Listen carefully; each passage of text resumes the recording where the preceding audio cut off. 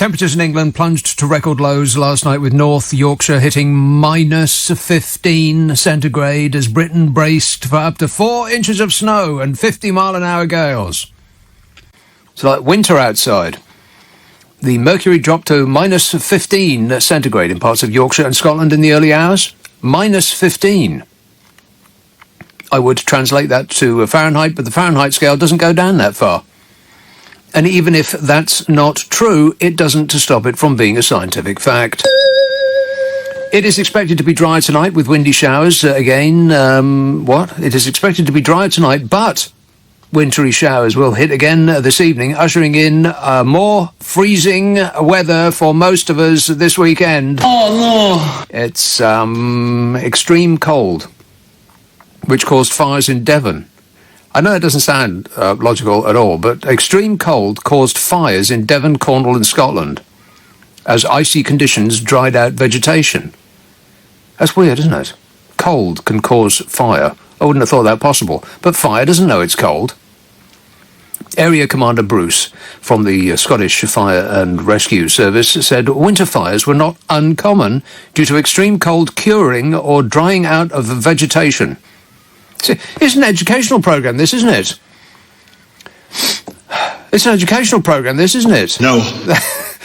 It requires a bit of muscle, this screen. I wouldn't have thought that, modern technology and brute force are good bedfellows, but apparently, in this case, they are. Have you heard that Area Commander Bruce from the Scottish Fire and Rescue Service said winter fires were not uncommon due to extreme cold curing, as in... they're not making it better.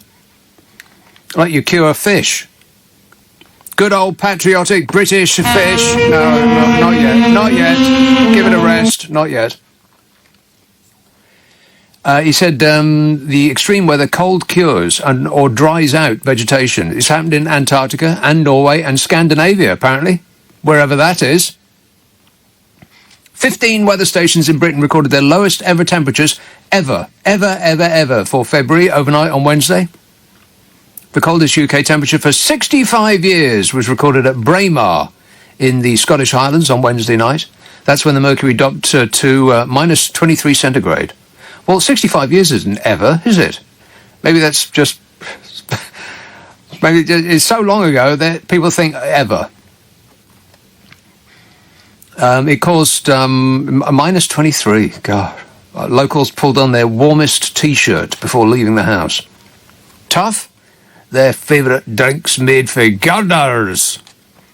Yellow weather warnings for snow and ice are in place. Warning! And the Met Office has said that more may be needed for Sunday. More warnings may be needed for Sunday due to a risk of freezing rain and ice. It comes after councils across England urged people to take extra care.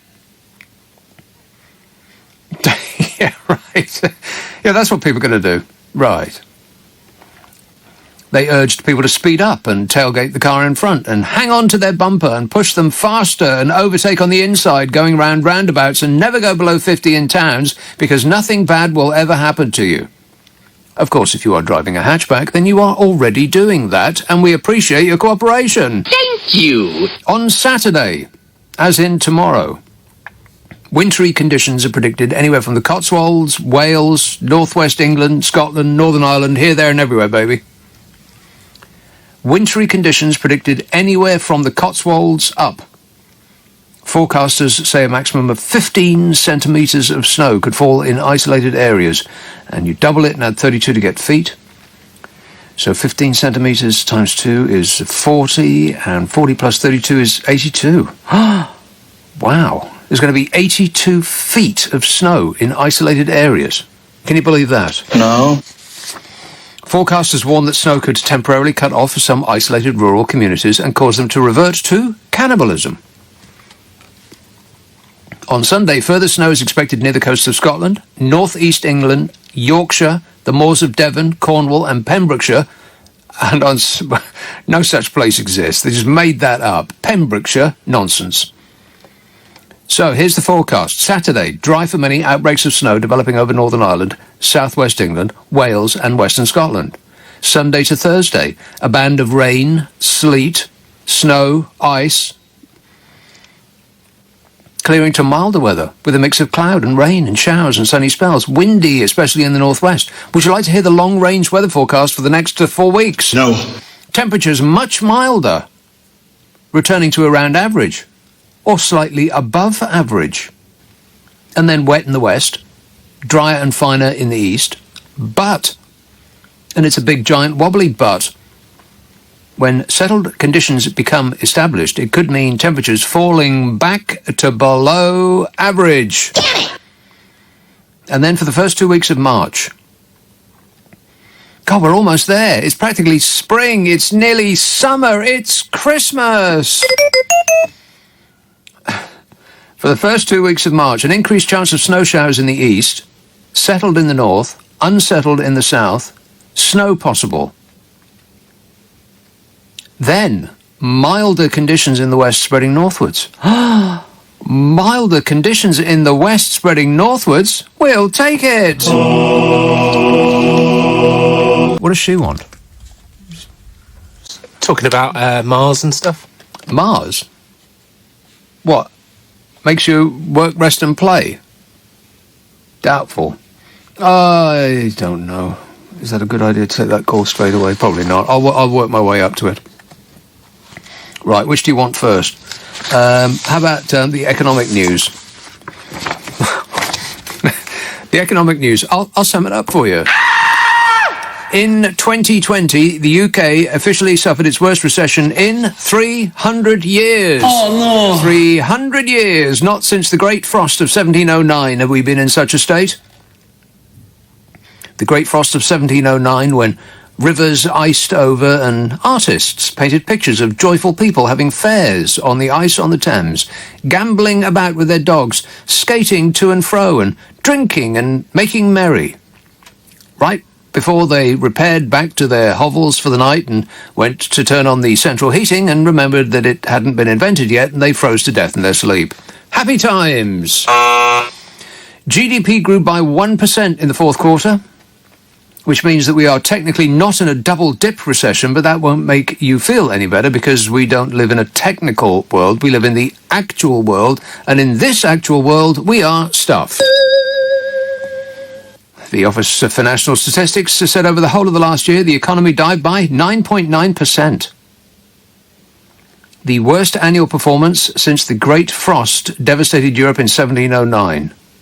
Only this time round, the great pandemic has hurt us a lot more than it's hurt the rest of the world. How have we done so badly? I mean, it's absolutely mystifying, isn't it?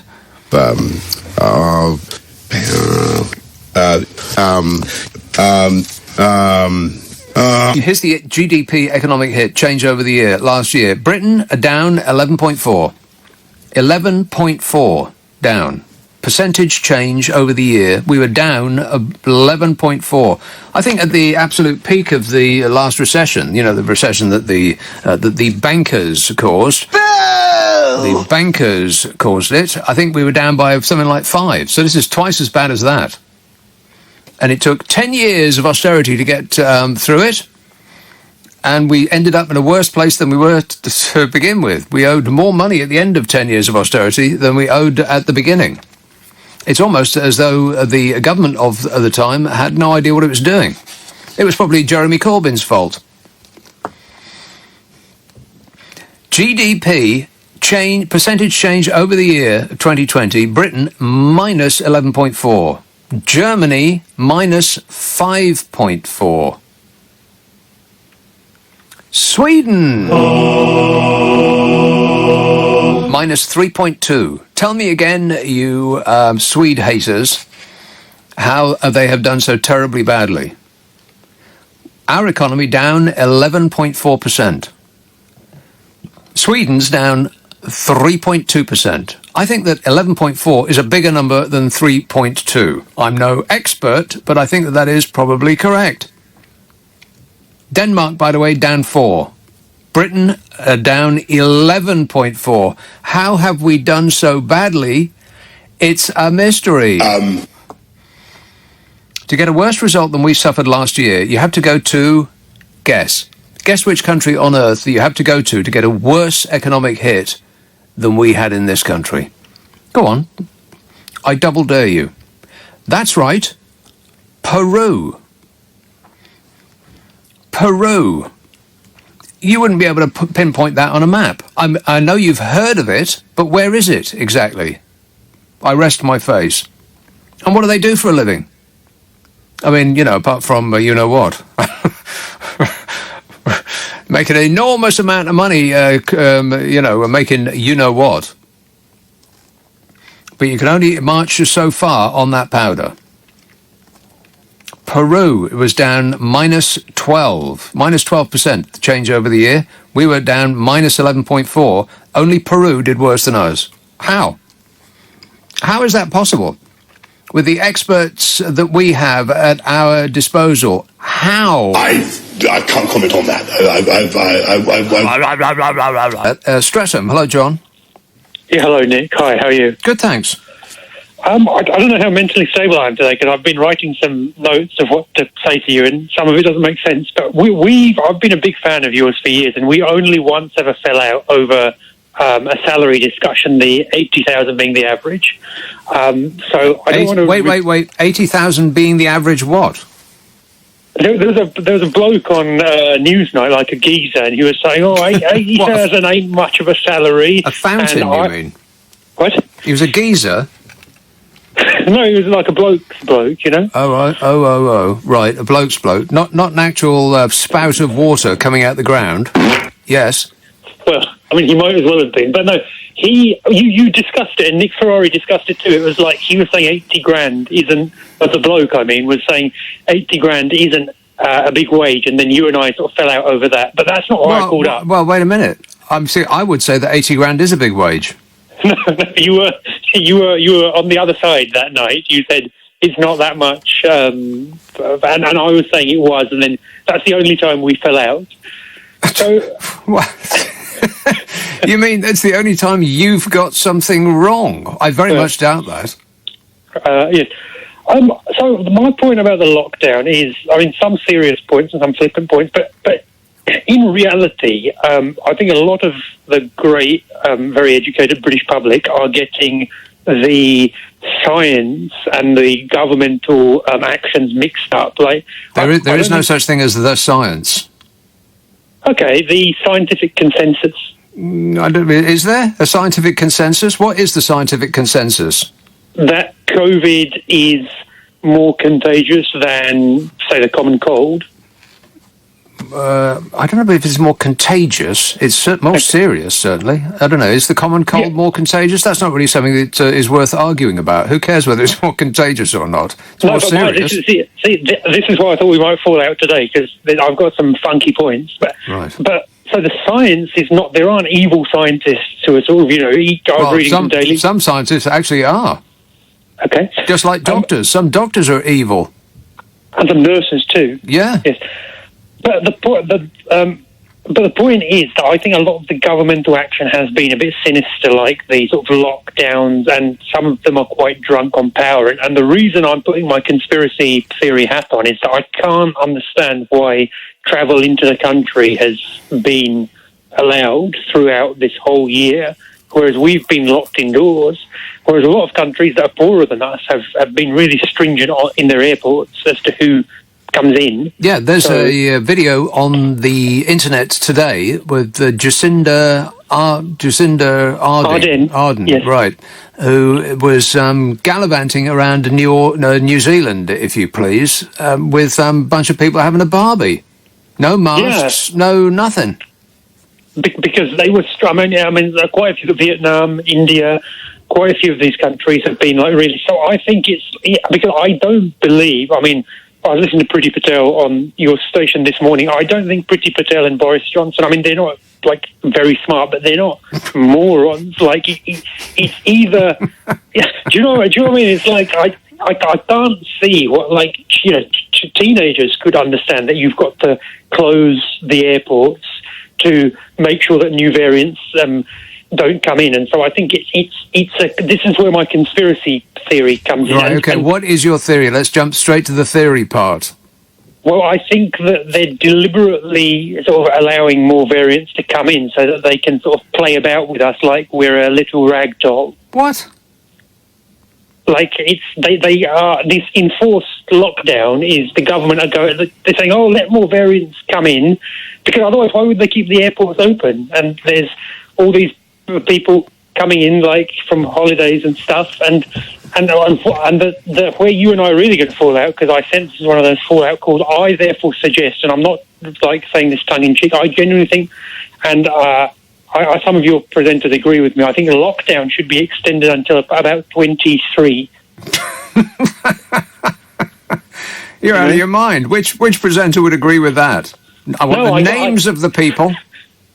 I got favourable mentions from a couple of your flagship presenters. Rubbish. I very much doubt that ever happened. Only in your mind did that ever happen. We should have a lockdown until 2023. Well, one of your former presenters also had me lined up to talk about Donald Trump when he used to work with you. Former? I'm a nutcase. Yes. Yeah. Totally guilty, by the way. Absolutely, totally, and completely guilty. Everything that I've done is 100% proper. That's what I do, is I do things proper. Should be in jail behind a wall. If there's a concrete wall in front of you, go through it, go over it, go around it. But get to the other side of that wall. He would neither be able to go over it, probably wouldn't have the energy to go around it, and he certainly wouldn't be able to dig a hole underneath it. Can I just end by making one point on Trump? That since you played the voice clip, I know a lot of New Yorkers, and trust me, if you knew, and I know we in this country we're sort of edgy as to what we can say on that, so I'll just generally say, if you knew some of the stuff that Trump clan and that man himself are alleged to have done, I mean, the stuff we talk about is literally the tip of, not literally, is the tip of the iceberg. Yeah. I mean, it's just... He's got friends with broken noses. Absolutely. Our libel laws in this country mean that we're so edgy about talking about. But some of the stuff he is like, and this is not conspiracy nut stuff. Like on the record, some of the stuff he's alleged to have done, it is.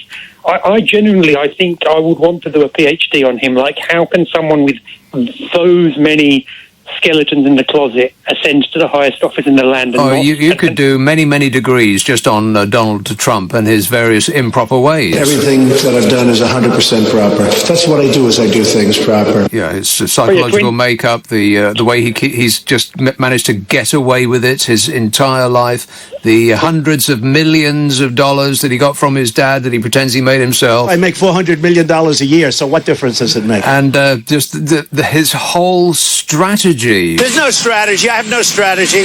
There's zero strategy. And the way that our mini Trump seems to be following in his footsteps, despite the fact that those footsteps obviously end in what is hopefully ignominy to the best and disaster at worst.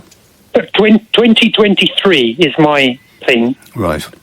Okay. You stay indoors for till 2023, and you tell me how it works out for you. All right. Okay, I'll call you back then. Yeah, okay, I'll look forward to that. Thanks a lot, mate. 0345 6060 973. Donald Trump is totally, apart from anything else, he's not a very nice person. Donald Trump is a very nice person. 0345 6060 973. We want to get locked down till 2023. What for? No, it's a no from me, and and furthermore... No. So we are sitting in the middle of the worst recession since forever. Since 1709, whenever that was. Like I said, to get a worse result than we suffered last year, you'd have to go to Peru. I mean, how embarrassing is that? Peru. It's the only country on earth that you have ever heard of that did worse than us. Places that locked down really quickly got a test and trace system up and running a year ago for 10 pence, like South Korea, for instance, did very well indeed. GDP down in South Korea by 1%. 1. Compared to us, down 11.4%. And we spent £28 billion on a test and trace system. That still doesn't work. Contact tracing, contact tracing. Oh, give it up, Boris. You're never going to get it. And I know what you're thinking with the excellent team of top talents that we have working on our behalf. we're bound to have done better this last quarter, and you would be completely incorrect in every respect. It was 11.4% down over last year, but we were supposed to be roaring back in the last quarter. How did we do? Down 8.6% in one quarter. All that I could find who did worse than us in the last quarter were Greece, Spain, Argentina, Peru, Chile and Colombia. And no offence, but that is deeply shameful. I mean, we don't compare ourselves to Argentina and Peru. We don't even compare ourselves to Spain and Greece. We compare ourselves to Japan and France and Germany, who've all done spectacularly better than we have. Japan down 5.7%, France down 5%, Germany down 3.9%. GDP compared to the same quarter last year, we're down 8.6%, over twice as bad as Germany, who were richer than us to begin with. Oh, it's an absolute mystery how we have done so bad. Yeah. Wait. I mean, who could imagine why it might be that we have done so bad? You know, what with the experts leading us. I think he's betraying a quite stupefying ignorance. Well, at least we haven't suffered a lot of dead people. Oh, yeah, that's right. If we hadn't gone through the last 10 years of a Labour government under the disastrous premiership of Jeremy Corbyn, then we would not be in this position. I think you'll find that is true. I read it in the Mail. Hello. Hello. Lucas texts, Peru is not a poor country. Pfft, rubbish. He says, I think you're confusing it with Colombia. That's where the powder comes from. I think it also comes from Peru, doesn't it? Peru, not a poor country. I just passed Peru in a shoe shop doorway, asking me for 10 pence, please. Josh says, talents working tirelessly on our behalf. You mean like Gavin Williamson, who used to make a living as a fireplace salesman and was fired by Theresa May for revealing state secrets. Well, what do you think about that, Gavin?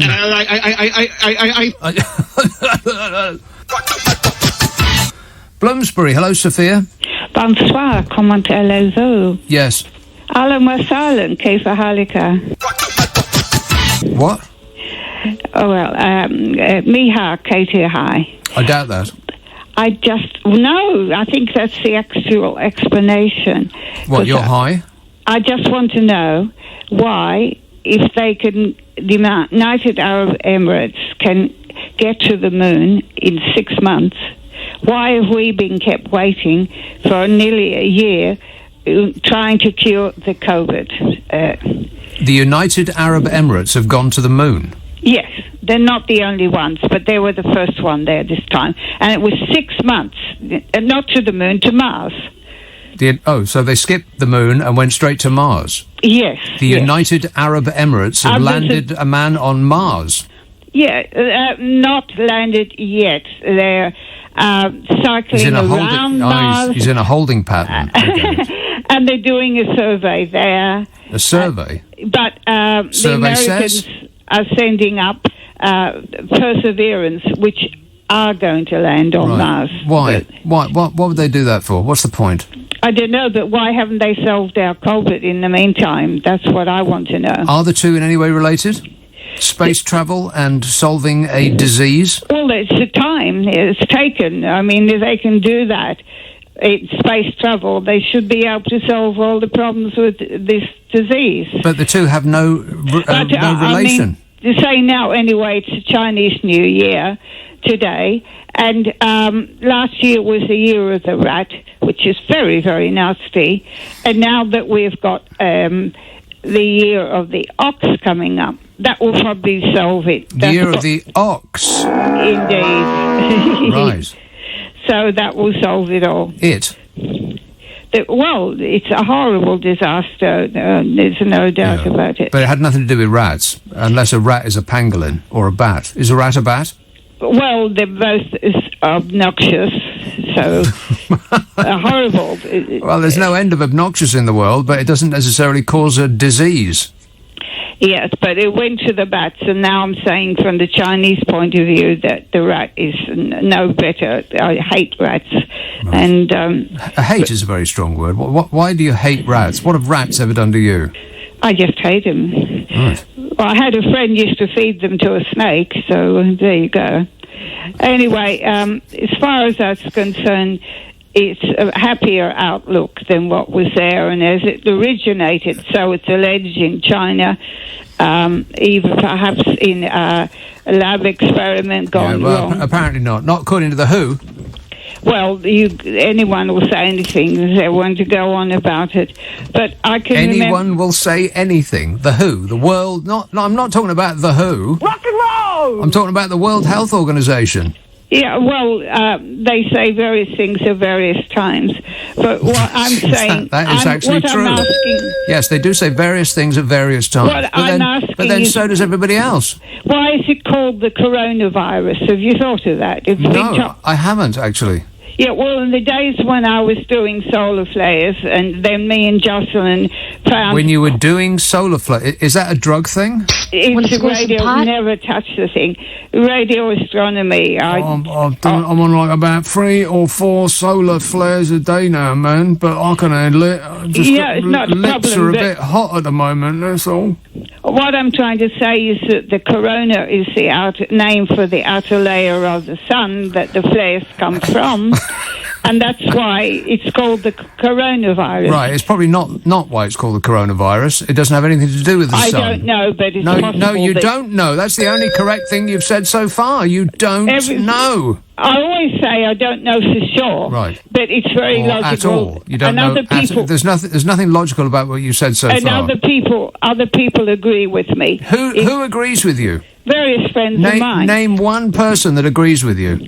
And I'm not giving anyone away. I want the name of the person that agrees with you. What I'm saying is that it's like people are sending vessels into the sun. Yeah, of course they are. And that's where it all started. To try and see if they can see what the solar flares are like. You're making a lot of sense, and the sun is reacting. The sun is the same in a relative way, but it's a virus. The sun, can make a chemical reaction of nucleic acid. Yeah, I wouldn't think so. Causing a virus very easily. Hey, you know what, Sophia? You should write this in a book.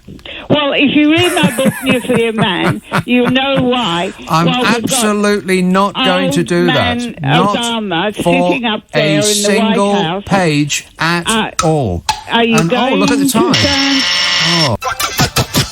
Oh dear, we seem to be out for time on that call. Does Nick Ferrari get calls like that? No, he loves them. He does not get calls like that.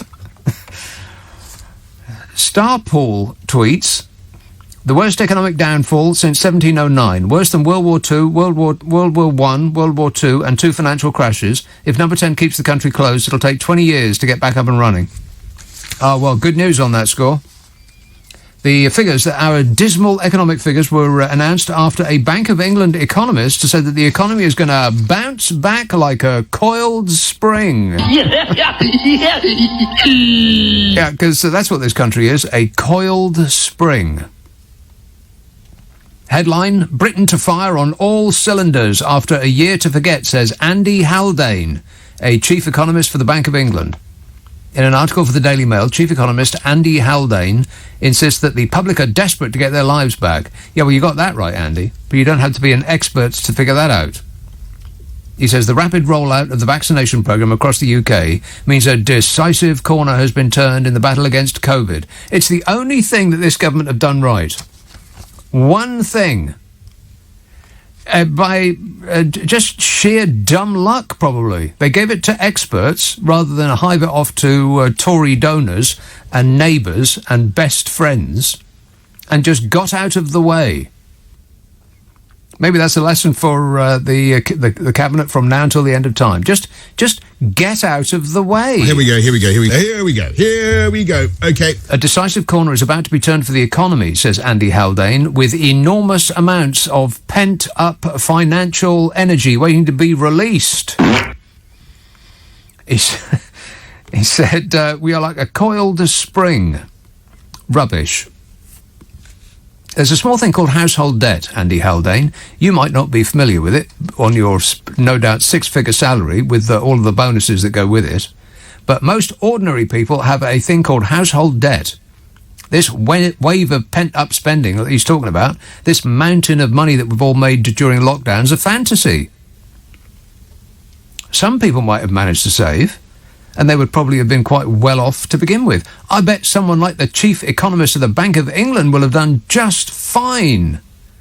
But there's a small matter of millions more people unemployed or looking at the end of their jobs and businesses. And as for the rest of us, we're up to our eyeballs in debt even before COVID-19. The average debt, including mortgages, is £60,000 for every household in the land. What's he talking about, mountain of money that we're desperate to spend? We ain't got no money. Household debt as a percentage of income is 130%. So take the amount that you earn all year, and the amount that you owe is 130% of that. I mean, maybe politicians have managed to save a large chunk, what with the pay rise of 10 grand they awarded themselves on top of their income as a bonus for working from home.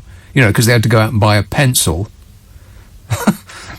£10,000 they awarded themselves so they didn't have to come into work. God, what a racket, eh?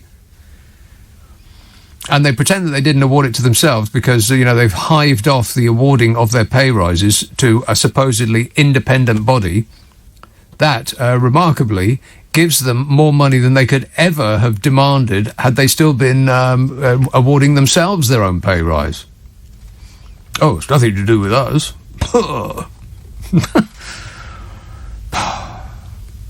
Meanwhile, most economists, including those at the Bank of England, expect unemployment to continue rising for the rest of the year, likely to reach 2.6 million people by the middle of this year, according to the government's economic watchdog, the Office for Budget Responsibility.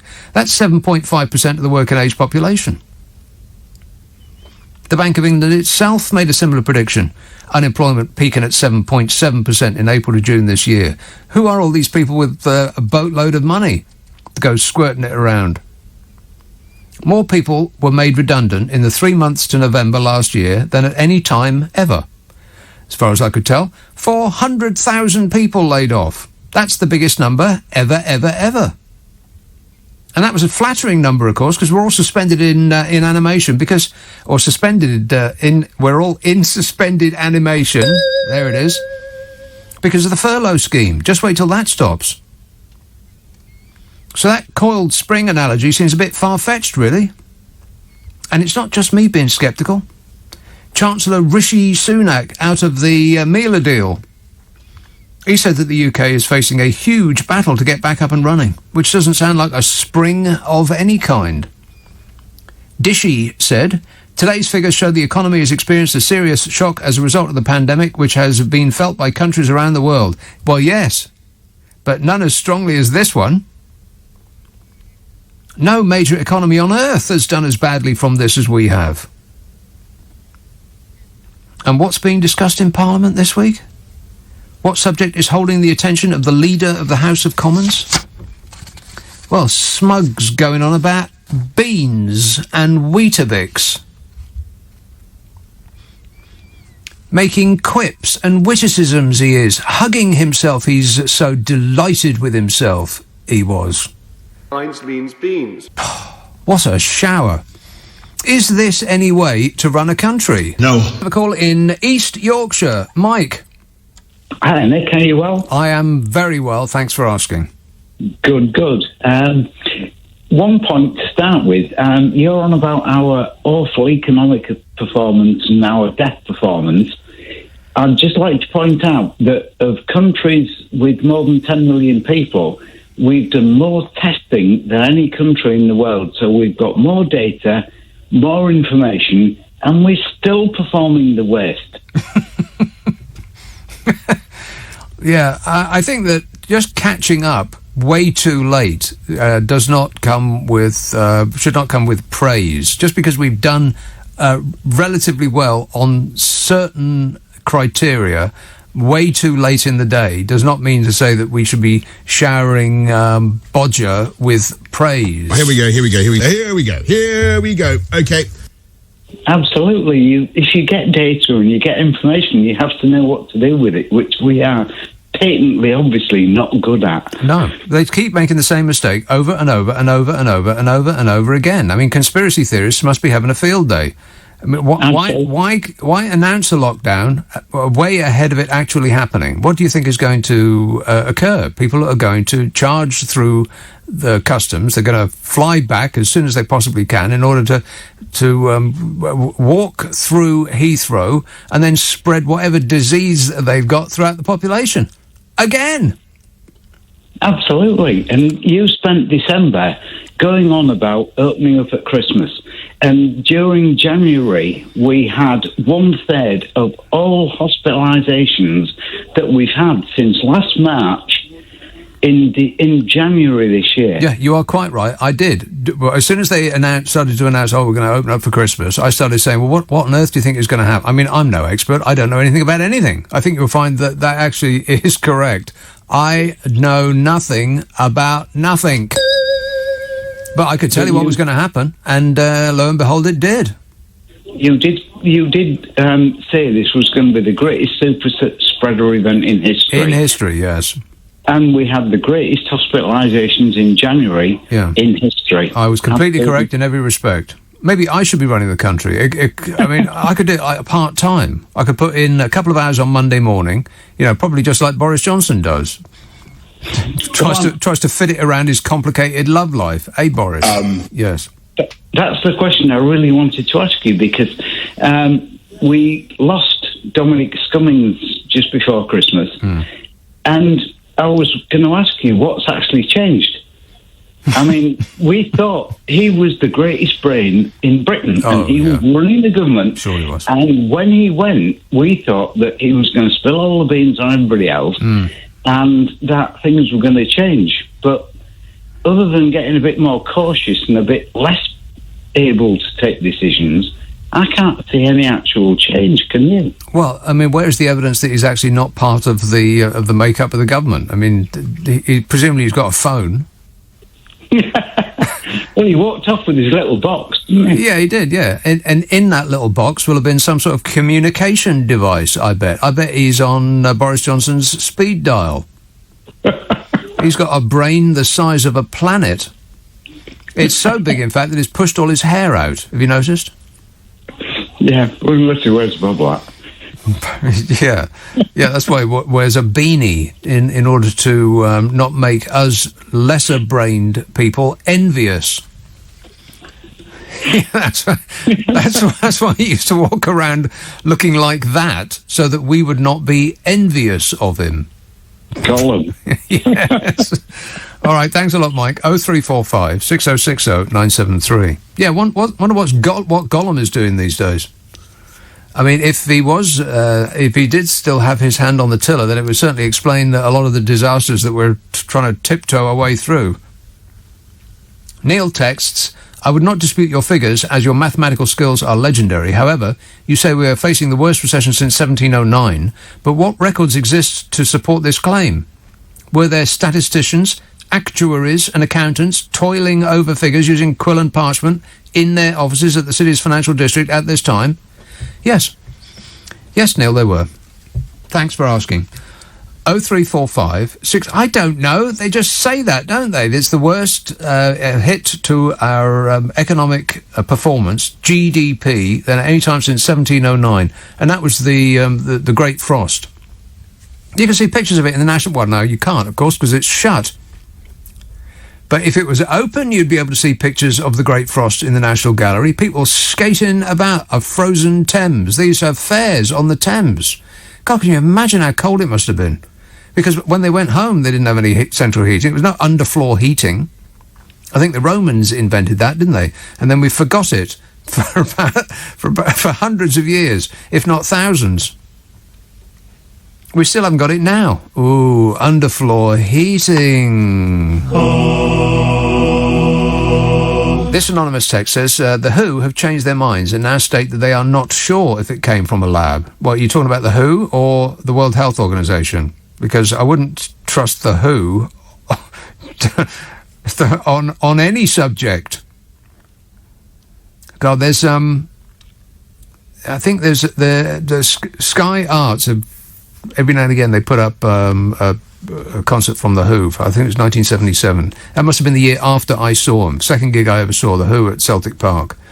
Must have been 76. And what an amazing live act they were. I mean, they didn't have the best drummer in the world, but they had the most entertaining.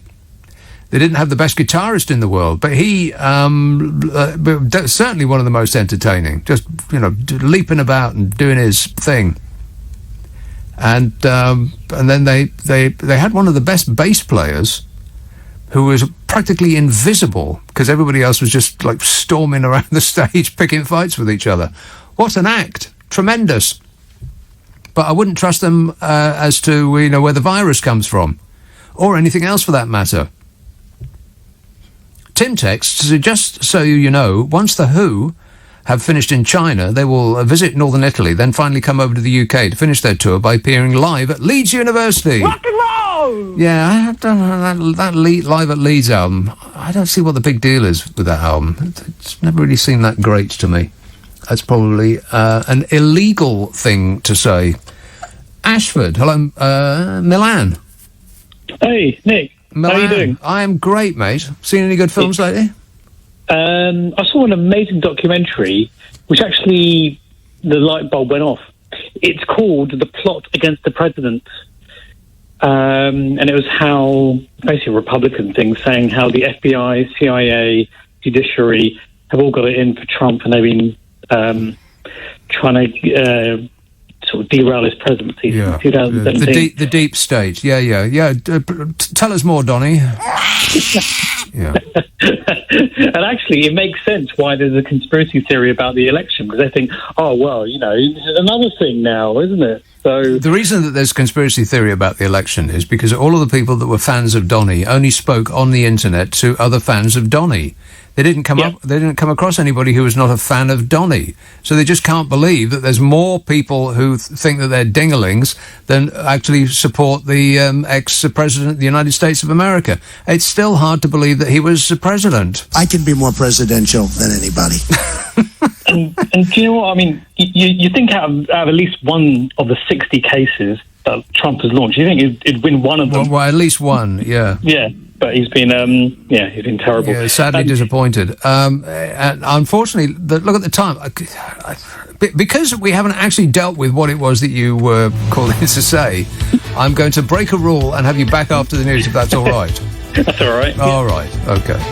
A very cooperative caller. We appreciate your cooperation. Thank you. You're wondering what it's all about, and I can't tell you because I don't know myself. But I do know a man that can, and it's Milan. Milan can. Can. Jane, you're correctly mentioning the WHO. Isn't that Roger Daltrey who previously said that Brexit will be fine, and then complained that because of Brexit he couldn't actually travel freely? Yeah, no, it's better than that. He said, I think the exact phrase was, "What's Brexit got to do with music and musicians?" Because he was standing, I don't know why, but he was standing in the middle of a football field or a rugby pitch or something like that. And as his interviewer said something of the order of, well, if Brexit comes around, you might not be able to tour. And he did his, God blimey routine. I said, what's Brexit got to do with music? And now we find out that they can't actually go tour in Europe without the correct papers. Exactly what everyone warned about a few years ago. Anyway, so speaking of terrible, back to Johnson. I actually don't think we've been... What is the definition of a lockdown? To me, a lockdown means everything stops. It's severe, and that's, for me, is a lockdown. We're here. it's not really a lockdown. It's kind of half in, half out. Yeah, it's not a lockdown at all. The roads are absolutely chock-a-block. It was practically a queue. I don't know where everybody's going, but it was a queue to get in the centre of town tonight. Busy, busy, busy.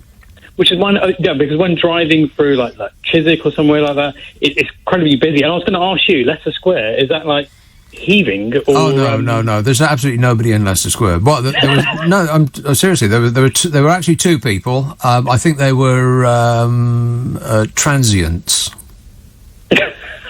What? Okay. But the point is that if Johnson actually made a difficult decision to actually do a severe lockdown for 2 months, then we wouldn't be in a situation now because, we'll be where South Korea is or Taiwan or Australia. If we'd actually got our act together and they didn't, their first port of call was not, let's see how much public money we can spray over our donors and our friends. If that wasn't their first order of business, then we might be in a better position. If they'd actually acted quicker, like other countries that managed to get through this relatively unscathed, then we might be in a better position. If they'd just actually shown up for blooming meetings at the beginning of all this, we might be in a better position. Yeah. One of the first things that Boris Johnson did when ascending to the top job was not to disband the government organisation that was in place to deal with a pandemic. He actually did that. That was one of the first things he did. There was a government organisation, a body, whose existence was to prevent or deal with a pandemic.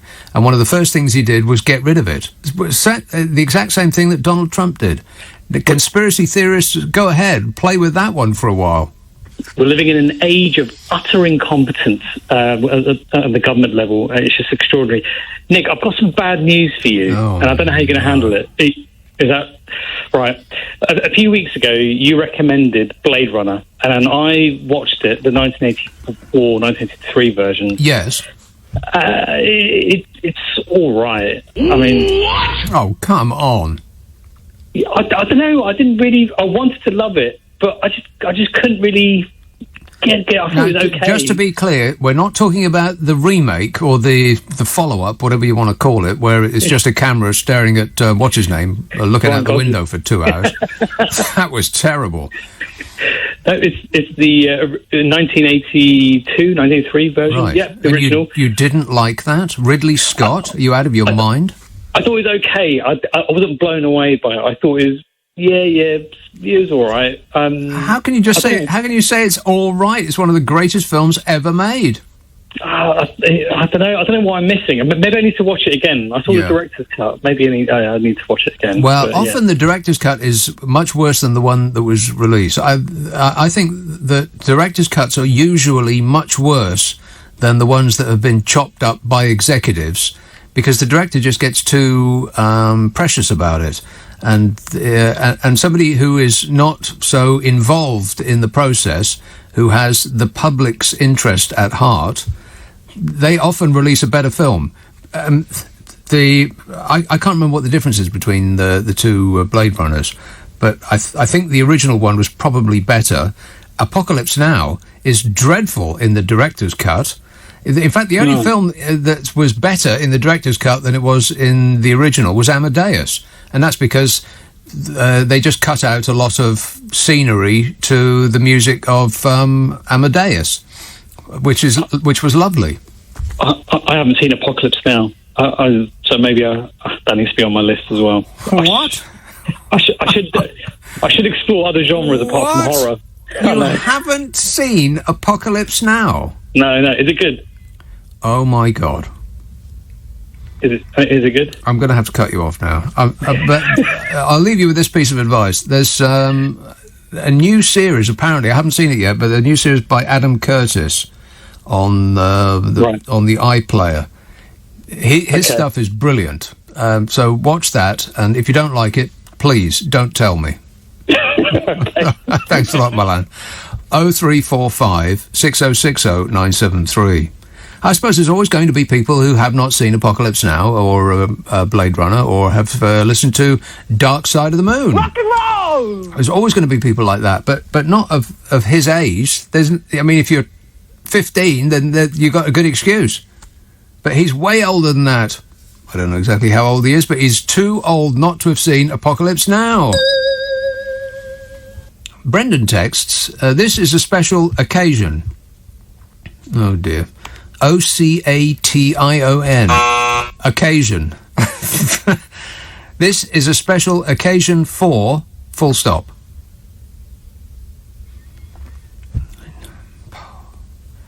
This is a special occasion for, full stop. Nick, full stop. Abbott, full stop. Or is he always sounding like a louhing, L-A-U-H-I-N-G, hyena, H-I-E-N-A. God, is there a single word in this tweet that is not spelt wrongly? A complete moron. Or a, full stop. Parrot, full stop. Who sounds nothing like, full stop. Donald, full stop. Trump, full stop. He must stop flattering himself. That is a lie. I do not flatter myself. Disgusting. What an idiot. Brendan, you're a moran. Thomas texts, hi Nick, for true democracy, besides proportional representation, a contract-based mandate should replace the promise-based one. Politicians should deposit all their wealth with the people for security that they all lose on failure. Then out on their ears with just a loincloth to save their modesty. The difference between those two tweets is enormous. I think there's about 1,000 years of learning between those two tweets. I think the first one scratched it onto the wall of a cave. This says, where is Melania? Where are you, Melania? I don't care. She actually is not that bothered where she is, just as long as it's not with you-know-who. Oh, shut up! 0345 6060 973.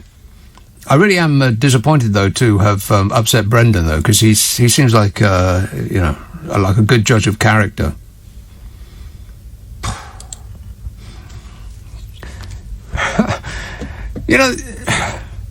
It's really quite extraordinary how you go through life not realising what a lot of people are like, because if you saw Brendan coming in the other direction, you would probably cross the street to avoid him. I mean, you absolutely, certainly and totally would not strike up a conversation with him because, it's Brendan. And you would go through your entire life without coming across a Brendan. Until you do something like this, and you get all sorts. Please, Brendan, on behalf of the nation, we're begging you, don't vote. And absolutely do not pass those genes on. Please, we're begging you. Enfield, hello, Eric. Very good evening to you. How you doing, Nick? Good, thanks, yes. Nick, I think you're a legend, mate.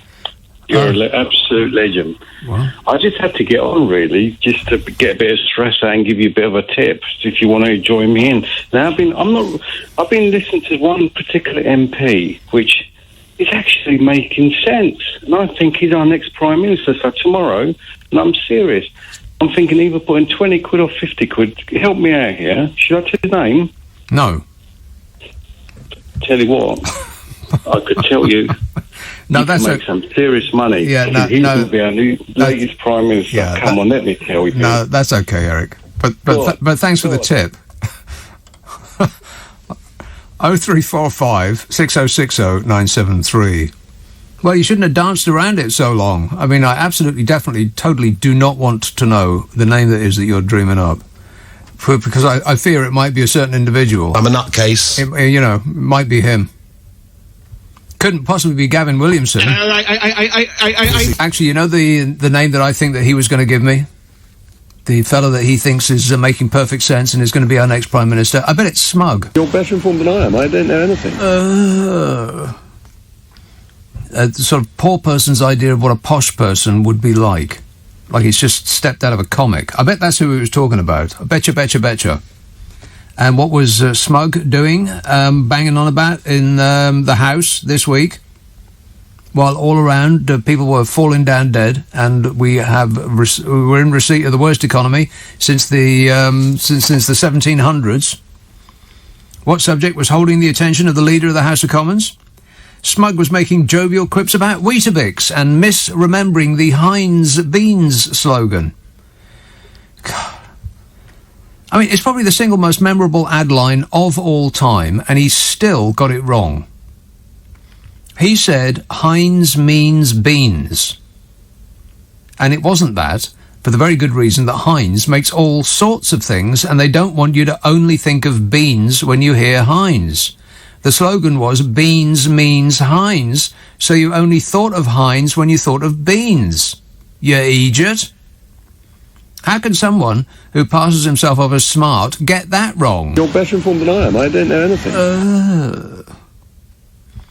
And apart from that, don't you have better things to do instead of giggling about food, you mannered, etiolated toothpick? And I mean that in the nicest possible way. What do you think about that, Bodger? I can't comment on that. Meanwhile, GDP for the year fell by nearly 10%, more than twice as much as the previous largest annual fall on record, as in ever. And Smug, a man who reckons himself a financial expert, who is in a position to use that knowledge for the good of the nation, is concentrating his efforts on some confected rage about statues and street names.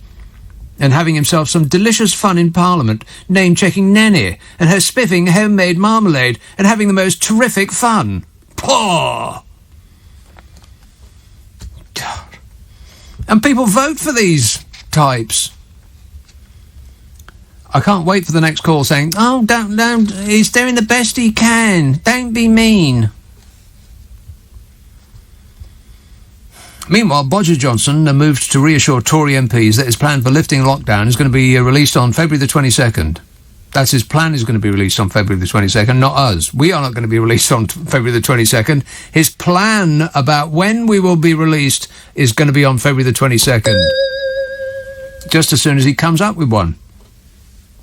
As soon as he can assemble some scientists to blame it on if it doesn't go well. And the Health Secretary, Matt Hancock, warned families it's still too early to make summer holidays, despite having already booked his own summer holiday. What? Hard to believe, but that's actually true. That's true. He said he booked his summer holiday months ago, as though that's an excuse. I mean, last time I looked, we were in lockdown months ago, and nobody was let out, let alone allowed to go on holiday. He's saying, oh, I booked that ages ago, as though that's a perfect excuse. Meanwhile, the Transport Secretary, Grant Shapps, declared on Wednesday morning people shouldn't be booking holidays right now, not domestically or internationally. Are you listening, Health Secretary? No. They're not even listening to themselves. And when they realised that they were snookered, a Number 10 spokesmodel said that booking a holiday was a choice for individuals. Well, so that's clear. So on the one hand, they say no, and on the other hand, they say yes, and for good measure, they say, oh, whatever, I don't know. Is that clear? Negative. I mean, there is good news about companies' balance sheets, though. But there's a but. And I'll come to that in just a minute. Greenford, hello, Paul. Hello, Nick. Hello, good evening. Yes, sir. I mean, if you stub your toe on the pavement, you can complain to the council. But with the economy, it's a bit more difficult. I mean, who would you post the letter to? But if you write to the House of Lords, I've got back Hansards and all that. So it's hard. It's a tricky one. Yeah, economy's a tricky one. Yeah. Well, you're making a lot of sense, Paul. I mean, as for movies, I might watch The Man Who Would Be King, but and I've got a few books, a book on diplomatic outrages, and also a Life in the UK test. So yeah. Oh yeah. Well, can you make notes, do a précis, and have it on my desk first thing in the morning? Yes. Okay, excellent. Thanks a lot, mate. It's a dream come true. 0345 6060 973. What's going on here? Is it me? Let's have a call in County Durham. Hello, Sean. Hello, mate. How are you doing? Good, thanks. I couldn't understand a word that lad was saying there before. No. No, but why? The Tories make me sick to the stomach. Do you know that? they're breaking their own rules. They're telling hotels to open up. We're supposed to be on bloody lockdown. Why are they opening hotels when they can't open pubs and places to eat and things like that? You're talking about the hotels that people have got to stay in when they come into this country? Yeah. The quarantine hotels? Well, they're not the hotels, aren't they? They're still hospitality. Yeah, you can check out, but you can never leave. Honest to God, mate, this country is thick, like. Right. Thick, putting these Tories in are thick, like. Now, to be clear, you're not saying sick, you're saying thick. I'm saying I'm saying both, actually. Right. But at the end of the day, mate, honest to God, we need a general election. We cannot wait 4 years to strangle these Tories, like. So I think strangling might be, a little bit over the top. But I hear what you're saying, and I feel your pain, Sean. Just calm down just a little bit. Can you do that for me? Just a smidge. This text says, Johnson is a so-called libertarian, which is code for, I will make no decisions unless it means making money for myself and my cronies, and also keeping the billions that me and my cronies have already amassed. Right. Scott in Maidstone says, great shout out on Adam Curtis. His latest offering is The Business. I've seen Apocalypse Now and Blade Runner, both great too. Just a heads up that some of your listeners have good taste. Well, who? I want names. Yeah, Adam Curtis makes the most fantastic, eye-popping documentaries. He's unlike any other documentary maker you've seen. This is excellent stuff. And I believe he has a new series out, which is, I think it's out now. It's on the internet. Do a search on Adam Curtis, and everything will become clear. Let's have up and Norwood. Hey, Ricky, you're so fine. You're so finely blown my mind. Hey, Ricky. Yes, I've got a bit of a problem that is going to affect everybody. Have you got access to a computer there? A computer? Yes, to look up something. No. Well, do we have a computer in the building? I'm not sure we do, actually. Yes. What do you know about E10 fuel? E10 fuel? Yes. In a word, nothing. It's the new petrol that's coming out this year. Is it? Yes. What's new about it? It's where did he go? Right. Oh, there you are. Look up new fuel. Common ethanol fuel mixtures, E10. Several common... E seems to have disappeared. I expect it's the government. They're trying to keep it secret, and so they've intervened in our discussion and blocked his signal. I expect that that's exactly what is happening. What is E10 fuel, and how will it affect you? This is the RAC. Plans are afoot. Oh, I don't like the sound of that. Plans are afoot for E10 fuel to become the standard grade at forecourts across the country. This is dated last year.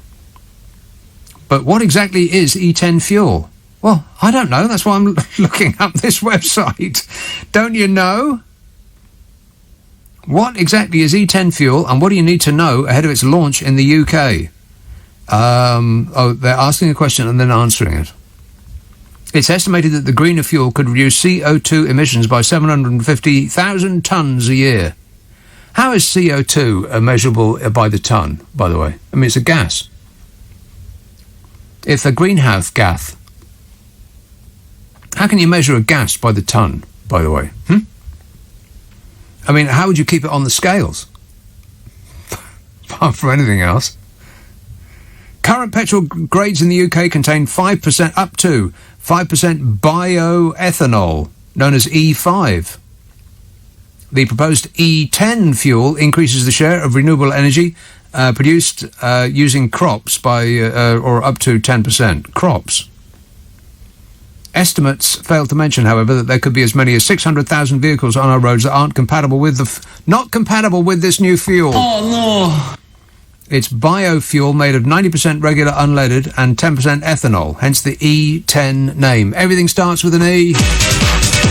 With E10, I don't know, it's like plants, rhubarb or something like that. Well, there's a picture of rhubarb. Do they make it out of rhubarb? They kind of can't do. Anyway, who cares? What's it got to do with anything? What did that bloke want? He's back there now, Ricky. Oh, is he? All right, then. Clicking. There he is. Yes, Ricky. Hello, so what's your problem? Yes. What's your problem with E10? Yes, what it does, it damages all of the fuel hoses, plastics, seals, fuel pumps, and such. And if you look probably down not, though. If you look down at the damage to engines, you will see a big list of all the stuff that it can damage. Yeah, but probably not, though. And also it can separate out from the petrol side of it, and it can cause difficult starting. Now, where I'm coming from here is that if the vehicle breaks down, which they are implying that it can do, I'm now coming to your smart motorways. Because I heard your program earlier talking about smart motorways, and of course we know there's no emergency lane on them other than these pull-ins. So therefore, they're in one side they're promoting this new fuel, knowing that it's going to affect car engines and causing breakdowns. Well, they don't know anything of the sort. But go on. I differ there. Well, because the doesn't matter whether you RAC differ. The RAC are saying that some cars aren't set up to accept this new fuel. Yes. Then you shouldn't stick it in it. Pre-2002. Right, well, whatever. As a rule, drivers of cars registered prior to 2002 are advised not to use E10. Don't stick it in your car. That's right, yes. And have you read on further to the damage that it can cause to your car? Well, don't put it in your car if it's going to cause it damage. People say don't put diesel in petrol cars, but they do. Well, that's a stupid thing to do, though, isn't it? Yes, I know, but that's Murphy's Law, isn't it? I don't think Murphy's got anything to do with it. That's just you not being able to read a petrol pump. Yeah, well, it's written on the thing that you stick in your car. It's got diesel written on it.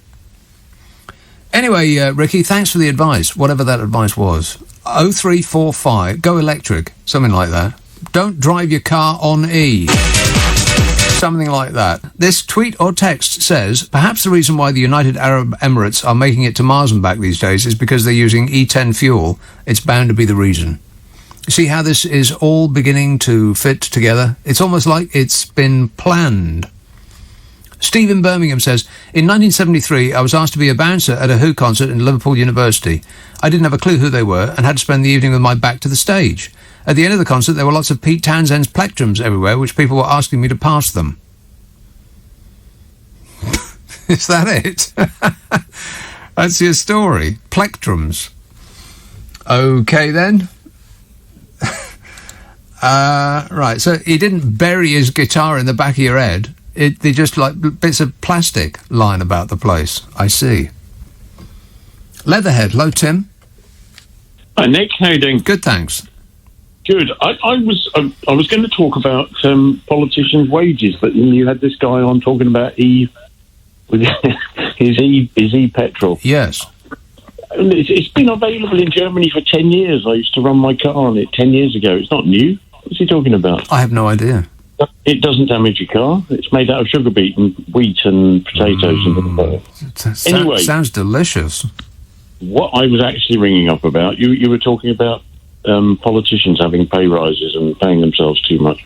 Yeah. My theory is that we don't actually pay them enough. What? And because we don't pay them enough, we get all these numpties turning up to do the job, or they've got to have a private income like Rees-Mogg and Johnson. Well, to be clear, they don't have to have a private income. They want one. They've got one. Those guys have been born with one, haven't they? Well, yes, but other politicians, you're talking about politicians who have second jobs. And it's not that they have to have them, they just want them. Yeah, but if you go and take a successful managing director in any company in the country, he's on at least 150,000. Yes. Angela Merkel's on double what Johnson's on. Right, well, she's doing twice as good a job. Exactly, so we're paying him 3 times too much money. We're paying him. But if we were, let's just say we were offering 350,000 quid, yeah, we get pretty decent instead of somebody going to run back. I very much doubt that is the case. I think we'd get the exact same people. We just end up paying them more for their current performance. You wouldn't. Well, says who? I do. It's the same people we'd get. The same people want to go into politics. It doesn't really matter how much you earn. You could double it and it'd be the same people. These guys are all... They're earning 3 or 4 times what they're really worth. In the real world, they'd be, lowly paid bank managers or civil servants or something. Or bouncers at a Who concert. Unlikely.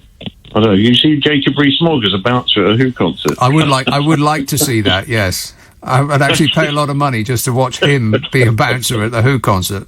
He could be a Phil Collins drumstick, perhaps. Yes. All right. I think we're not paying them enough. I think we need to pay more money and get some decent people in to do the job. You're out of your mind. Paying more does not equal better people. You'll attract better people. Very much doubt it. No, you won't. No, you won't, because they will always be able to. The best people will always be able to earn more doing something else. And so you will get people who just are policy wonks, who have always wanted to be in politics. And it's not the money necessarily, it's the power.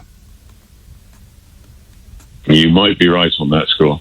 So how do we justify Angela Merkel getting at least twice what Johnson gets? Well, she should get 10 times more. She's doing 10 times the job. And you could say that for the woman that's running in New Zealand, and for the bloke who's running France, and God, even that's an interesting story actually. If you look at the countries that have done best with managing the pandemic, I think the top 7 countries are all run by women. I'm not sure that's true. It's not far off. It's something like that.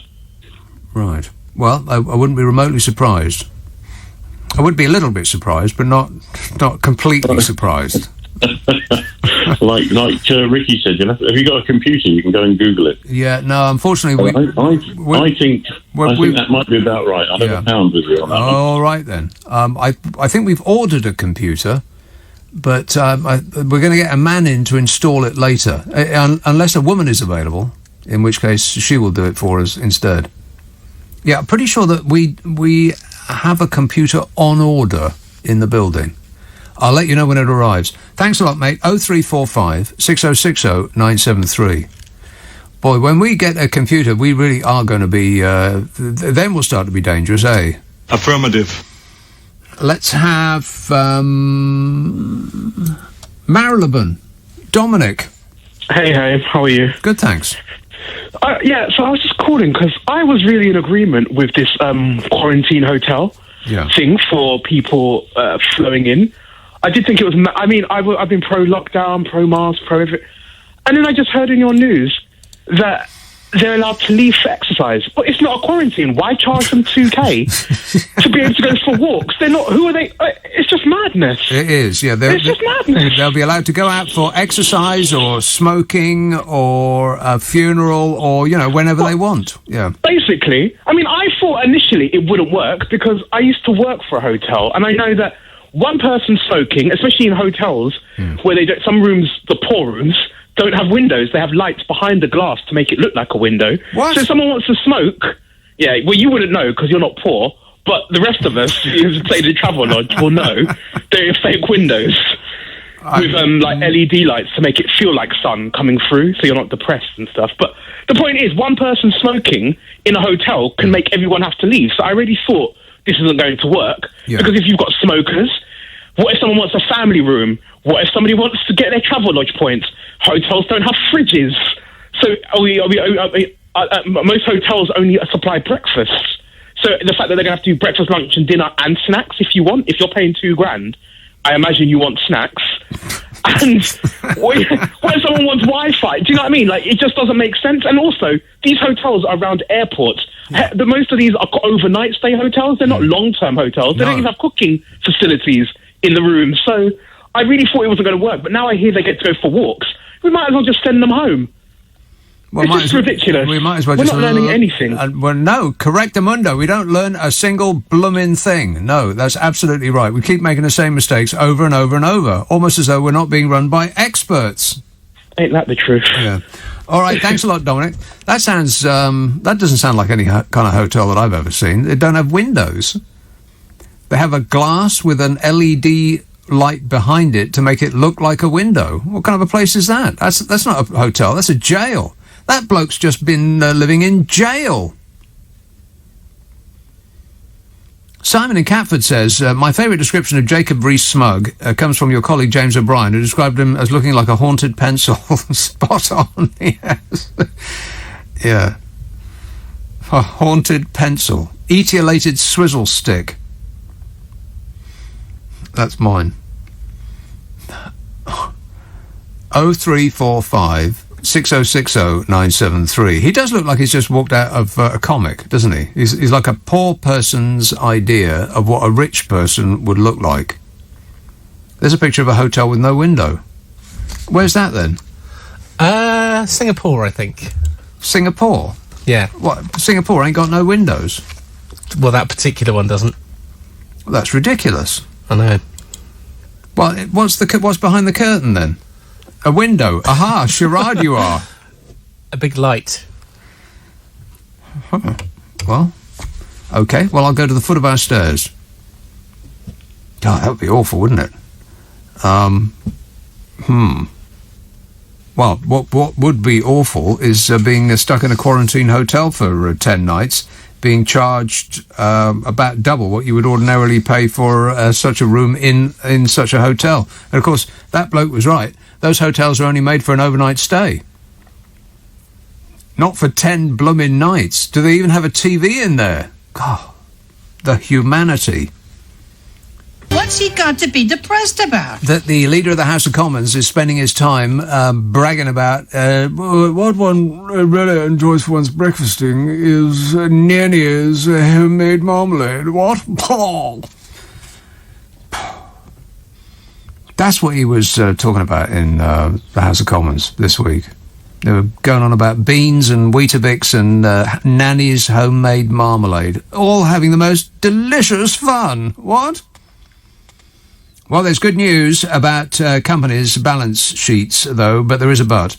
The chief economist for the Bank of England, Andy Haldane, he's the fellow that described this country as a coiled spring. Yeah, rather than a deflated balloon. We're a coiled spring.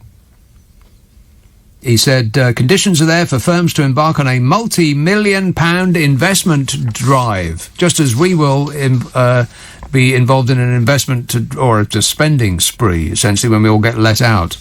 Yeah, but we probably won't, though, because we ain't got no money and we're all about to get fired. Those people who haven't been fired already are about to get fired. He says companies have amassed a collective war chest of £100 billion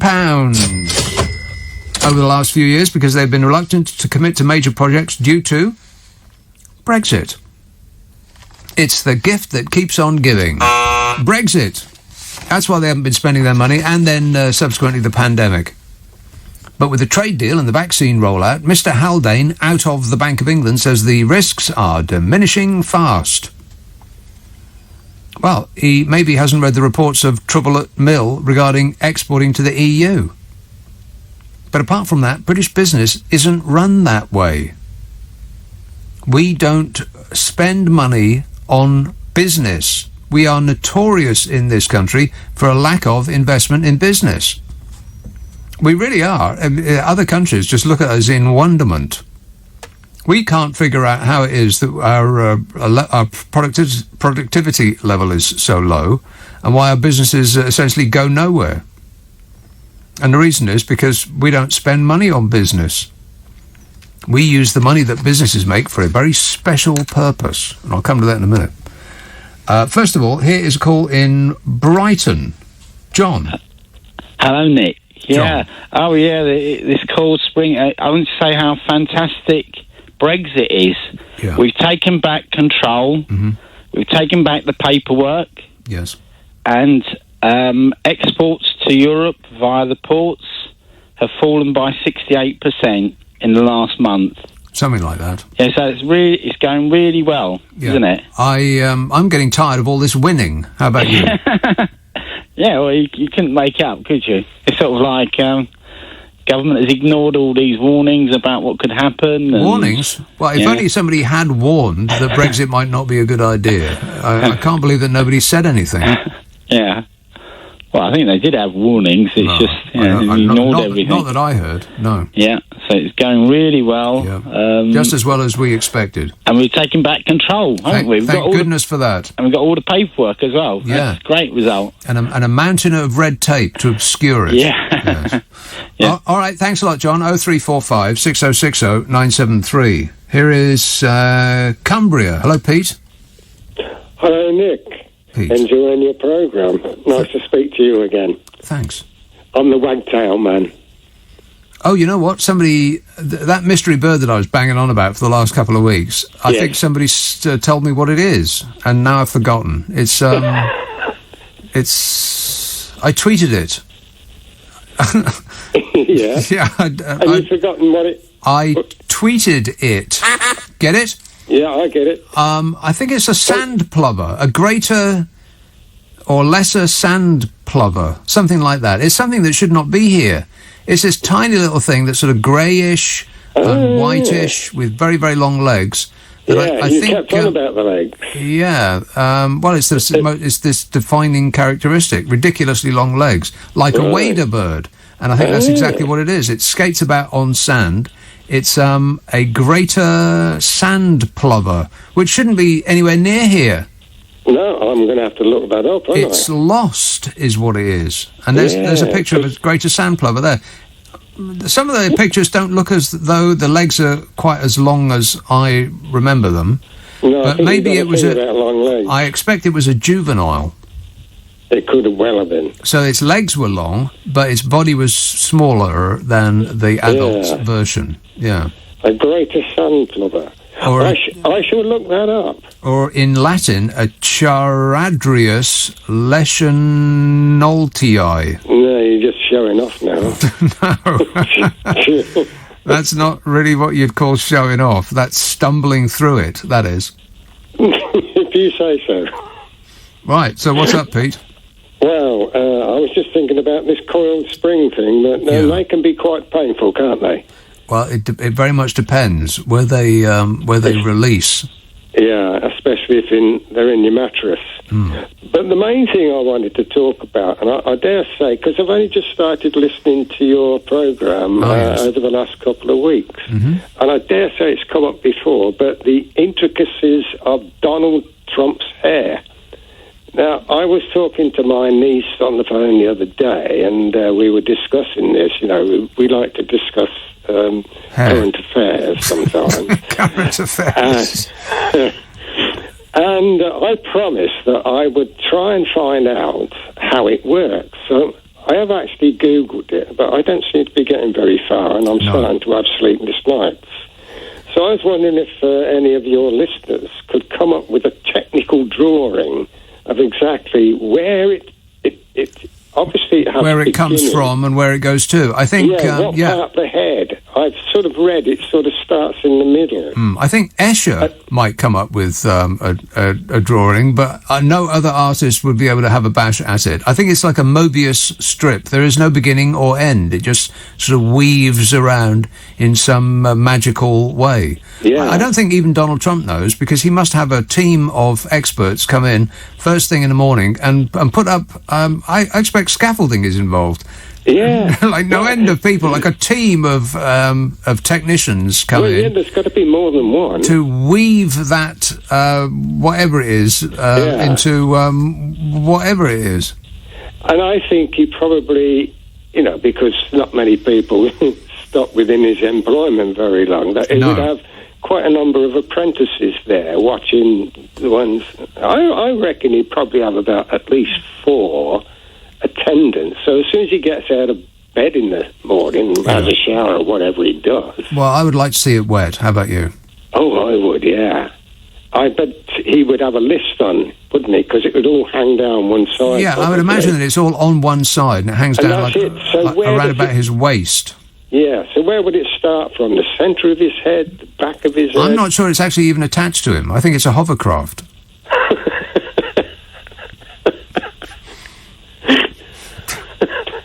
Is that the best you can do? Yeah. So I'm going to have to go back to my niece and say, we suspect it's a hovercraft. It is a hovercraft, yeah. Some sort of alien being that's hovering just slightly above his bald pate. I think she'd enjoy that answer, actually. Right, okay, well, I'm glad to be of service. Well, and yes, you have, because not only once, but twice, so I'm going to look that bird up now. Another satisfied customer. Thanks a lot, Pete. 0345 6060 973. Your husband looks ridiculous, Melania. I don't care. She's not bothered. She's gone. Donald Trump, by the way, he seems to have just disappeared, like a bad smell on the wind. He's just gone. And do we miss him? No, we don't. Oh, shut up! Not one little tiny bit. He's threatening to start a new political party. Hey, you can start it with you-know-who. I'm a nutcase. 2 peas in a pod. Yeah, I would like him to start a new political party. Because it means that it would all the dinglings would vote for him, and it would split the Republican vote, thereby leaving the Democrats to run virtually unopposed.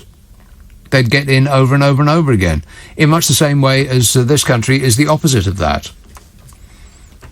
You know, the Tories are virtually unopposed because who else are you going to vote for? Not you-know-who. We've got a few idiots in our party. He's famous for not getting people to vote for him. And so that's why the Tories keep winning, is because the left-wing vote gets split. There's a couple of parties that are quite a large minority party, like the Greenies and the Lib Dems. You remember the Lib Dems, don't you? No. There used to be a thing. But it's enough to split the vote on the left, which means that the Tories just keep winning over and over and over again. And a minority of the population get everything they want, and the majority get nothing. That's the nature of our democracy. Doesn't sound very democratic to me. Sounds the opposite of that. Never mind, it's only life in the West Midlands. Hello, Ranjit. Hiya, good evening. I've had to look out the window and make sure it's not a full moon outside. Right. And I want to talk about dinglings. Right. There's loads of dinglings in the world. Okay. He had one. He says he ain't going to call you till 2023, and I think he was quite happy about that, wasn't you? No, he said that we should be in lockdown till 2023. Yeah, and he said he wasn't going to call you until the lockdown was over. Okay. In 2023, something like that, to that effect. Yeah. And then you had another lady that says it was the year of the rat, which was really bad. And now you got the year of the ox here. So she said.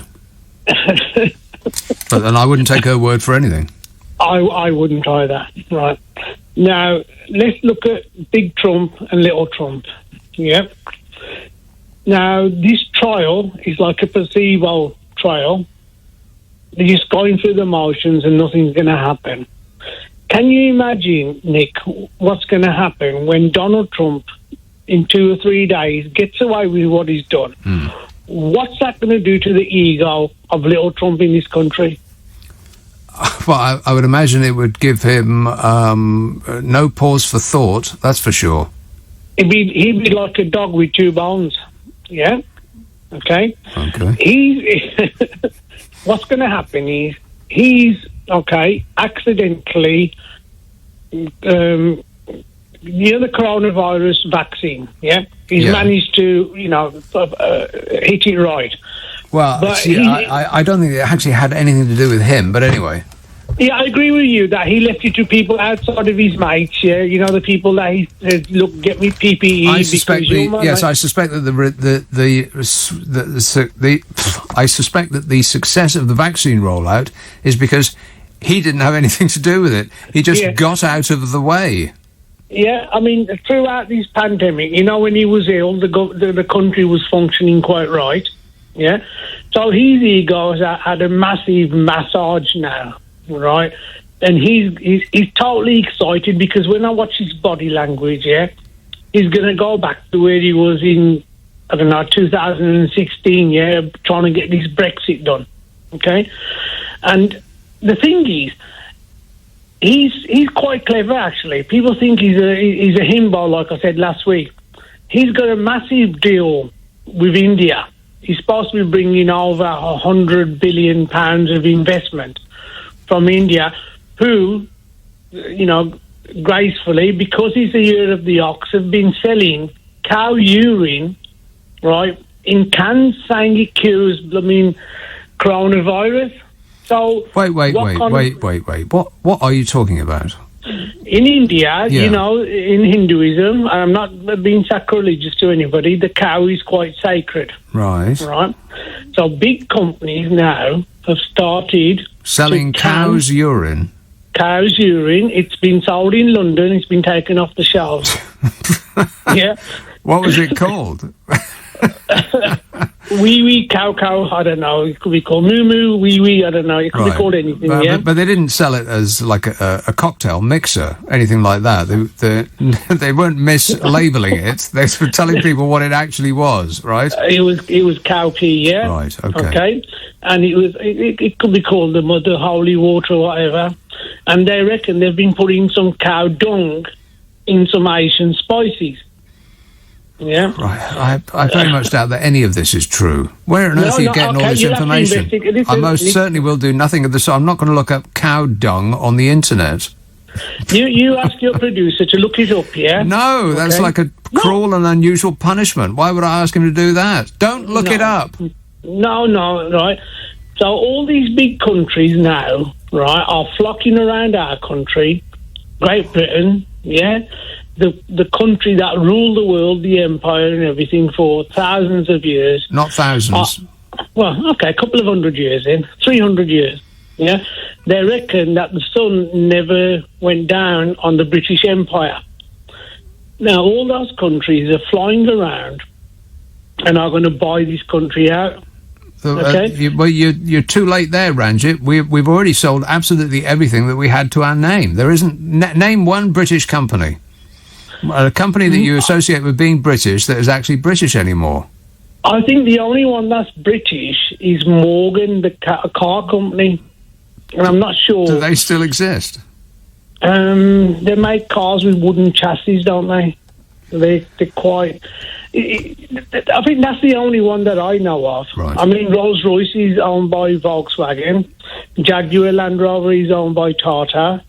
I know you can go all the way down the list. Everything that's got British in the title, or has got the Houses of Parliament printed on the label, or you associate with being British and Britishness, is owned by America or Norway or India or Japan or like somebody else. We've sold everything for short-term benefit.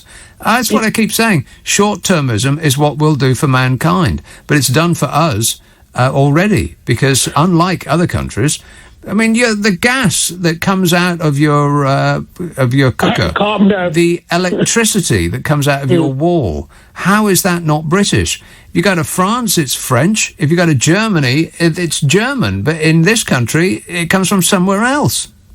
Yeah, Mr. Farage, who was, during this Brexit thing, was saying we want Britain back and everything, yeah? He's saying we had a car industry. Well, we have got a car industry. We've got Nissan in Sunderland. We got Toyota in Derby. We got Honda in Swindon. And actually, you know what? The workers are still there, but it's owned by foreigners. Yeah. And we're going to build our new set of power stations, and I think it's going to be the French. They want... Well, the French are thinking twice about it, and I think that so are the Chinese. So I would stock up on candles if I were you, Ranjit. Promise me you'll do that. I promise, but the thing is, when these people are going to start new parties, yeah, like Donald Trump and his mate Nigel Farage, they should call it the Has-Been Party. Because how many times is that Nigel Farage going to reinvent himself and just carry on ruining this country? Come on, I got the weirdest email from him the other day, and I wonder if it was actually from him, because it was advertising his excellent advice on financial products, and it looked like a scam. But it looked like somebody impersonating him. It didn't look like anything that he would associate himself with, but maybe I'm misjudging his character. But first of all, why did I get that? It was something in the order of... I should actually look it up. If only there was a way of looking up emails. Somebody should invent that. Thanks a lot, Ranjit. I've got to go. 0345 6060 973. Angela texts, it's true, cow urine is being sold as a cure for COVID. God, the stuff you learn on this show. The stuff you learn that you wish you hadn't. Cow urine is being sold as a cure for COVID. And there's a picture of it. So what's the thinking there? I haven't got to the bottom of it yet. Right. I'll let you know. You mean you haven't got to the bottom of the bottle? Yes. And you take it internally? Is that a good idea? Russell texts, they are currently trying to work out how they can make the budget punish the working and nearly middle class out of the small amount of extra money that they have saved over lockdown to pay for universal credit. Mary in Oxford says, do you think that there will be summer schools to help students catch up with missed learning opportunities, or will the pent-up demand for holidays make it difficult to implement? Yeah, well, so they say. It's very unlikely that anybody's going on holiday anytime soon. And as for summer schools, you'd have to get teachers to be there.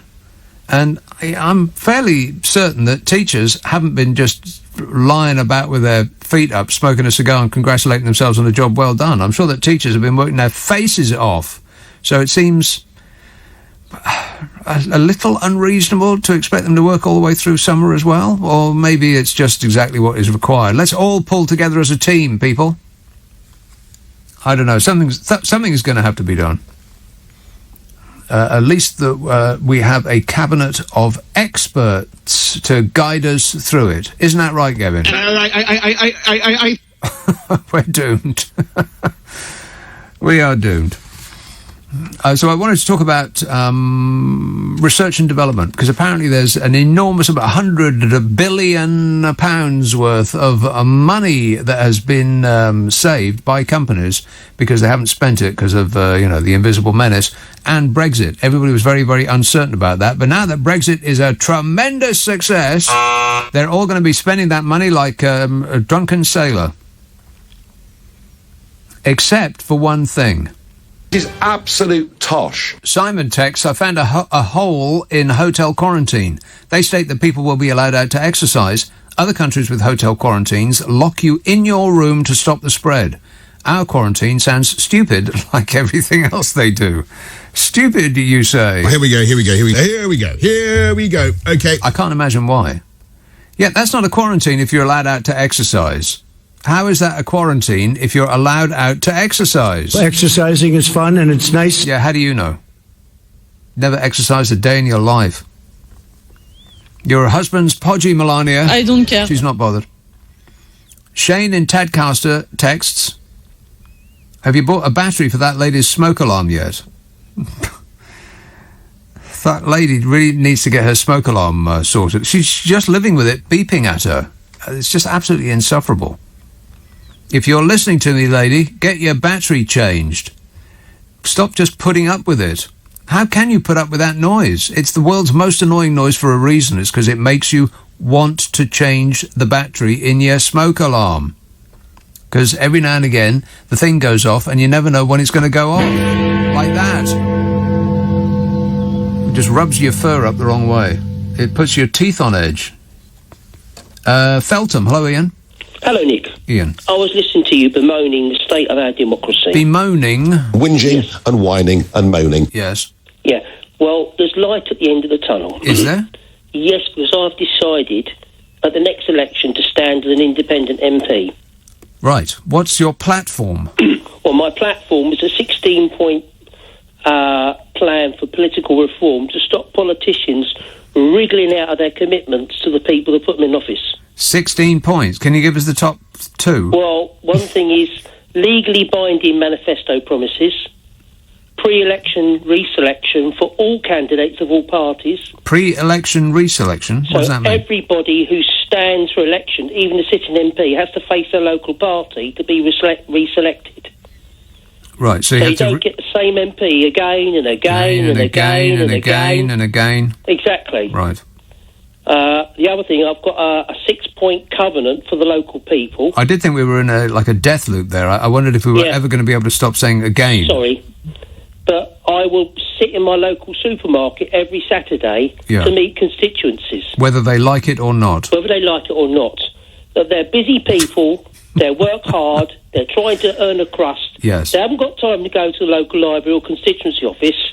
So when they come in with the kids to do the shopping, I will listen to their problems. Moaning and whining. Stop whining. Yes. That's my job, to listen to the moaning and whining. That's why they pay me their taxes. That's my job. How much?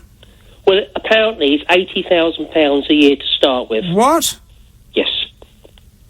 But I will put in my covenant, I will not claim any expenses. Any expenses will come out that £80,000. I very much doubt that. How do you mean? My word is my bond. Is it? As my in Minder. You know what's Minder? My word is my bond.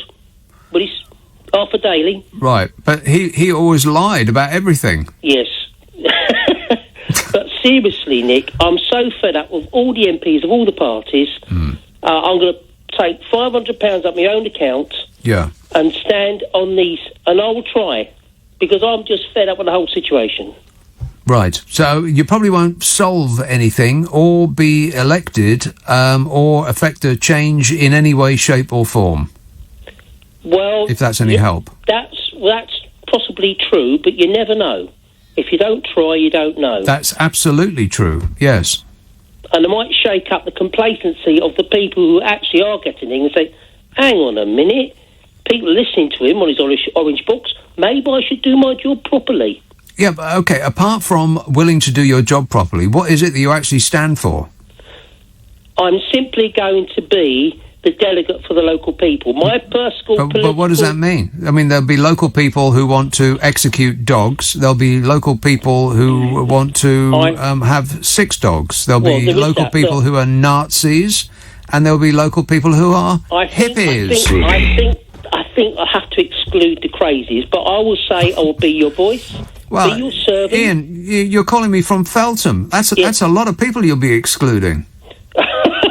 You know Feltham well, then. I always wind the windows up and lock the doors every time I drive through, Press down the accelerator. Exactly. Oh, dear. Don't stop for red lights. No, and don't ask for directions either. No, exactly right. Just floor it and head to the horizon, But my role model was Cromwell when he dismissed the Rump Parliament. He installed it, they went corrupt, and he kicked them out. Right. That's my role model. And his speech, that magnificent speech he made when he sent the army in and kicked them out. Okay. I must have missed that. Look it up on Google. I most certainly will do nothing of the sort. Quoted by Churchill many times during the war. Okay. All right, well, I wish you all the best, Ian. Thank you very much. Yeah, no, thank you very much. Thank you for your service. Thank you. Stephen in Cheltenham says, can your caller chisel his 16 pledges into a large stone like Ed Miliband did? Voters will definitely pay attention then. I'd forgotten about that. Whatever happened to that stone, I wonder? Simon says, I found a hot... no, I read that. Shane in Tadcaster... No, read that. Ayn... A-Y-N, Ayn, in Islington, texts, thank you for finally getting some Gavin William sound effects. Well, Gavin Williams sound effects are much better than anybody else's sound effects. I just reckon we've got the very best people in this country, much better than the French have, much better than the Belgians have, much better than the Americans have. That doesn't surprise me at all, because we're a much better country than every single one of them. He's in a position of authority. Can you believe that? No. I mean, really. Ollie in Clapham says, I think Jacob Rees-Mogg should do a Pepperami advert for posh people, complete with a monocle and top hat. He actually does. He looks like a Pepperami. That's actually true. Yeah, he's a mobile Pepperami. Daniel says, Jacob Rees-Mogg looks like Walter the softie out of the Beano. I'm unfamiliar with that character, having not seen the Beano in a good long while. Is it still available at an outlet near you? The Beano? Is the Beano still a thing? Yeah. Is it? How about the Dandy? I think that's gone, I'm afraid. Has it? Yeah. Oh. Yep. Looks the same to me, except the cartoon character actually looks likeable, whereas the bloke in the suit that doesn't fit doesn't. And what's going on with his eyebrows, by the way? And his hair? And everything else? What's going on with everything else? What do you think, Boris? I can't comment on that. You're better informed than I am. I don't know anything. 0345 6060 973. Let's have some good news. Surbiton. Hello, Diana. Hello there. Hello there. I said that on purpose. You always fool people up about that. Naughty. A British company, right? Old British companies. Go on, then. I worked for one, Morgan Crucibles. They used to be situated at Battersea Bridge. Morgan and they moved Crucibles? to Wales. What is it? They do ceramics and that. And they make plates? Not so, but they used to do spark plugs and things like that. Well, that was years ago. Oh yeah. But they've got a company in every part of the world, but they're a very, very old company. So and they're called Morgan something. Morgan Crucible. Morgan Crucible. I'm going to look it up. That's what they're called. Yeah, very, very old company they are. Right. How old approximately? Well, I would say must be about 2 centuries. 200 years old. They don't look a day over 200. Yeah, they've been going on for years. Right, years and years. Founded in 1856. Yeah, they're very well.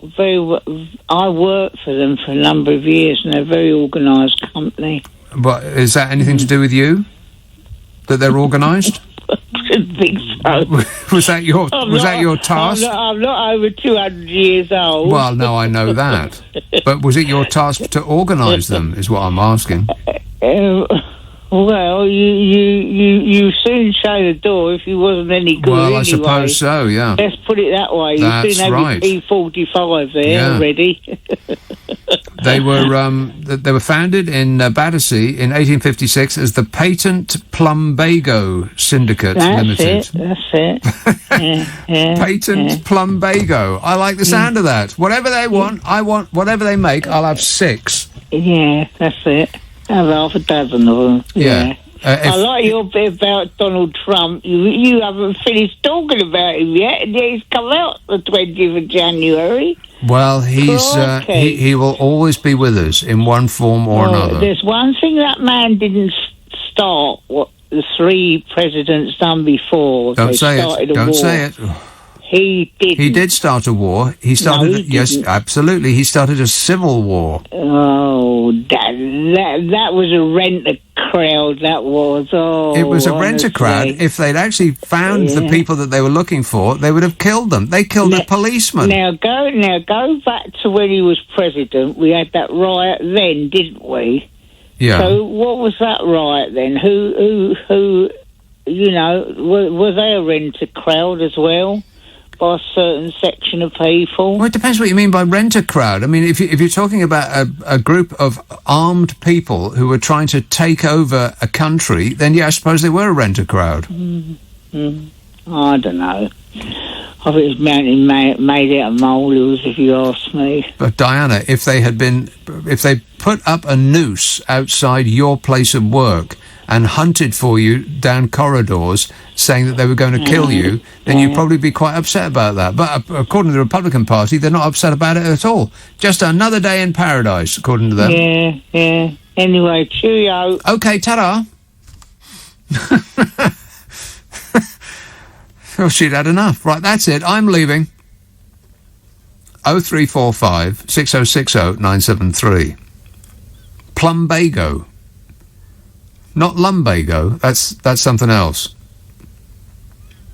This text says, did you hear about the quarantine hotel where a woman on her own who did not have the virus was staying in a room directly across the hall from a family of 5 who it turned out did? The woman eventually got it, and they think it happened when both opened their respective doors at the same time to collect their food that had been left for them, and the sheer volume of virus in the air of the room of the infected family swept out and into the ladies' room. Very unlucky. Yes, I did read about that. It happened in Australia, I believe. All of these things were happened in Australia already, and we've learnt nothing from them. Australians let people out to have exercise, and it spread the virus. Australians allowed decisions to be made on whether people could leave or not with the security in the hotel, and it spread the virus. Australians have come up with all sorts of different things. Australia has the people who work in the hotel employed by the government, so they don't then go out and get a second job and spread the virus around that way. And we've learnt none of these lessons. In Australia, they serve meals at different times on the same corridor to avoid that exact scenario, that people are opening their doors at the same time and sucking in the virus. And so one room on one side of the corridor will get fed at 5, for instance, and then the room opposite it will get fed at 6 for that exact reason. Are we planning any of that? No. Of course not. Why would we? We're British. Poor. Business goes on inside that head of yours. At the moment, I am thinking quite a lot about Andy Haldane out of the Bank of England, because he's been banging on about us being a coiled spring, ready to leap into action as soon as we're let out. Oh, we're going to be chucking money around like a drunken sailor. Except we're not, because we're all about to get fired. Those who haven't been fired already are about to get fired, and we're going to be losing our businesses and, this, that and the other. We're in the worst recession since ever. And ain't nobody got no money no more. Apart from a few people who were probably pretty well off to begin with and have been managing to work from home without a diminution of their salary. And they haven't been out spending 10 quid on a sandwich and a coffee every day. So they might have a bit more money. But I don't think that the prevailing mood of the country when we all get let out again will be to go berserk splashing the cash, because we ain't got no cash. Up to our eyeballs in debt we are. But businesses might have a little bit of money. So he said £100 billion to squirt up their own business. But maybe he hasn't read about, the troubles with Brexit, which seem to be coming thick and fast. It's the gift that keeps on giving, doesn't it? No. And if he also looked up a lack of research and development in the UK, if you did a Google search on UK lack of research and development, then Andy Haldane, out of the Bank of England, would see hundreds of thousands of pieces of information that would tell him that we're one of the worst countries in the world for research and development. I mean, just look it up. You get thousands of websites telling you how British business is famously bad at spending money on the future of their business. What they do instead is they take whatever money is created and award it to the executives for a job well done. I mean, the latest figure that I could find it was a report from the Office for National Statistics which revealed that the UK spent 1.67% of GDP on research and development in 2016, compared to an EU average of 2%. 1.6% here, EU average 2%. In fact, if you made a list of the countries that spend their profits on research and development, we're 22nd on the list. It's why we've got such a low productivity rate in this country. That is productivity per person per hour. It goes, Luxembourg is number 1. Then Norway, then Switzerland, then Denmark, then Iceland, then Sweden, and then the United States, then Ireland, Australia, the Netherlands, Germany, Austria, Finland, Canada, and then us. That is productivity per person per hour. You know, we think of the French as being idle layabouts, but it takes a French worker 4 days to make what a British worker takes 5 days to do. Why? A lack of research and development. We do not reinvest money into business. The name of the game in this country is to take the money from the business and award it to executives and shareholders. I mean, in this country, a CEO isn't going to stick around for very long. It's mostly a he, doesn't care about the future of the company. Short-termism. The companies in Britain take profits and reward executives and shareholders much more than other countries do. Other countries run their companies on the basis of where they want those businesses to be in a few years' time. 10 years, say. But a British CEO, isn't going to stick around for 10 years. They want their money now. And that's why businesses in this country are starved of funds. So that money that companies have amassed is not going to go into turbocharging their businesses and, by extension, the economy. And it won't go into hiring more workers or any of the things that categorise more successful economies.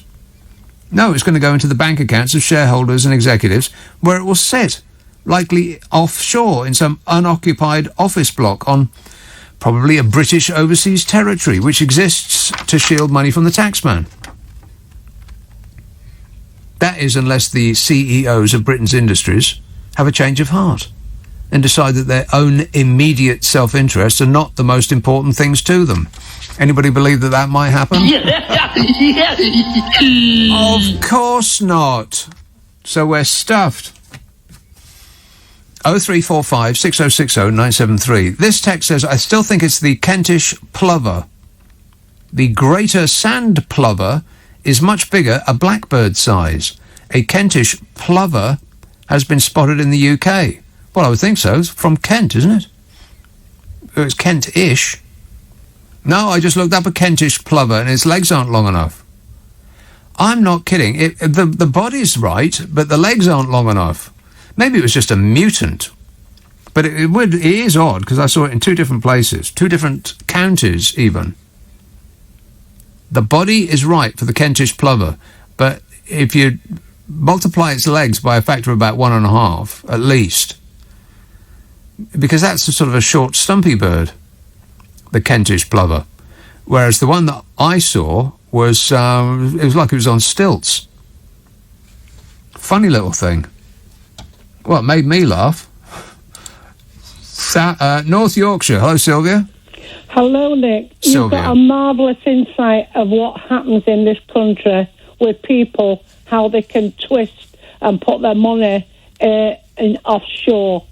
But what I've rung about, Nick, is I'm listening on the news saying in April things might improve. Yeah. And I'll tell you something, 99% in this country are cheesed off, and it's about time in April. I hope we can throw our masks away, open everywhere up, and live our lives. Forget it, it's not going to happen.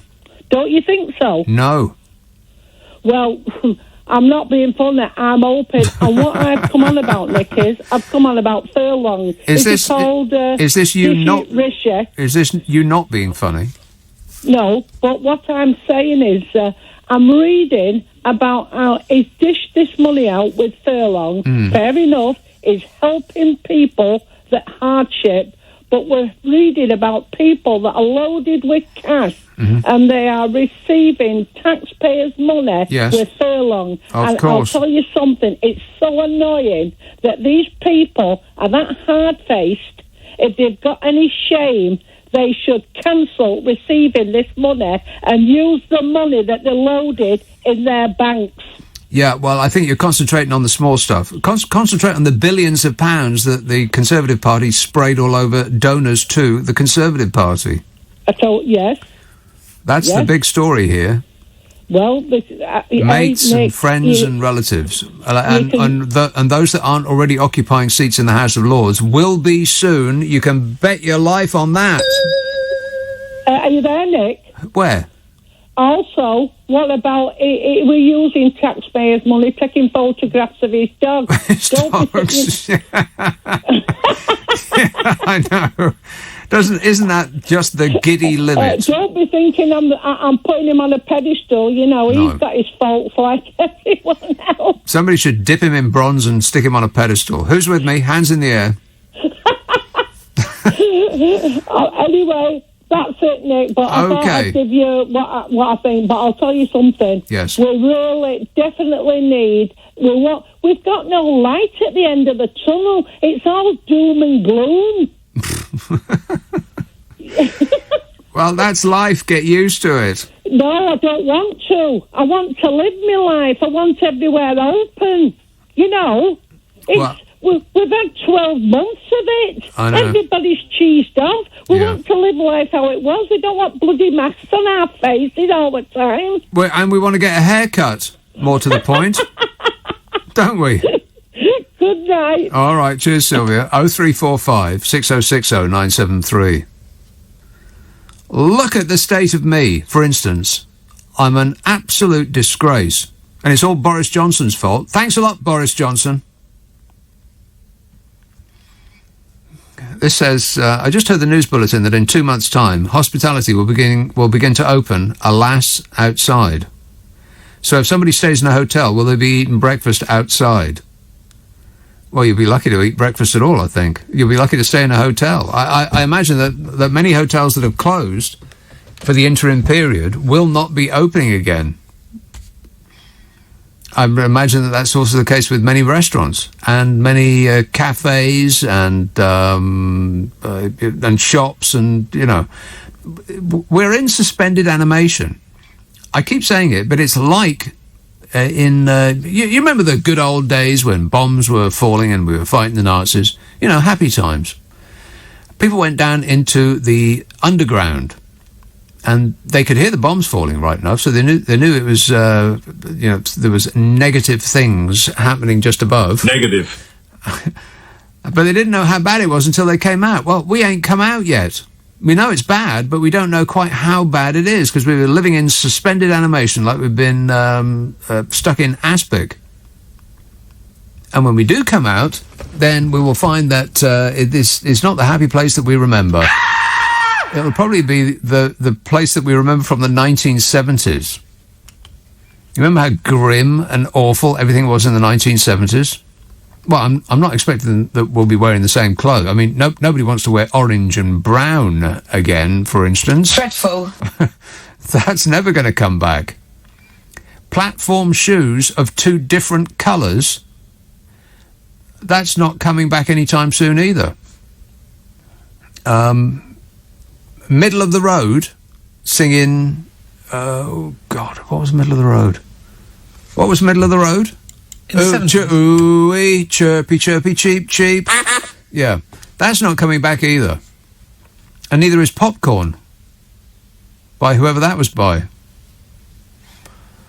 But I think the general decline, that's what we're looking at. How could it be otherwise?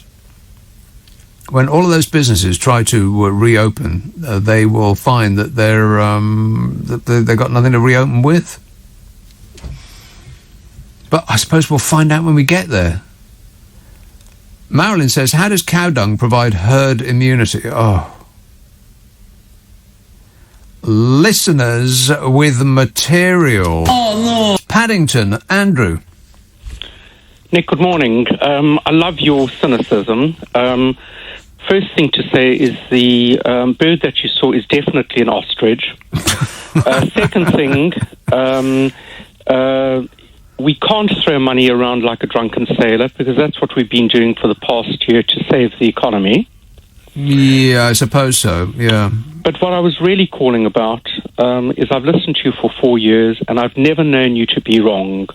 But you were wrong this evening. Oh, what? Yes, and I have it on very good authority from friends in Australia that the reason for the first lockdown in Melbourne, which was 110 days, was because the guards who were guarding the hotels where Australians returning to Australia had to be quarantined for, I think, 2 weeks. Right.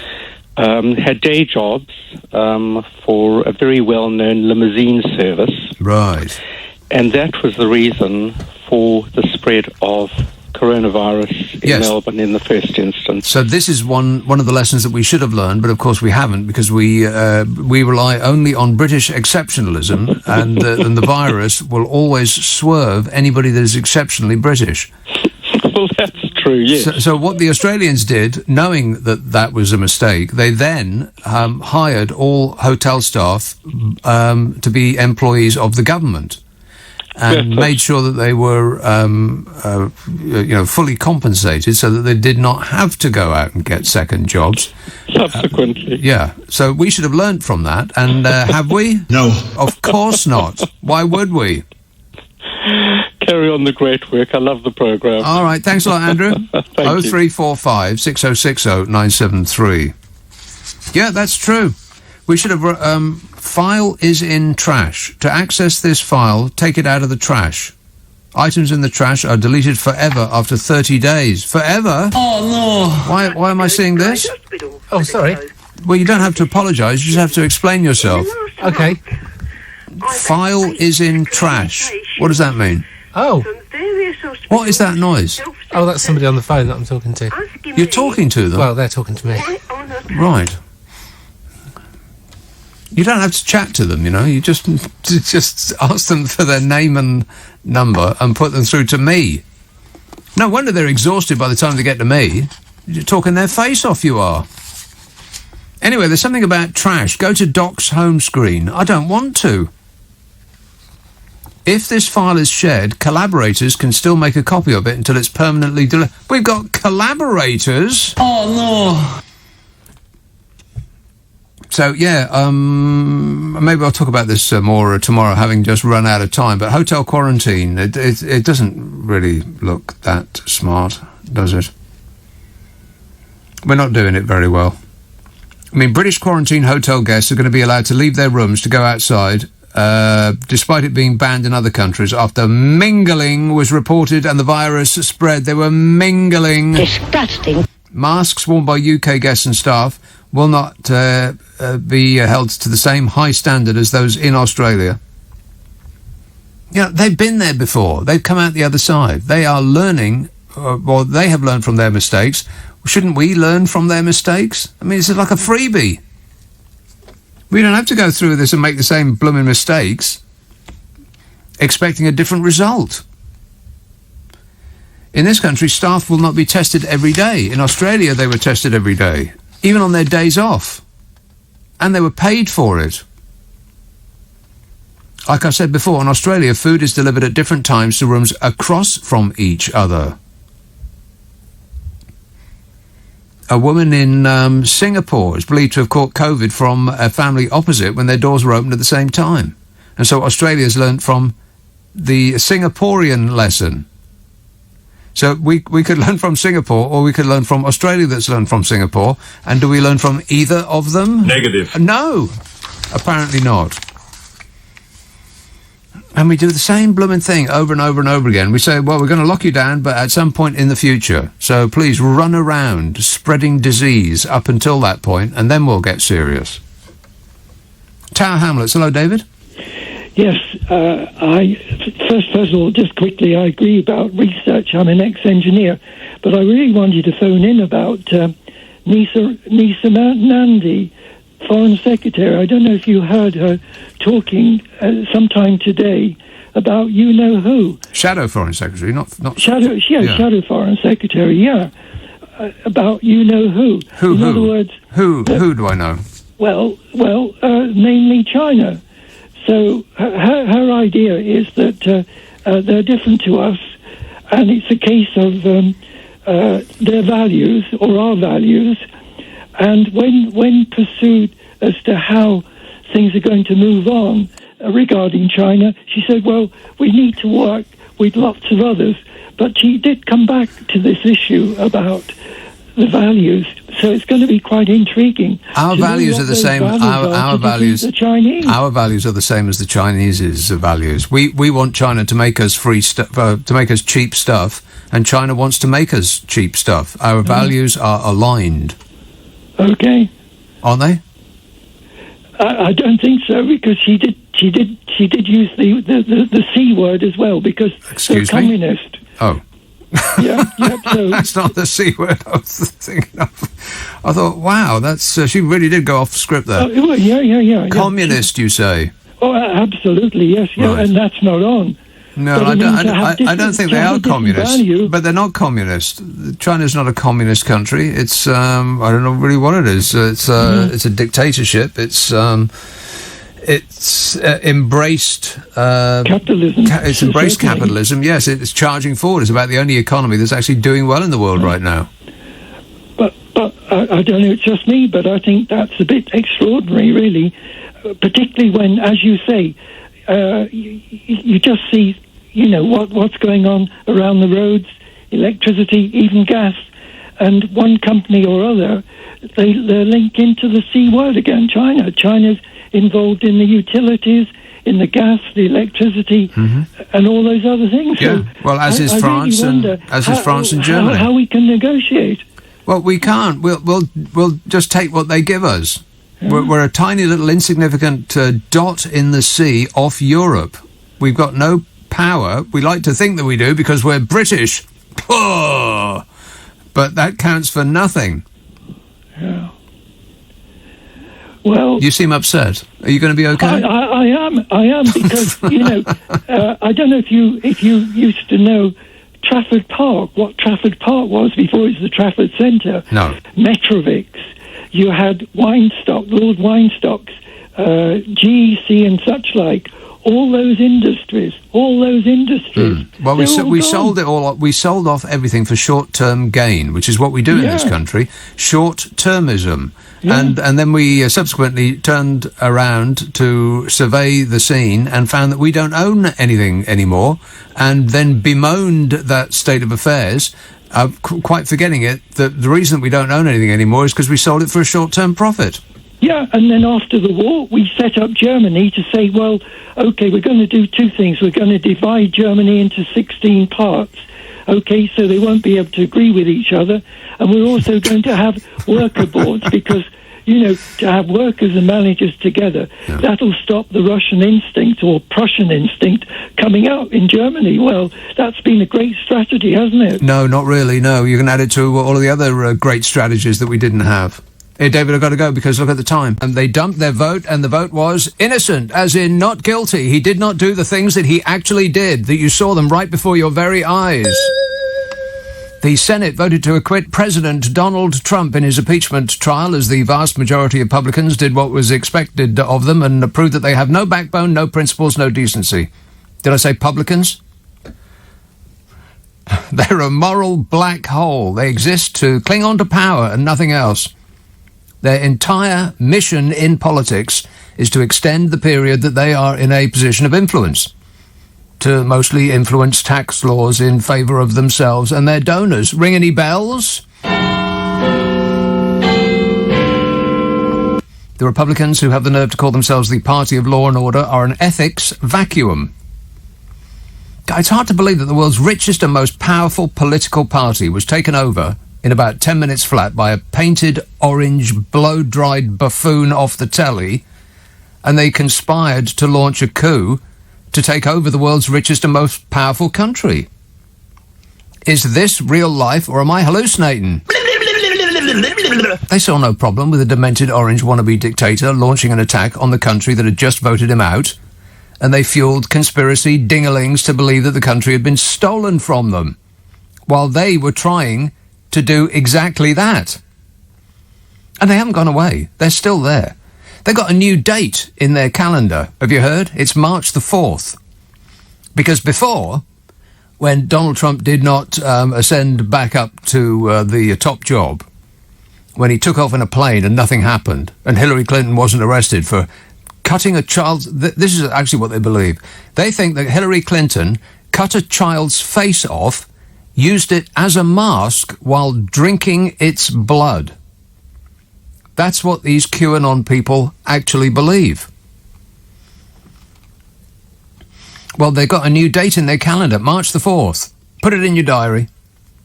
That's when Trump will be reinstalled as the president, the 19th president of the United States of America, because all the ones after Ulysses S. Grant, the 18th president, were illegal. Because in 1871, America turned into a corporation. It wasn't a country anymore. In 1871, America became a corporation. And Ulysses S. Grant was the last legal commander-in-chief of the country, the 18th president. So Donald Trump, on March the 4th, is going to be reinstalled as the 19th legal president. And how do they come to that conclusion? I love the poorly educated. Bingo! Don't ask me to explain it, but there's millions of these people, all heavily armed and lightly brained.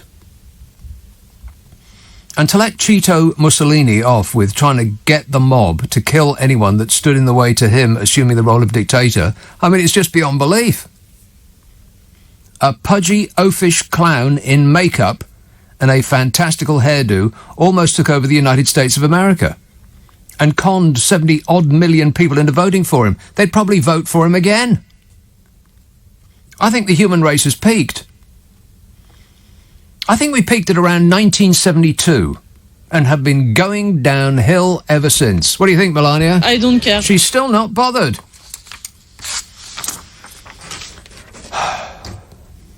Mike in Bolton, this is a text from last night. He said, you mentioned popcorn last night. It was a hit in 1972 by a one-hit wonder group called Hot Butter. Remember? Da-da-da-da-da-da. See? The human race peaked in 1972 with Popcorn by Hot Butter, and it's been downhill from that moment on.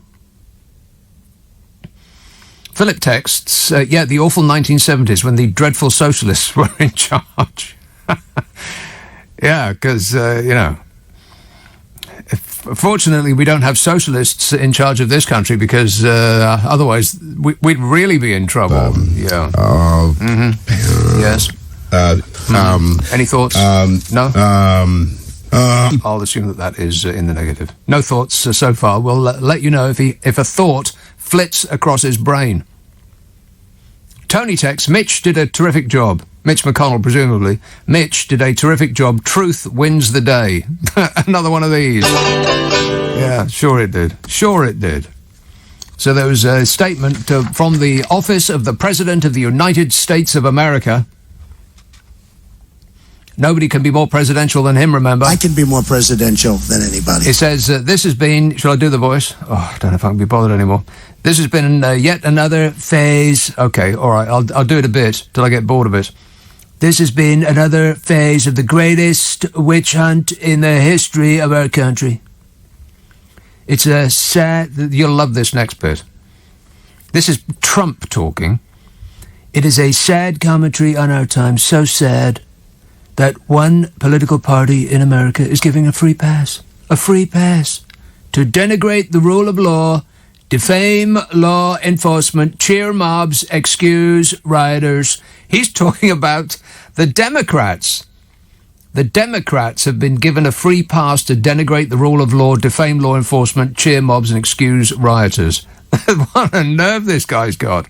I don't think that Donald Trump is a very nice person. Donald Trump is a very nice person. He says, our historic, patriotic and beautiful movement to make America great again has only just begun.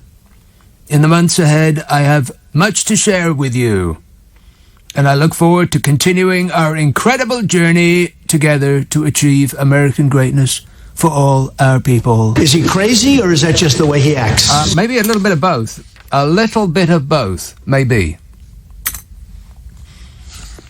And coincidentally, just the other day, Britain's military chief, General Sir Nick Carter, he warned that COVID-19 could cause a rise in global nationalism, last seen in the years running up to the Second World War. Oh, no. The Chief of the Defence Staff... Chief of the Defence Staff. Is he a Chief of the Defence Staff or Chief of Defence Staff? I've got no idea. I wouldn't pick a fight with him. He's armed. Chief of the Defence Staff said economic crises and nationalist barriers will create security challenges across the world. Will create. Has created. I mean, have you seen what Ancient Orange has done to the minds of his demented fans in America? The American dream is dead. That's how he started, Trump. That was his lead-in. Cheeto Mussolini was this close to staging a coup. Take our country back, he said. And they stormed their Houses of Parliament, looking to kill anybody that didn't agree that the election was totally stolen. A rigged election, it was rigged, everybody says so. I won a huge victory. Nobody ever won such a victory, believe me. Come with me. We'll march on the house. Come on, come with me, he said. And then he scurried off to hide in his bunker to see if it worked. And when it didn't work, he said, oh, I didn't want it anyway. Kill them all. And when they didn't, he said, oh, well, I'm a person of peace. America, supposedly the greatest, most powerful democracy on earth, was almost taken over by a painted, blow-dried clown off the telly. So over here, Chief General Sir Lord Brigadier General Nick, I think the time to worry about a rise in globalism is not now. It's about 6 years ago, when all that started in America, when the baby tornado glided down that golden escalator and a certain dinghy enthusiast started bellowing about people coming over here. I'm a nutcase. Britain's military chief, General Sir Nick Carter, the UK's most senior military commander, said countries need to cooperate to tackle the virus and its ensuing economic and social problems to fend off potential conflict. You hear that? We just got to get along. I think the era of cooperation is over. Unless we can put aside our differences and work together as a team. You know, all countries of the world could get together with their neighbours in a show of solidarity. And, yes, cooperation. America could team up with Mexico and Canada, and China with India, and we could team up with, well, let's see, who's closest? I know, Europe. We could team up with Europe in a sort of union. We could call it a European Union. Why hasn't anybody thought of that already? Britain's military chief, General Sir Nick, said, what you generally find with a crisis like this, which becomes an economic crisis, is that it then undermines the stability and security situation as well. Well, we ain't got no stability. We ain't got no stability to begin with. We are unstable. Affirmative. He said, what often follows a very significant economic event is a security challenge. He said, if you look at the 1930s, that started with a significant economic crash, and that acted as a very destabilising feature. There are moments in history when significant economic challenges have led to security challenges because they act as a destabiliser, he said. Well, as do, by the way, the politicians that we choose. I'll bring us into war. Yeah. Maybe it'd be a good idea to pick some more stable politicians, eh, Gavin? Good job. We've got somebody strong and stable. Yeah. Wait a minute. Britain's military chief, General Sir Nick Carter, said many totalitarian regimes have fared better in the pandemic, which could pose questions about how citizens want to be governed. Aha. I've said this before. I think there's a large number of people in this country, say, about a third of us who would love to be governed by a totalitarian regime, a dictator, because such a regime would stick it to the Liberals. They'd round them up and lock them away.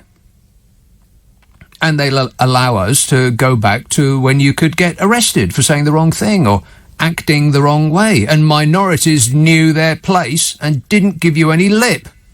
You know, the good old days. Rob texts, I like this comment on the trial. Thank God it's the end of the Trump era. Well, who said that? And then there's laughing emoticons. This texter must be 5. I mean, who communicates in emoticons over the age of 5? Come on, Rob. He says, yeah, right, like Trump is going to go quietly, because narcissistic crybabies do just that. What makes you think he's a narcissistic crybaby, apart from, everything he's ever done? Manny in Belfast says the establishment Democrats were part of it. A Republican lawmaker wanted to give damning evidence, but those Dems voted to note what she said. Yeah, that was just weird. What was all that about? Well, maybe we'll find out more, because we have our excellent American correspondent will be with us in about 10 minutes, something like that. He can explain it to us. 0345 6060 973. Here's calling Barnet. Desmond. Hello, Nick. Thank you for speaking to me. Thank you for speaking to me. Thank you. No, thank you. Thank you. Well, yes. For goodness sake, I don't know where to begin now. But you got me all nervous. You're nervous. Are you nervous? You can slam the phone down any time you like. I've got to sit here and I've got to sit here till 1 o'clock. How do you think I feel? I was brought up on Coke Bridge, but just outside the east end of Glasgow. Oh, yes. Mm-hmm.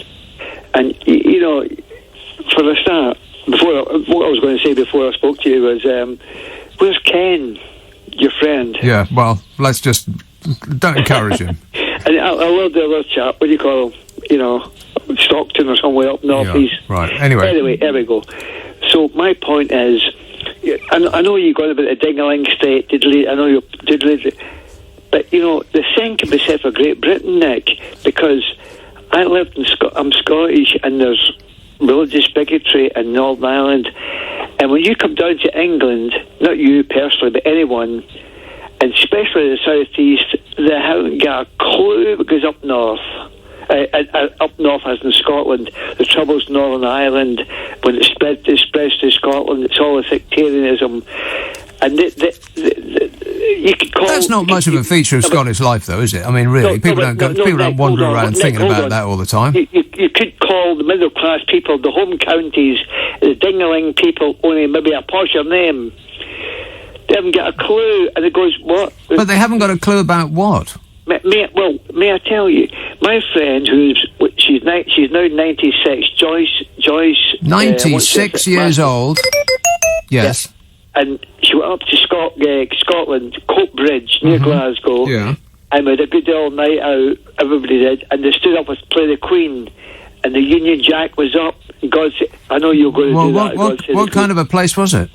It was a loyalist working men's club. Oh. And they used to play God Save the Queen at the end of films. We used to go to films. They used to play God Save the Queen at the end of films, and people used to hair for the exit. They didn't used to wait for the end of the film. They used to leave just about a couple of minutes beforehand, so they didn't have to stand there and wait for this dreadful dirge of a song to be over. No. Nick, please listen to me. But these people, we did stand and stood for the Queen, and people don't realise down south the what do you call them again? You call those the American. Right, I've got no idea what you're talking about, Desmond. I grew up in Scotland. I have absolutely no experience of what it is you're talking about. Stand up for the Queen at the end of a night in a pub. Really? It's got nothing to do with people in the southeast, or people in the northeast, or the northwest, or the southwest, or here, there, and everywhere, baby. Every point of the compass. I don't know what you're on about. Just don't go to those places, Desmond. Problem solved. Manny in Belfast says the establishment Democrats were... read that. Simon in Windsor. A couple of weeks ago, I text you I text you, Simon. So, no. He said, I text you to say that one of the positives of COVID-19 was that they had to cancel Britain's Got Talent. I obviously spoke too soon because I see that they replaced it with Ant and Dec's Saturday Night Takeaway. I think I might forego my jab. It's not that bad, is it? I haven't seen that show, but, yeah. I mean, Saturday evening TV, it's not there to engage your mind. You just slump in front of the telly with... I mean, it's hopefully fair that you can watch with the children and your granny and nobody gets upset. I mean, nobody gets that interested. It's not that interesting, is it? It's not engaging. It's not to be watched in hushed surroundings. You're all yelling at the TV and shall I put the kettle on and who's taking the biscuits and, you know, all that stuff. It's nothing to be that concerned about. Don't worry about it. But that's where all the money is. Providing untaxing chewing gum for the brain. Pays a vast amount of money. No thought required. Let's have Hertford. Steve. Greetings, Nick. Steve. First of all, the rendition of that national anthem, I think some of them may be in the wrong key. I don't think so. I think it's absolutely pitch perfect. What's wrong with this?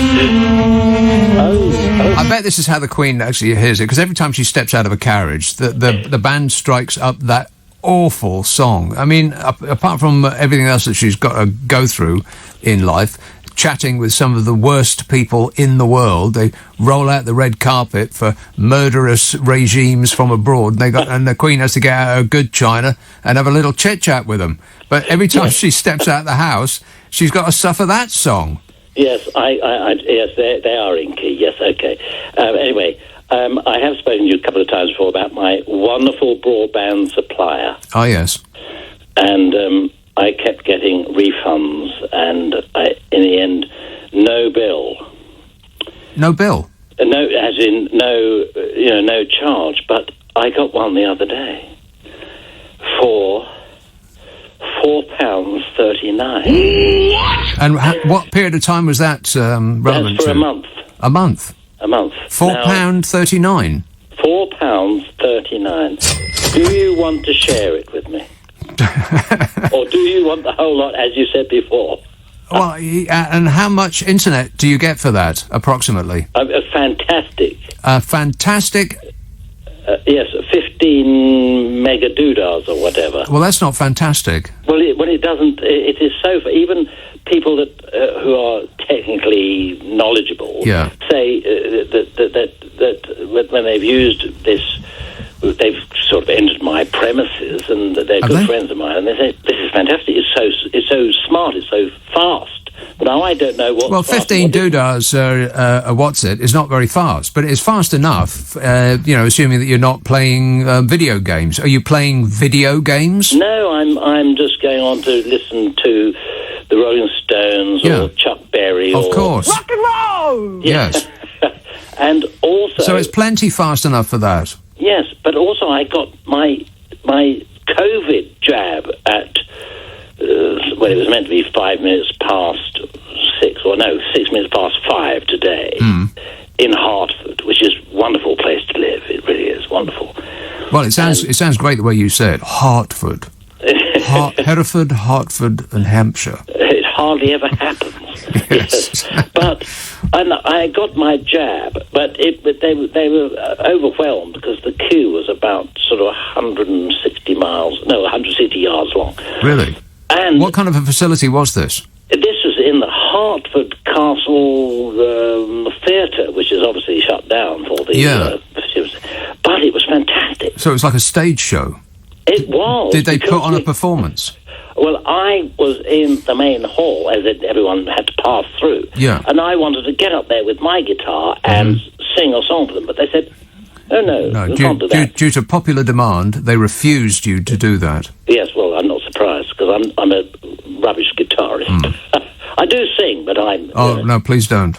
No, and I'm not going to. But the great thing is, that's good news. Well, how was it for you? It was fantastic. Fantastic. But I will tell you something, though, Nick. What was fantastic about it? Which one did you get? Did you get the really, really cold one or the other one? Well, on the jab. Yeah. Oh, no, she just said, just take off that bit. And so I started to undress. She said, no, that's enough. Please. Disgusting. Yes.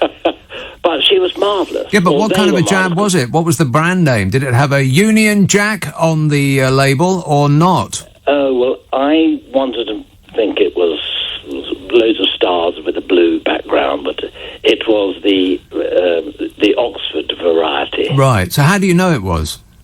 I was told so. Okay. But am I to believe that? Well, it could be. It could have been water. You never know. Don't mind. I don't mind if it was, because they were just so lovely. Right. And if there's a man coming to these certain stations, and they were so well worked out. If there was a man there were two women there to see a man. If it was a woman, they would put it into a woman with a single nurse, if you see what I mean. No, I don't. Did you get a cup of tea and a biscuit? Do you know, I didn't, but I did say, do I get a kiss to make it better? Uh-oh. You're said, lucky not to be in jail, Steve. I think that's a hate crime, isn't it? No, it was You should be on some sort of list. Steve, I've got to go, but I'm glad you got it squirted in you. So, all right, then, let's go over there, have a chat with Simon. Simon Marks, LBC's Washington correspondent. So what the hell just happened, Simon? Well, he's made history again.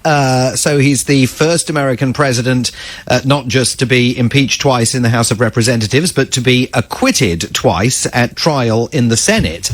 And yet, if you listen to the speech that Mitch McConnell, the Republicans' leader in the Senate, made shortly after he voted to acquit Donald Trump of the charge of incitement to insurrection, you've got to wonder how on earth Mitch McConnell reached the conclusion that it was okay to vote for an acquittal. Let's take a listen to a minute of the Senate Republican leader. I think the president's... That is not him. Here he is. January 6th was a disgrace. American citizens attacked their own government. They used terrorism to try to stop a specific piece of domestic business they did not like. Fellow Americans beat and bloodied our own police.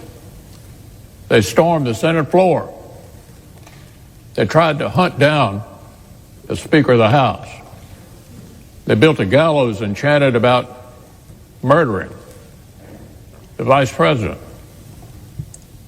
They did this because they'd been fed wild falsehoods by the most powerful man on earth.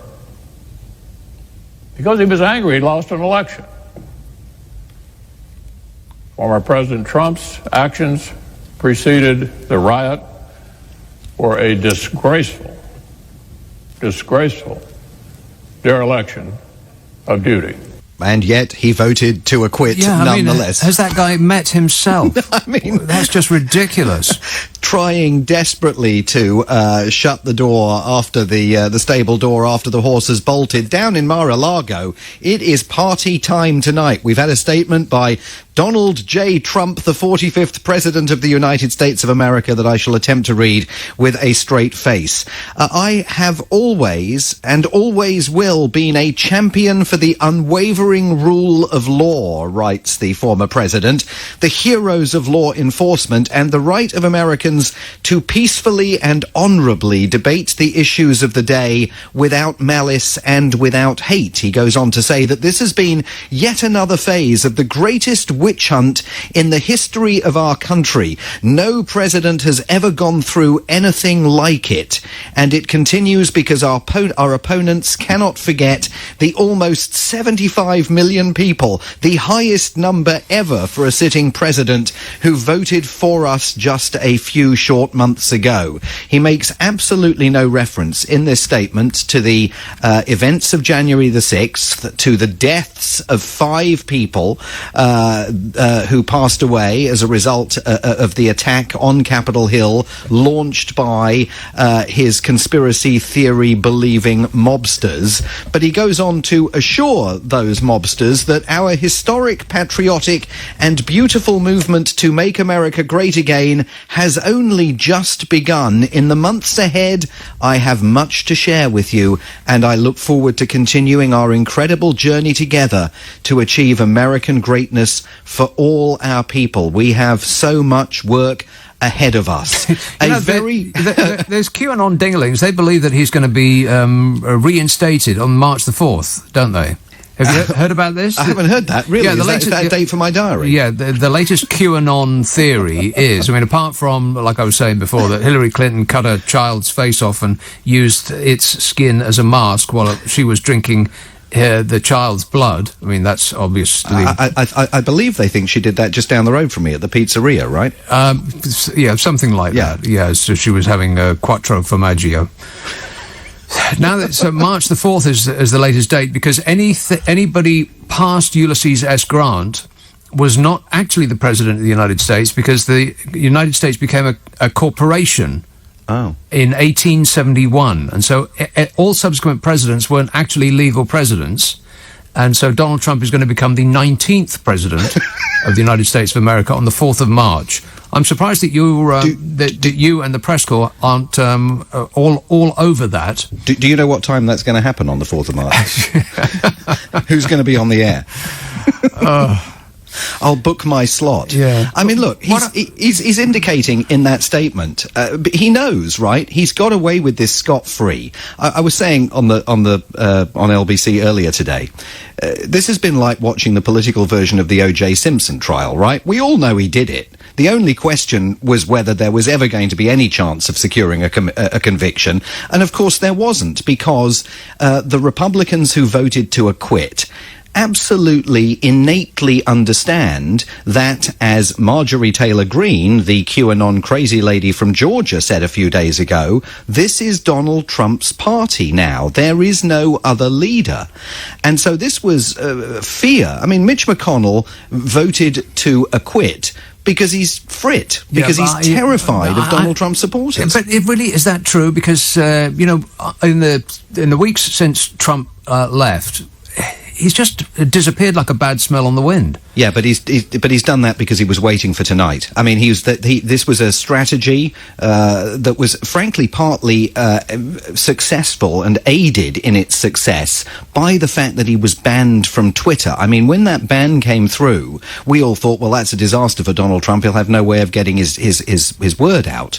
Family members actually sat him down at the beginning of this impeachment trial and said, the best thing you can do is just go and play golf. Lie low, don't do anything to run the risk of this becoming a conviction.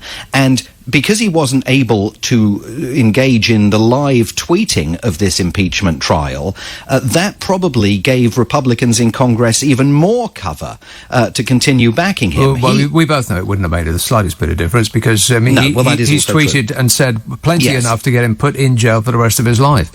What was that thing about... because he had a phone call with McCarthy, who's the leader of the Republican Party. Apparently, after the mob had gone in and they were hunting for Pence, and McCarthy apparently told Trump to call his mob off, and Trump was sitting there clapping his weirdly small hands in giddy glee that this was all going so well. But then the Democrats said that they were going to have some witnesses testify to that fact, and then they said, oh no, that's okay, we don't want that. What happened there? Bizarre. I mean, we don't know the answer to that yet. We know that the lead impeachment manager, Jamie Raskin, the congressman from Maryland, was saying within the last few minutes, well, it wouldn't have made any difference. We could have called 5,000 witnesses and these people would still have voted to acquit. But that still doesn't explain the move this morning, which was a surprise, to try and call as a witness this Republican Republican congresswoman who says that she had a conversation with Kevin McCarthy, the Republican leader in the House of Representatives, in which he disclosed to her that he had had this furious argument with Donald Trump as the marauders were ransacking the Capitol. They'd erected the gallows in the grounds. They were looking for Mike Pence because they wanted to execute him. And in that call, she says McCarthy told her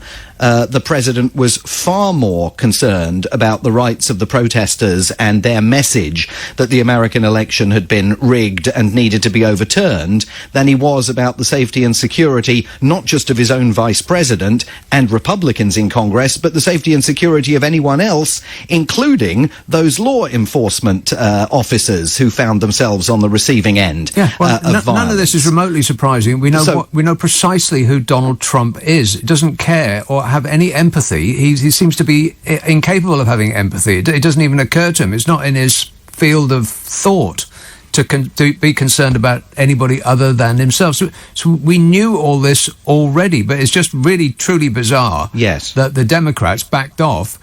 I thought that they perhaps did so because didn't Republicans say, well, if you get this woman on the stand, then we're going to ask why Nancy Pelosi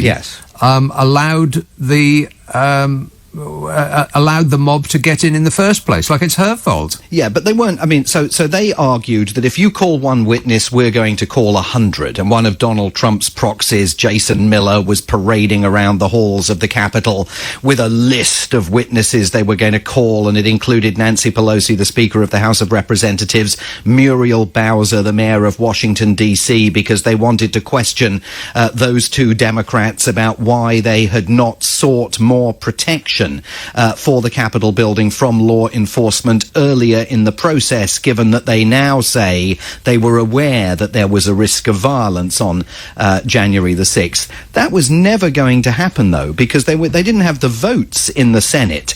Every single witness that you call in an impeachment trial, there has to be a vote to approve the deposition of the witness. So they were never going to get that through. Why the Democrats caved in this morning, hours after raising the hopes of their supporters all over the country who took to social media and said, right, here we go, we can turn this thing around, we can get these people on under oath.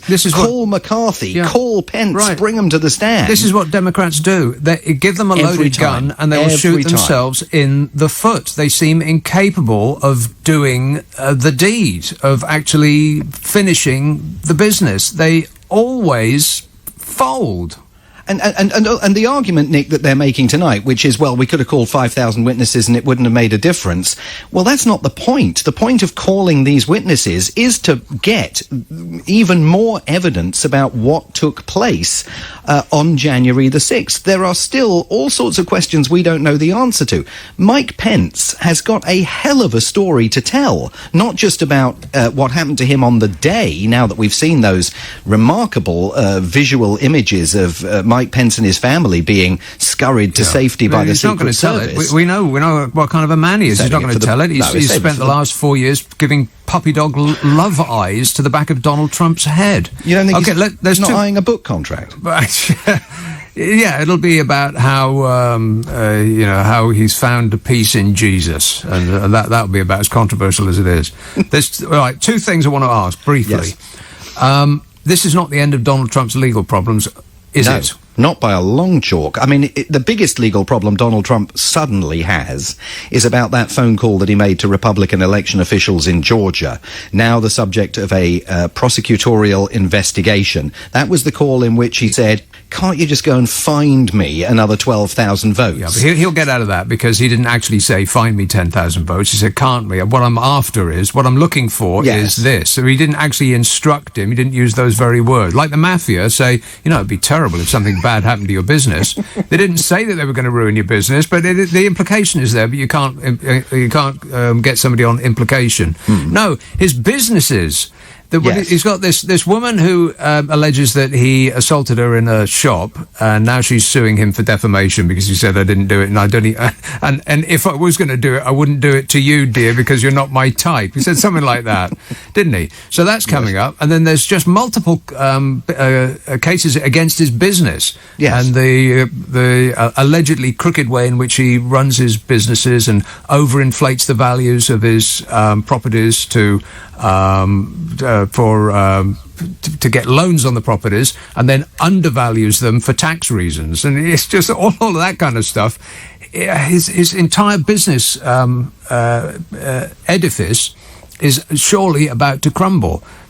Well, he's got all the debt coming due in the next 4 years as well. $400 million at least, possibly as much as $1.2 billion in debt coming due to largely unknown creditors, but it's widely surmised that some of them are Russian, some of them are German, and some of them are Turkish.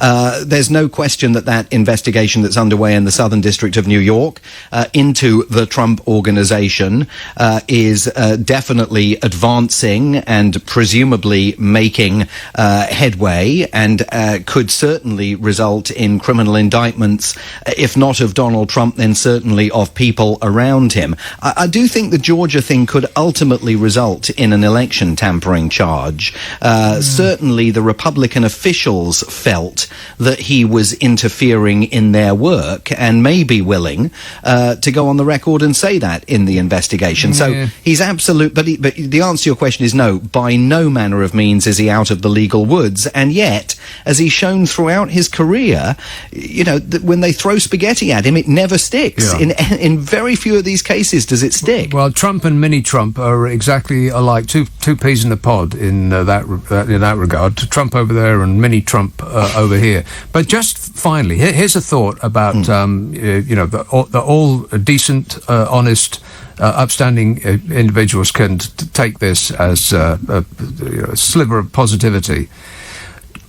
People are less likely now to vote for Donald Trump. I mean, tens of millions of people will still do that, but he's going to split votes from the Republican Party, which, unless the Democrats find another way in which to score an own goal, they will benefit from. It seems much more likely now that a Democratic party will get elected in future over a Republican Party that will now be split from one side to the other. Yeah, I mean, there's no question that the recriminations for the Republicans after this are monumental, because they have to decide what kind of a party they're going to be, and honestly, they're probably not going to be a single party. We've already seen reports this week that some centrist Republicans have been holding meetings about the possibility of breaking away from the Republican Party and creating a third force. I mean, that would leave Donald Trump in control of the Republican Party.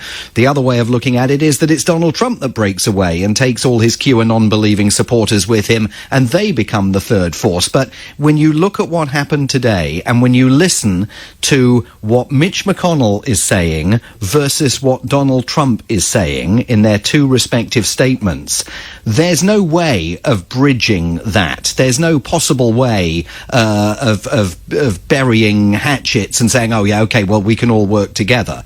So I think that the Democrats have some reason to be optimistic that the way might be clear for them, assuming that they can hold together as a single party, and that Joe Biden isn't so centrist that he infuriates the left wing of the Democratic Party and sends them off on their Bernie Sanders, Alexandria Ocasio-Cortez way. It's definitely going to be very interesting, even after we make it past, was it March the 4th, did you say? Yep, March the 4th. Mark it down. Excellent work. I've got it. Thanks a lot, Simon. Simon Marks, LBC's Washington correspondent. Alistair text, Nick, that tune that you just hummed was song Son of My Father by Chicory Tib. That's right. Yeah, that's not Popcorn. He says Popcorn was a much more animated, early attempt at electronica. Well, it wasn't an attempt. It was electronica.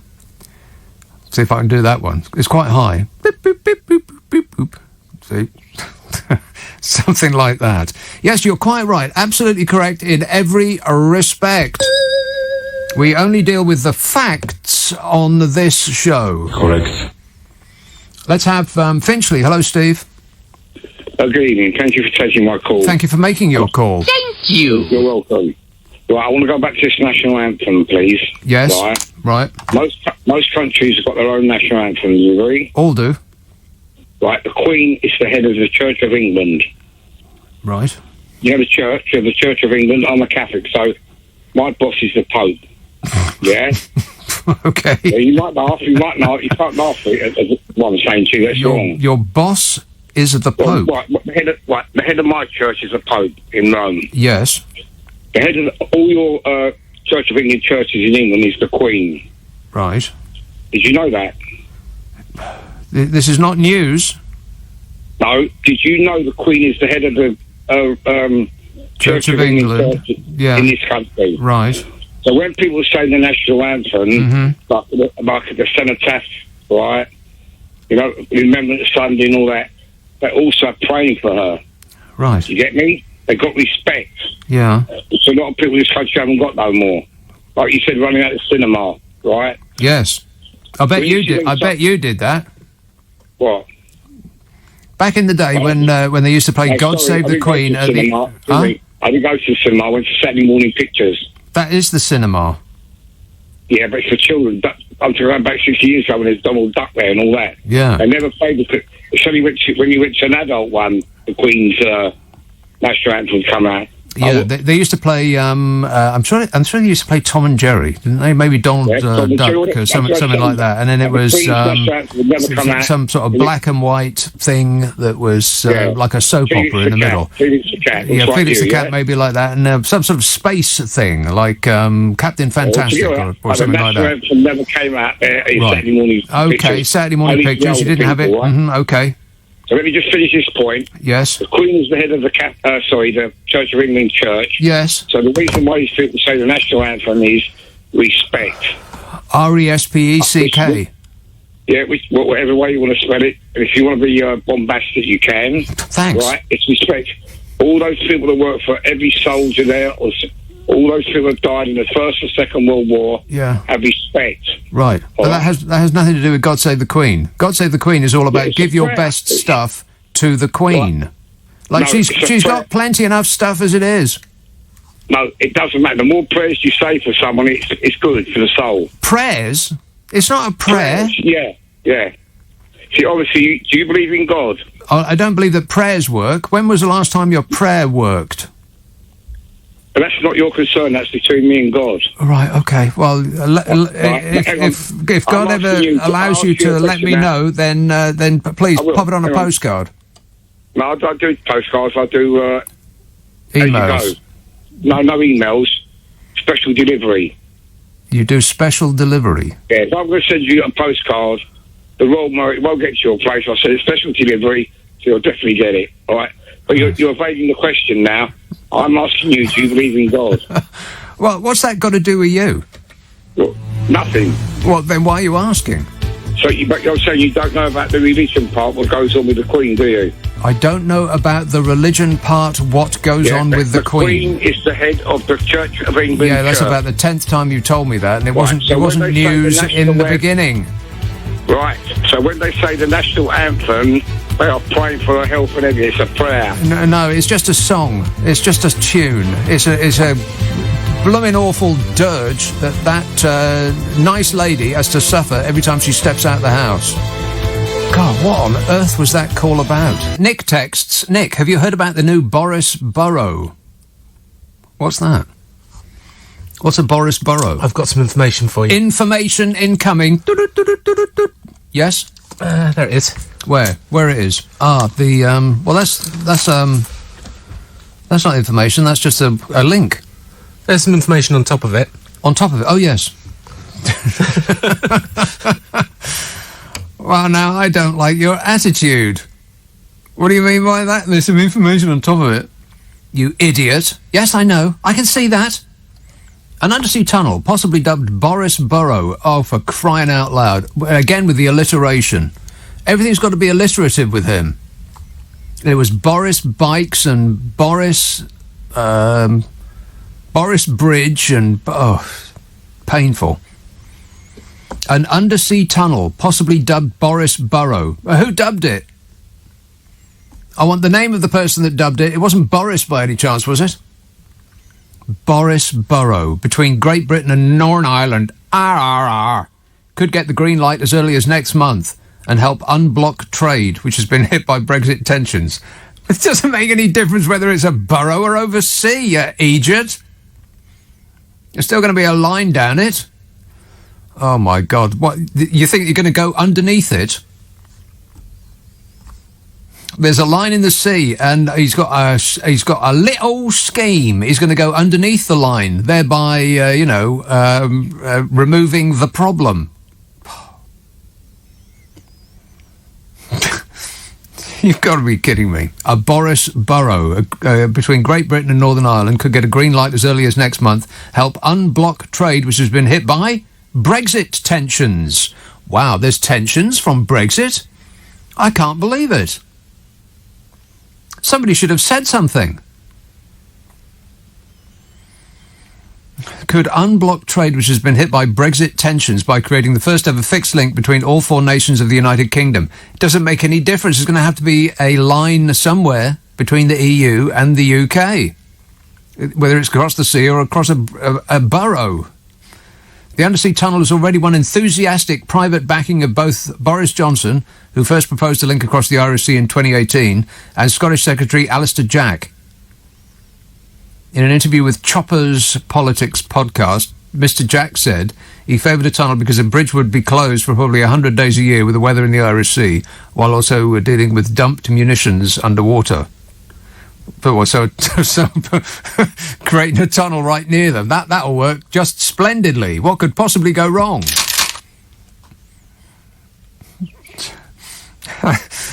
I think everybody's lost their minds. It's probably a COVID thing, isn't it? Oi. Boris Burrow. Oh, just come up with a wizard wheeze. Paw! Para texts, Democrats incited BLM riots, fact, and fabricated this latest court case that edited speech that we all saw cutting out the words march to the Capitol peacefully and patriotic, fact. You left are so narrow-minded, your way or no way.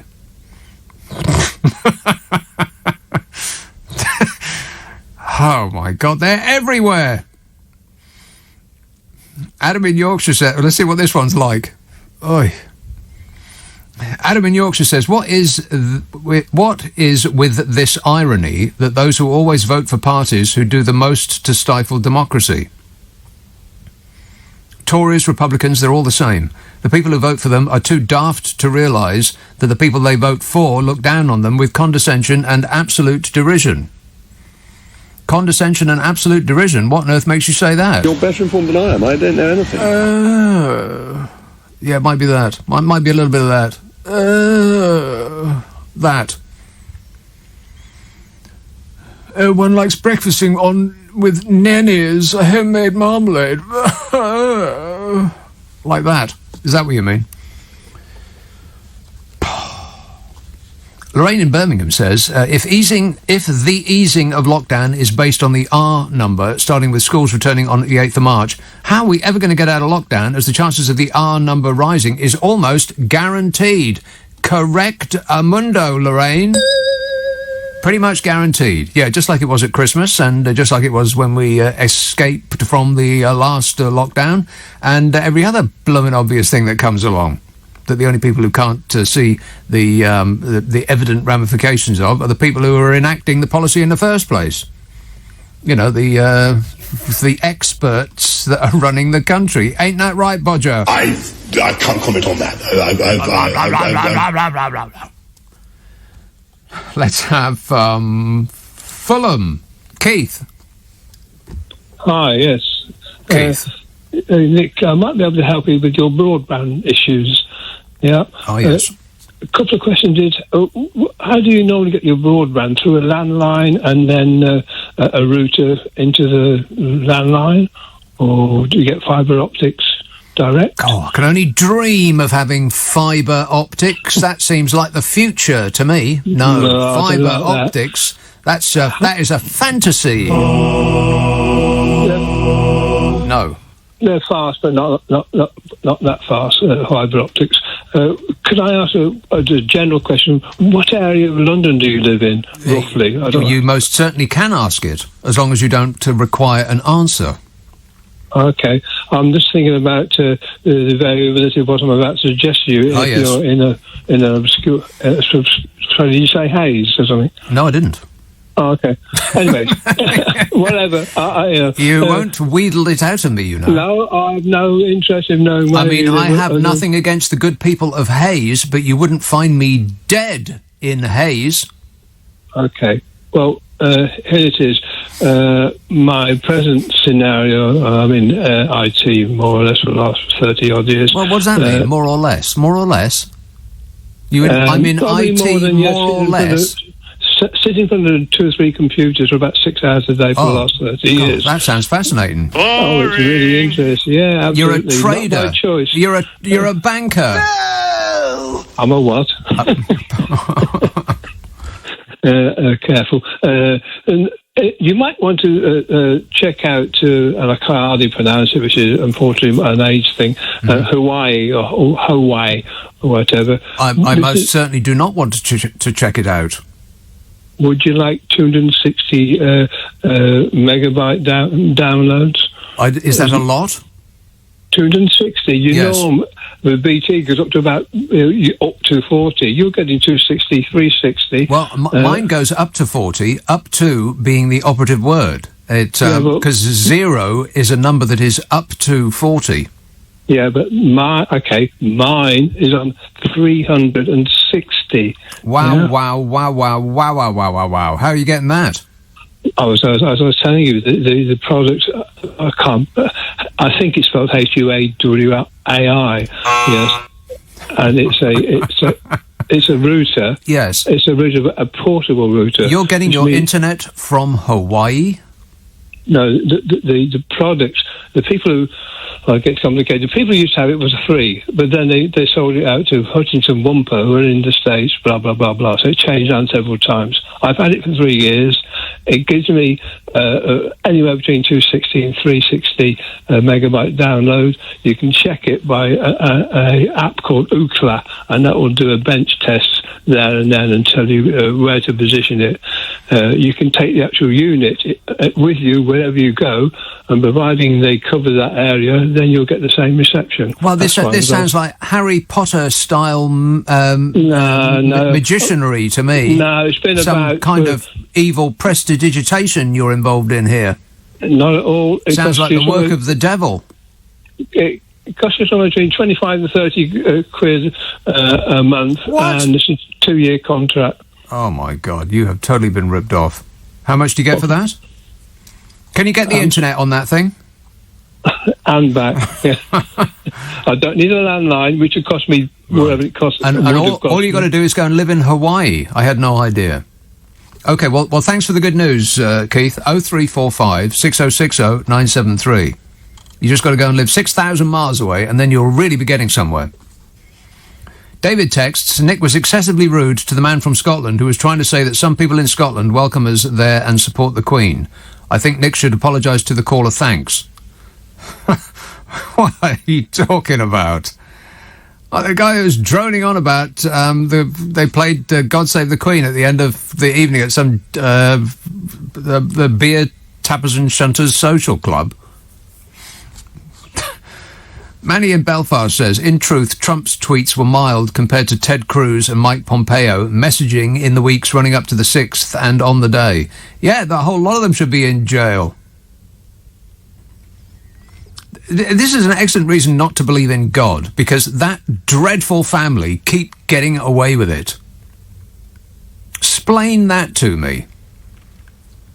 The world's worst human being was also, for a good long while there, also the world's most powerful. Explain that to me, I double dare you. Without using the phrase, he works in mysterious ways, which is just a get-out that explains anything. Frank in Darwin says, good evening, Nick. Trump has a severe personality disorder. The main symptoms are a great or complete lack of empathy, social responsibility and conscience. Trump needs a long-term service in a nice orange overall. Well, it wouldn't go with his face. Oh, shut up! See, it would clash. Something in a nice green, perhaps. But either way, somewhere behind a wall. If there's a concrete wall in front of you, go through it, go over it, go around it. But get to the other side of that wall. This text says the Democrats didn't call witnesses because Republicans threatened to stifle Biden's legislative plans, including COVID relief and approval for his political appointments. Oh, please. They're going to do that anyway. I mean, you don't think they're going to all work together as a team for the benefit of the American people, do you? God, if the Democrats are so dumb that they thought that maybe we've got a chance to work with the Republicans for the benefit of the country, and they bought that, well, they deserve everything they get. They can't possibly be that stupid. Surely not. The Republicans aren't going to help the Democrats do anything. You know, they've been through 4 years of that. 8 years, rather, with Obak Arama. You remember him, don't you? Back when the world made sense. Liverpool. Hello, Scott. Hi there, how are you? Good, thanks. Yeah, good. Scott, please speak directly into the phone. No worries. Do you hear me now, there? Yes, much better, yes. Go ahead. Fantastic. Yeah, the reason I'm here, I phoned tonight, is it's like being at war, but you criticise, like being at World War II, and then you get a newsflash, we're losing. Why has that happened? We listened to Nick Abbott, we listened to the earlier callers, senators, like, can't remember their names, but I can listen to them. Scott, can I ask you a question? Of course you can. What on earth are you talking about? Did you get that? We got that. Why am I criticising America? We don't even live there, was what he said. With some builder's language in there. Disgusting. Why am I criticising America? We don't even live there. I am stunned.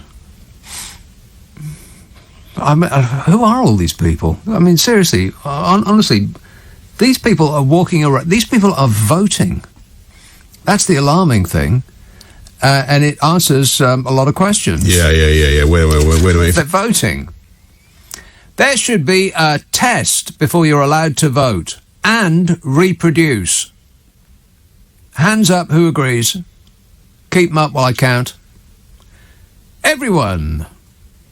There should actually be some sort of test. I mean, at the very least, you should be able to, string a sentence together to make some kind of sense.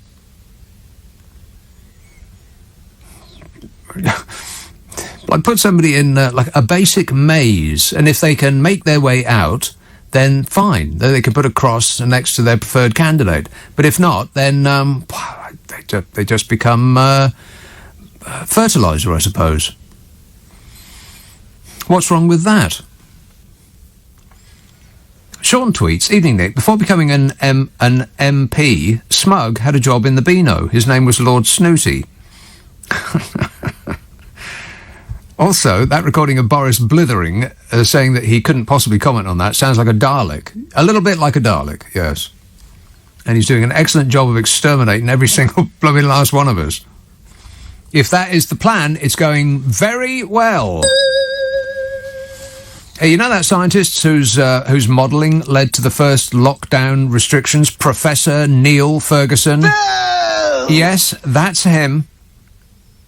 Well, he said he's hopeful that this will be the final national lockdown. Huh. So not boo, then.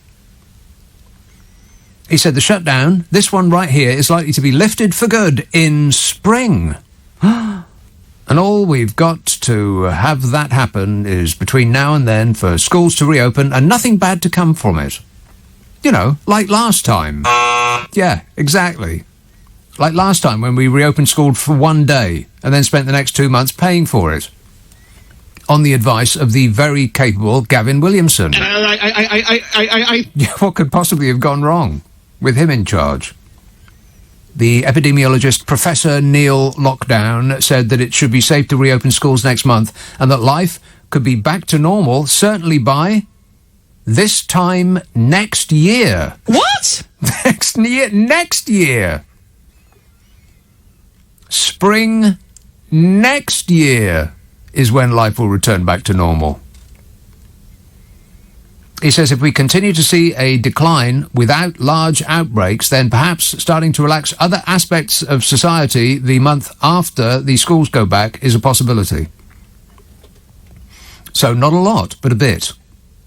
Normality in a year's time, but a little bit of freedom, just sprinkled like salt on an omelette in a month or 2 or 3 or 4 or 5 or 6.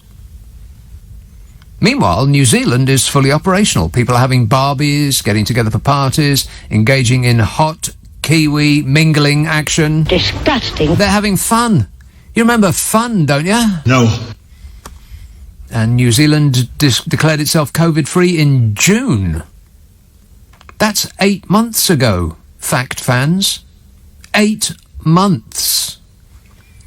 It really is hard to fathom how we've done so badly, isn't it? Yeah. Wait a minute. I mean, can you think of a single reason why this country has fared so poorly? It's probably Jeremy Corbyn's fault. If only we hadn't been run by a Labour government these past 10 years under the disastrous premiership of socialist Jeremy Corbyn, then we would be free to gallivant like New Zealanders. Thanks a lot, Jeremy Corbyn. Professor Ferguson said he hopes that the nation will be under something akin to Tier 2 by May. Ah, Tier 2. You remember Tier 2, don't you? It doesn't sound that bad. I mean, it doesn't sound as bad as Tier 7. Whatever that is. But it's still a tier, though. Tier 2 is still a tier. And I've looked it up. I actually did homework. Can you believe that? Negative. I've done homework. Tier 2 means shops and pubs and schools will be open. And I think that means any shop that hasn't gone bust in the intervening period will be allowed to open. So that'll be about 6 shops. And on top of that, you'll be allowed to meet a small, select group of your friends, assuming you can still remember who they are. You'll be allowed to cavort with friends and family, but not over 6 in number. Isn't that great? Oh, fabulous. You know, they've been having concerts in New Zealand. Concerts, actual musical extravaganzas where people enjoy themselves for a bit of a dance. Seems like a distant memory, seems like a dream, doesn't it? Meanwhile, in this country, Professor Ferguson, also known as The Science, said it will be a bumpy road and called for a cautious approach. Cautious approach, says the professor. What do you think about that, Bodger? I have to say, when Donald Trump says that there are parts of London that No. Shorter version. I think he's betraying a quite stupefying ignorance. Yes, that makes more sense. Have you met Bodger, Professor? Professor Lockdown? He doesn't really do cautious. He blunders about, waving his arms about like a threshing machine, glad-handing the sick and driving diggers through polystyrene walls. He goes, and I, all over the place, like some blunderbuss of affected mannerisms looking for a laugh. Well, we're not laughing anymore. So what does he do to distract us, Boris? Sends forth his minions to claim that people are furious at the taking down of statues and furious at the EU for treating us like we're not in the EU anymore, and furious that you can't call a gardening implement anymore, and oh look, a puppy dog. He's hired 3 photographers at our expense to take pictures of his dog to distract us from, the mountain of dead people and the worst economic crisis in history. So, assuming a cautious approach, the good professor says he's hopeful that this will be the final lockdown, and but that by this time next year, we will basically be back to normal. I bet that comes as a surprise. I bet you thought it was going to be in a couple of weeks, right? No. Next year. And it won't be this time next year, because this is February. This is cold. This is when people get ill and sick and die anyway. So it's going to be spring. So it won't be March either, because that's normally pretty parky. March, April, usually quite dismal in April. May can go either way. So June, even June is a bit chilly. So shall we pencil it in for July next year? No. Oy.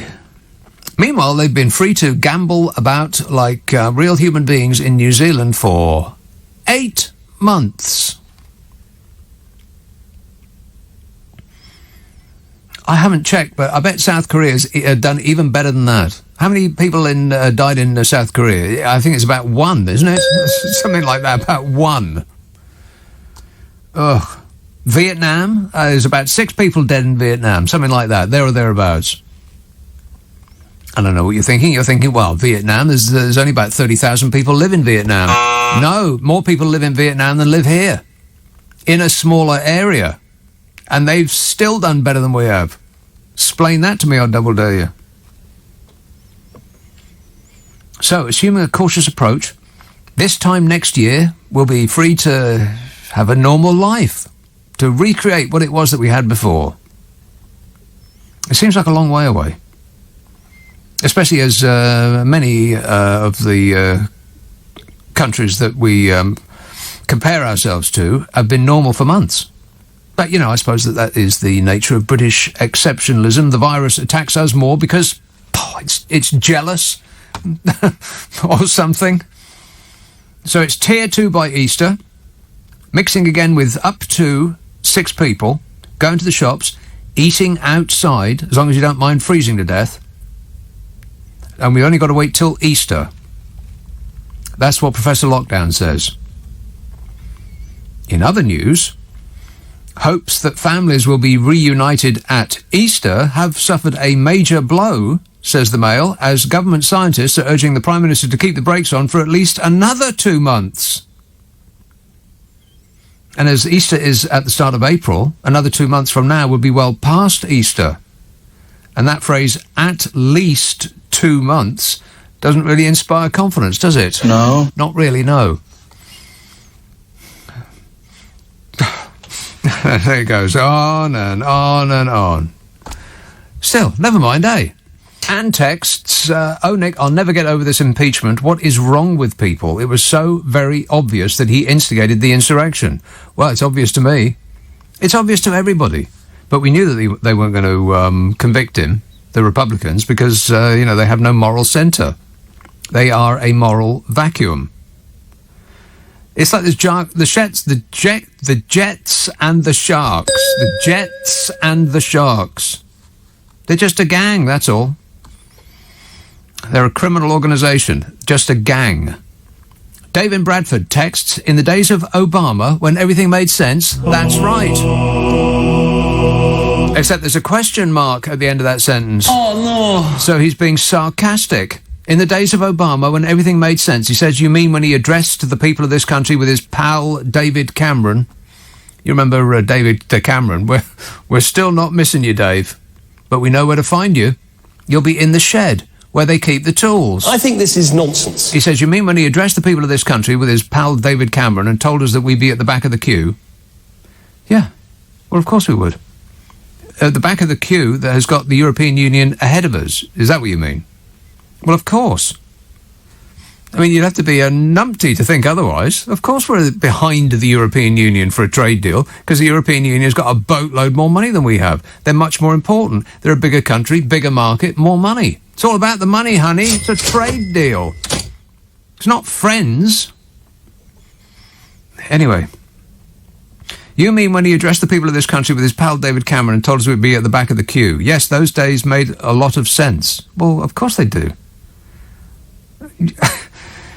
It's not people doing each other favours. They're trade deals. Of course we'd be behind the European Union.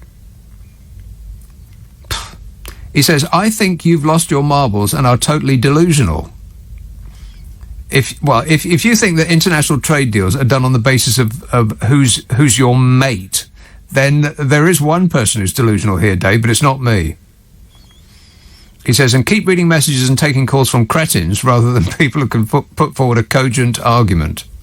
Says Cogent Dave in Bradford. Well, Cogent Dave, what about your hero Donald Trump? He had 4 years to give us a huge trade deal. Where is it? I'm not familiar with the trade deal that he gave us. 4 years he had to give us a trade deal. Where is it, Dave? Cogent Dave in Bradford. James says, have the Republicans shot themselves in the foot? Either they don't think Trump is a liability and want him to lead them into the next US general election, or they aren't worried about him starting his own party and splitting the right-wing vote against the Democrats. Best that they'd supported impeachment so he couldn't stand again. Yeah, I think that's about right. But as usual, short-termism won the day. There's a lot of, let me get this straight, is it senators? I think senators are up for election every 2 years, aren't they?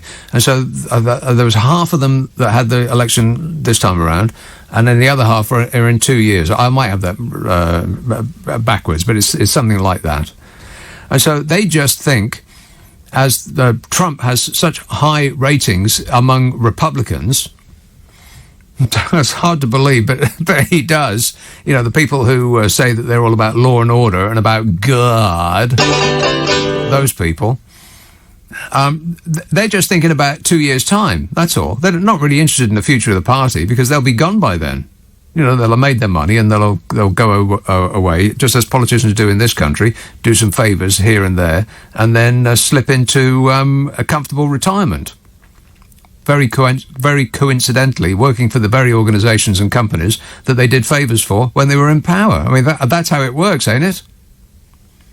So they're not going to be sticking around. They don't care. They're just... And the next 2 years is all they're concerned about. Or a couple of years after that. Just as long as they are secure. But yeah, I think it would be great if Trump stuck around and tried to do that again. I mean, he will get a large number of really, like stick in the mud. How would you describe them? Yeah, people like that. Get a lot of those, but not enough to win again. I seriously doubt it. I mean, his brand is toxic now. They're taking his name off buildings. He ain't going to win again. But he will do existential damage to the Republican Party, which the entire world should be cheering. Great. They will do what the left normally do, which is to split the vote and lose. They do it here. More people voted against this government than voted for them, and yet they got a massive majority. Because people voted Labour and Lib Dems and Greens and SNP. All the right wing had to choose from was the Conservative Party, and that the very, very few people who voted for you-know-who. I'm a nutcase.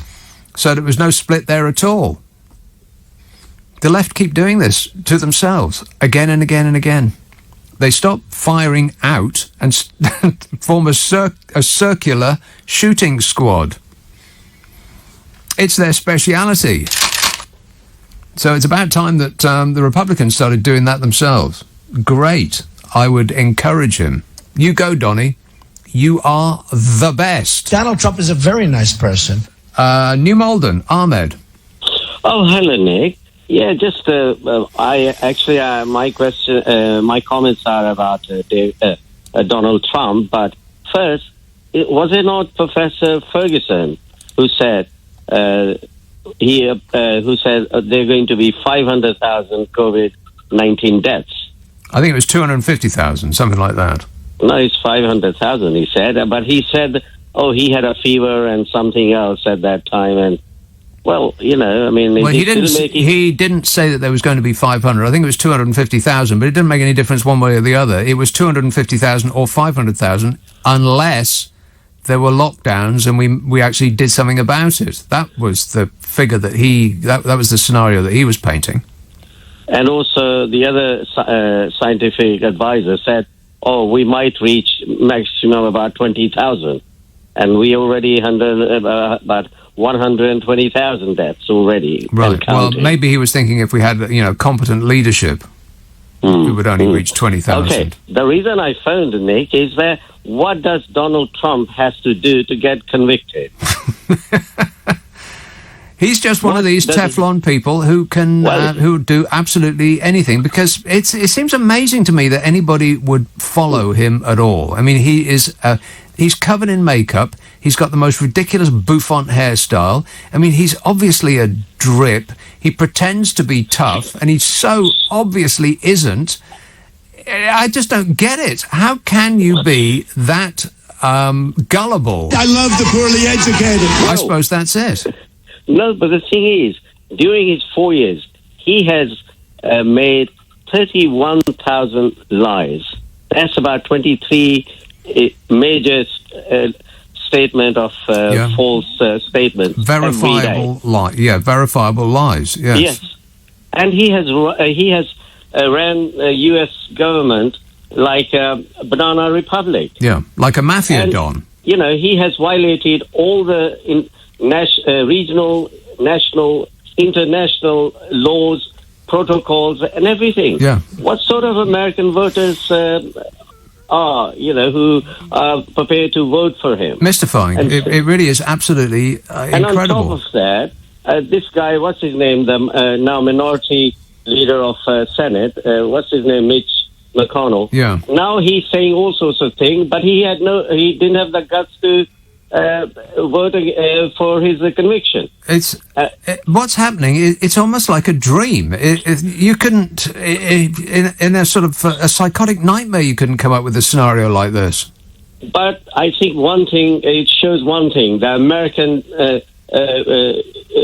American democracy now lie bare. They cannot tell other people how to run their countries, how to be more democratic. We have seen. One person, it just done so much damage to American integrity and standing in the world. A painted bouffant clown off the telly did this, and he did it really easily too. It's so a piece of easily, cake. and yet no one challenged him on that. I mean, what sort of country America has become? Well, what sort of country has this country become, whose leader models himself on that very man?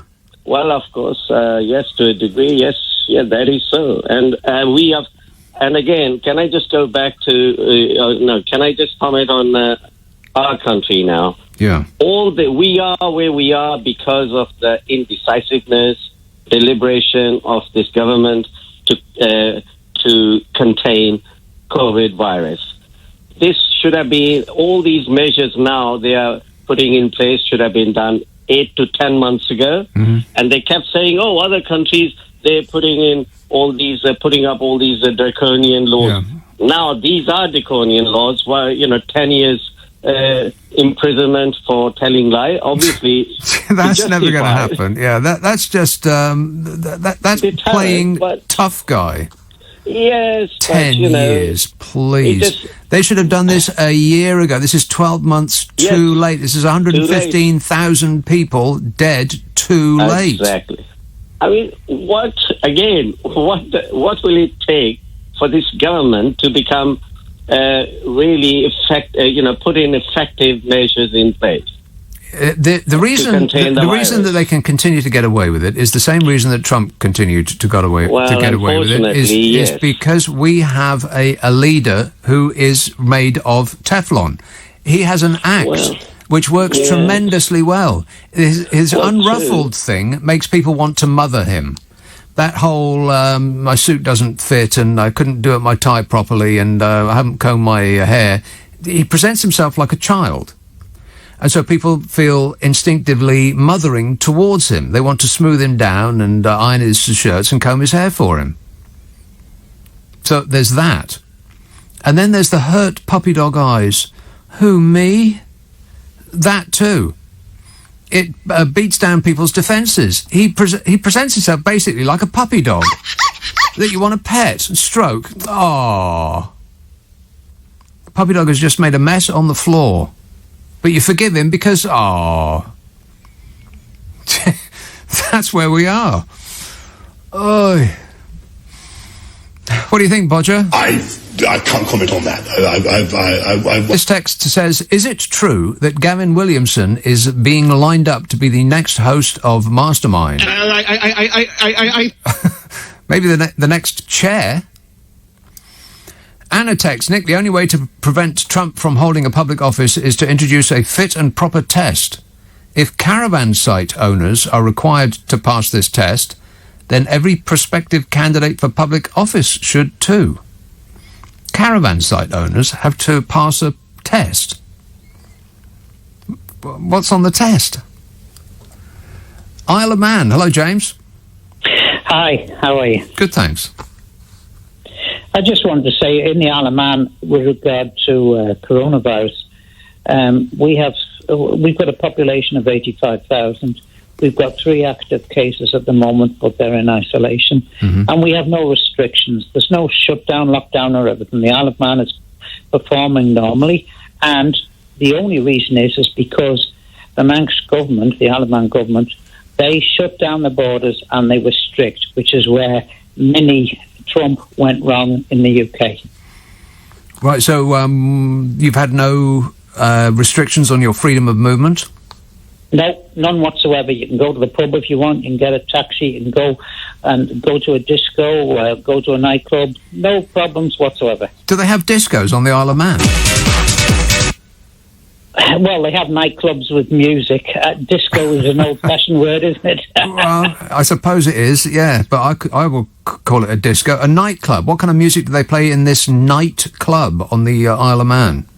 Well, there's various nightclubs, but I don't go to them because I'm in my 60s now, so right. I'm too old to go to them. Yeah. Well, I don't know. Really? Even on the Isle of Man? I'm sorry? On the Isle of Man, you're too old to go to a nightclub on the Isle of Man. I think. I wouldn't at my age. I wouldn't at my age go to one, to be honest with you. Right, because of awful racket. Yeah, and they might play something modern like Chuck Berry, something like that. So when did you come out of lockdown, or did you never actually have one? We went into lockdown in the middle of last summer, and then we came out of it, and then we went for a few months, and then in the new year, in January, we went into lockdown again because there were a few more cases, and then the last couple of weeks we've come out of it, and the borders are now strictly controlled. If you want to leave the Isle of Man on holiday, our Chief Minister has said you can go to you can leave the Isle of Man if you want, but you're not guaranteed we'll let you back in. We will let people into the Isle of Man, but it's strictly controlled. They've got to be essential workers or hospital people and this sort of thing. It's so tight, it really is, and it's kept us all safe. Well, it's a lesson to us all. Not that we really need that lesson, because that exact lesson has been played out in many countries all over the world, and we've learned absolutely zero from any of them. Well, I feel sorry for you guys, because Boris Johnson, I think, as you rightly said a few minutes ago, well, I'll say what you didn't want to say. I think the man's an idiot. He really is. Right. Okay, well, don't sit on the fence, James. Tell us what you think. All right, thanks a lot, mate. 0345 6060 973. An idiot, you say? Well, would an idiot say this? Contact tracing. Contact tracing. Anna texts, the only way to prevent... oh, no, I've read that. Fit and proper test, caravan site owners. What kind of a fit and proper test do caravan site owners have to have? Question 1. Do you have a caravan site? Answer yes or no. Alice texts, sorry, Nick, the EU is imploding. Is it? It is broke. Looking to borrow 3 trillion euros. Time for you to stop supporting it and show a bit of loyalty to the place where you earn your living. Oh, God, it is another one of those, if you don't agree with me, you're a traitor, people. No, Alice, as I've explained this over and over and over again, the difference between me and you is I want what's best for my country. You, Alice, want what you have been assured is best for you personally. That's the difference between me and you. Pick the patriot out of that one. I double dare you. The EU is imploding. It's broke. Have you seen us? John in Hartlepool says, oh, this is all in capital letters. Oh, capital letters. Oh, no. Here we go. Abbott, spelt wrong. Shall I actually continue past that? I've edited it. Really? Spelt the first word wrong. Mind you, I did that in that book, in one of my books that I wrote. One of my books, What I Wrote. I really can't understand it because it's available in paperback. I think it was the last one that I wrote, not including the A to Z. There's about 7 up there, 6, 7, 8, something like that. Books of collected columns. And the paperback book is spelt right. And the e-book form is spelt wrong. It's either that way around or the other way around. And I really can't understand that at all because I just cut and pasted one to the other. And yet the spelling mistake was corrected or probably appeared in that copying. That makes no sense to me. But anyway, you're not alone, John. John in Hartlepool, he's left the H out of his own name, John. So that's 2 spelling mistakes before we've even got out of the traps. He says, Mr. Trump was found not guilty because he was not. But remember, this is all in capital letters. You know, like he's shouting at me. Mr. Trump, was that President Trump to you? He said he was found not guilty because he was not. If he is not back 4/3/21, he will be back in 4 years, you moron. God bless the Trump and Farage. You see what I mean? They're absolutely everywhere. You really don't have any inkling that there's so many people like that out there because you would ordinarily cross the road to avoid them. I mean, you certainly wouldn't engage them in conversation, ever. You go through your entire life of not realising that there's people like that in vast numbers out there, free to wander around and vote and commingle with people and pass those genes on. Disgusting. Don't take your genes off, John, please, as the nation is begging you.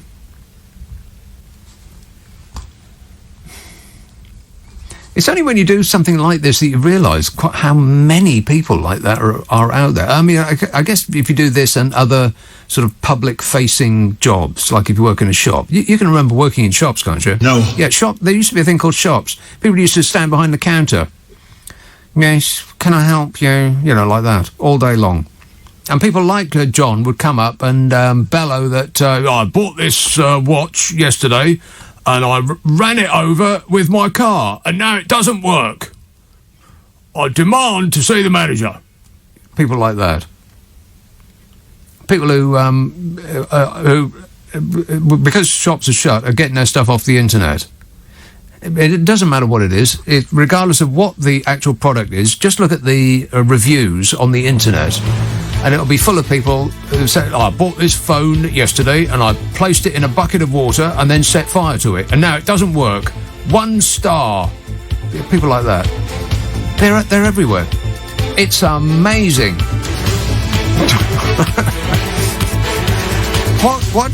What is it that defines these people? I love the poorly educated. Well, if you say so, Don. This tweet says, Nick, the truth is... Oh, well, we're not interested in the truth. But, okay then. The truth is the Republican senators are absolutely scared of their voters. Remember, they have guns. Wouldn't you be scared knowing that what these people are capable of? Yeah. This anonymous text says, I've been listening to you for ages, thinking you were a cool guy. A cool guy. Groovy. Now it seems you're just another numpty. What? He says, hoot, and it's got to be a he. Who took on China and Iran? Trump! ! Yeah. Do you mean the Iran that restarted its nuclear weapons program? Or maybe not. Do you mean the China whose economy grew last year, the only country in the world to grow their economy last year? Do you mean that China and Iran that Trump took on? Must be another one. Josh texts, Trump, tough, do me a favour, he dances on stage to the Village People. Yes. That's right. All of these tough guys in America with the tattoos and the beards and the guns, and their hero is a guy in makeup and hairspray dancing to the Village People. Badly. Amazing, isn't it? It's just absolutely incredible that a painted clown off the TV could have done this to America. I think it must be that America wanted it done to them. Let's go straight to the heart of the problem. Atlanta. Hello, Graham. Nick, tell us how long you're going to let Trump in your head without him paying rent. Tell us how long what? How long are you going to let Donald Trump be in your head without collecting rent? He's taking up space in your head. It's in the news. It's called news. I don't know if you get news where you live, but it's the news. The other thing I wanted to ask you is, you have to, if you come into England or the UK, you have to stay in a hotel for 10 days. Is that what it works? Is that how it works? Yeah. If you enter the country, you have to stay in a hotel for 10 days. Quarantined. Yeah. You think that'd be a good idea on the southern border of the United States? Do I think it would be a good idea what? On the southern border of the United States. If you say so. A couple of weeks ago, a couple of weeks ago, I told you it'd be the perfect time to break into the country. To break in? What, yeah. like it's a bank? What are you talking about, Graham? Well, yeah, I'm talking about people who want to come to the United States. We're wide open. Yeah. COVID, no COVID. Right. Time to come. Okay, great. I'll see you at the border. Thanks a lot, mate. Did that go as well as you thought it might? Whew, there's something in the air tonight. Seriously, I'm blaming you. Sorry? It's your fault. Sorry, not accepted. Jim texts, Trump is now clear to run again in 2024, the same year as our next general election. Trump and Johnson, 2025.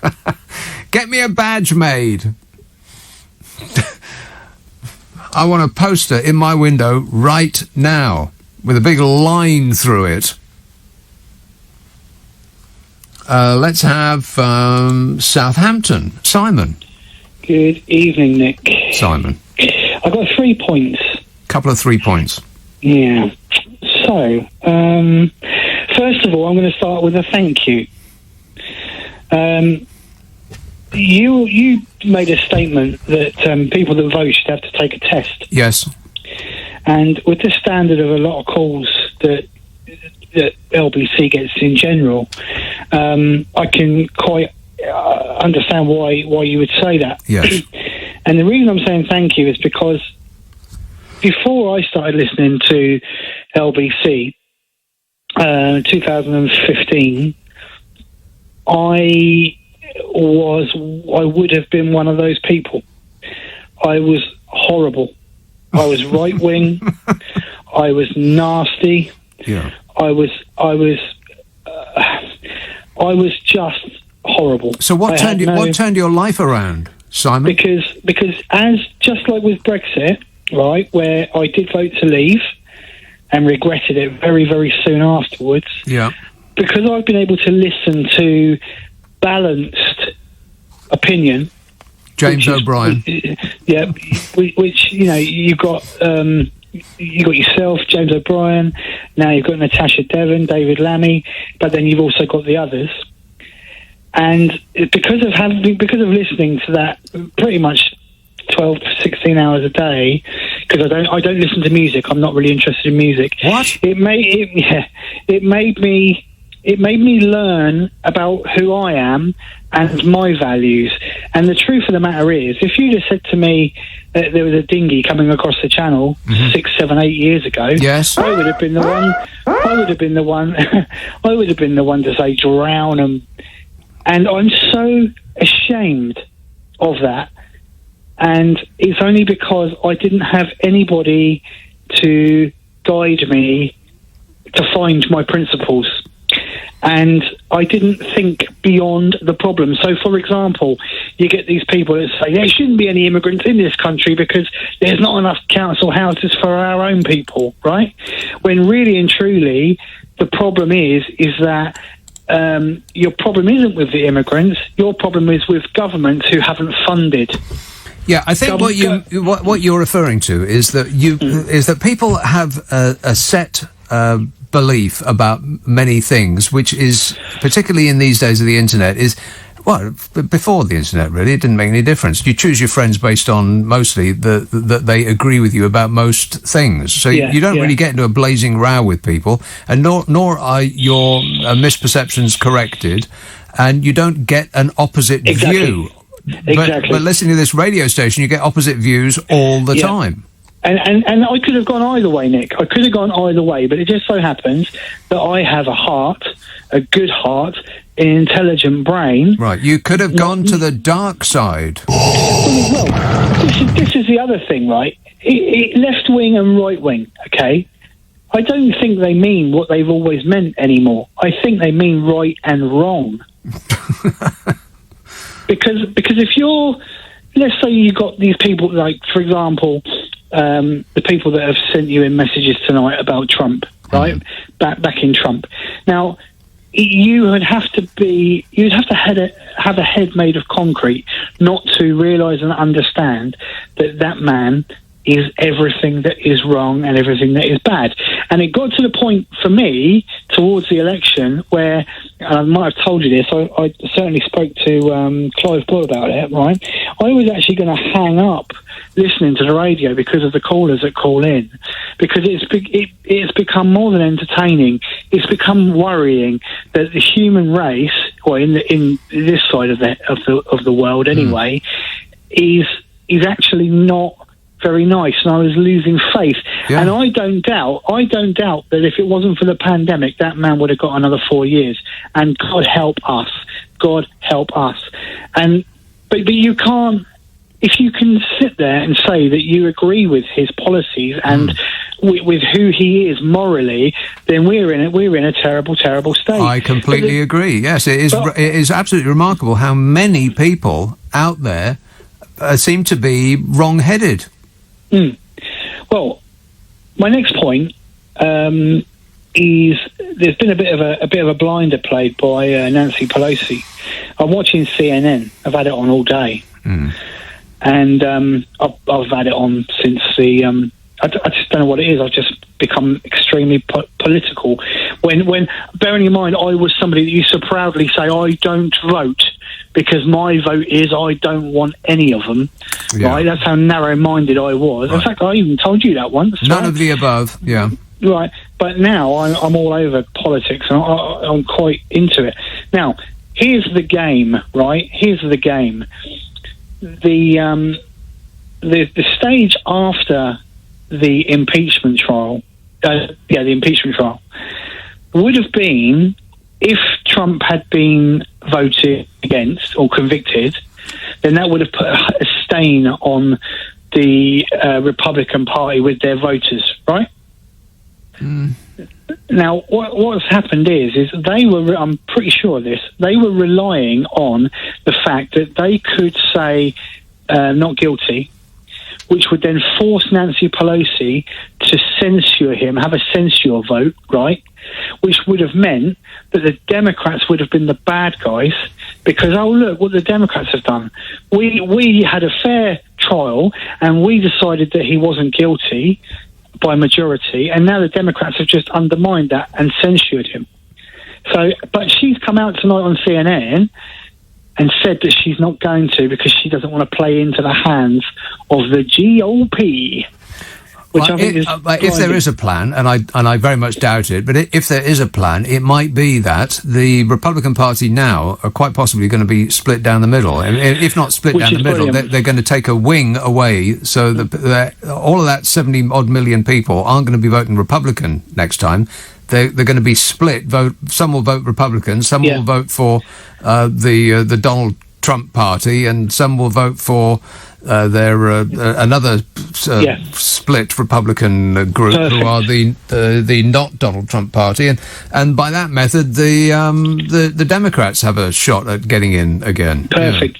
But the thing is, and please let me make my next point before you cut me off, because it's important. Just to put the sugar on the top of what you just said. It comes back down again to right versus wrong, not left versus right versus wrong. And the beauty of what has happened now tonight with that trial is that they've done a lot of damage to the wrong side of life, which means that the right will be able to progress and hopefully take America forward, and obviously we all benefit from that. Now, here's my last point, right? And this is important. This nearly moved me to tears, right? I thought that last point was your last point. There's another last point. Okay. This is it, and I promise this is it. And in closing. Right, okay. In 9/11, there was a group of passengers who overcame the terrorists on one of the planes to stop it from hitting the Capitol, and it ended up in a field. Right? They sacrificed their lives for that cause, and then you've got the people. I'm sure they actually wanted to save themselves, but I mean, we'll never know. It wasn't selfless. They were being hijacked at the time, and the word was coming through that the other planes had crashed, so they probably wanted to take back control of the plane. Well, this is not coming from my mind. This is what I heard one of the senators saying the other day. So I'm just relaying what was said, but it moved me so much. So let's just assume that, what I've just said is the reason that it was said. Right. If they're patriotic enough to stop terrorists performing a hijack, now you've got people that would willingly vote in and bat for a madman who incited death and rioting on that building, and a party that condones it. How sick is that? Very. Okay, good work. Thanks a lot, Simon. Thank you. Why don't you just turn the news off every now and again and listen to some music? Just do yourself a favour. Listen to some music. Put some jazz on, or a little. My phone just burst into life. I've shut it off. I've closed it down. I haven't closed it down, but I've put it on mute. And it heard me say, "Why don't you listen to some music?" And it's dialed up some music for me. It's the drafts game. Yeah, I'm not interested in any of that. Be quiet. How can you do this? Oh, you're on mute. How do you stop it? Stop. That is alarming. My Android phone is taking over. Correct. I wonder if I'd let it continue. I wonder what kind of music it would have come up with. Something happy, I hope. He is a very sick and dangerous man. Mary texts, the voters of the UK and the USA can't possibly be stupid or deluded in this sort of numbers. Really? I think it might be due to a visceral fear of left-wing politics. This is understandable to some extent, as the collapse of socialist systems has resulted in some dire regimes.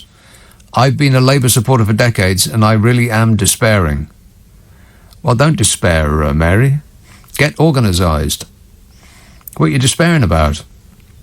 Socialist systems? Like what? I don't think socialism has ever been tried. Not really.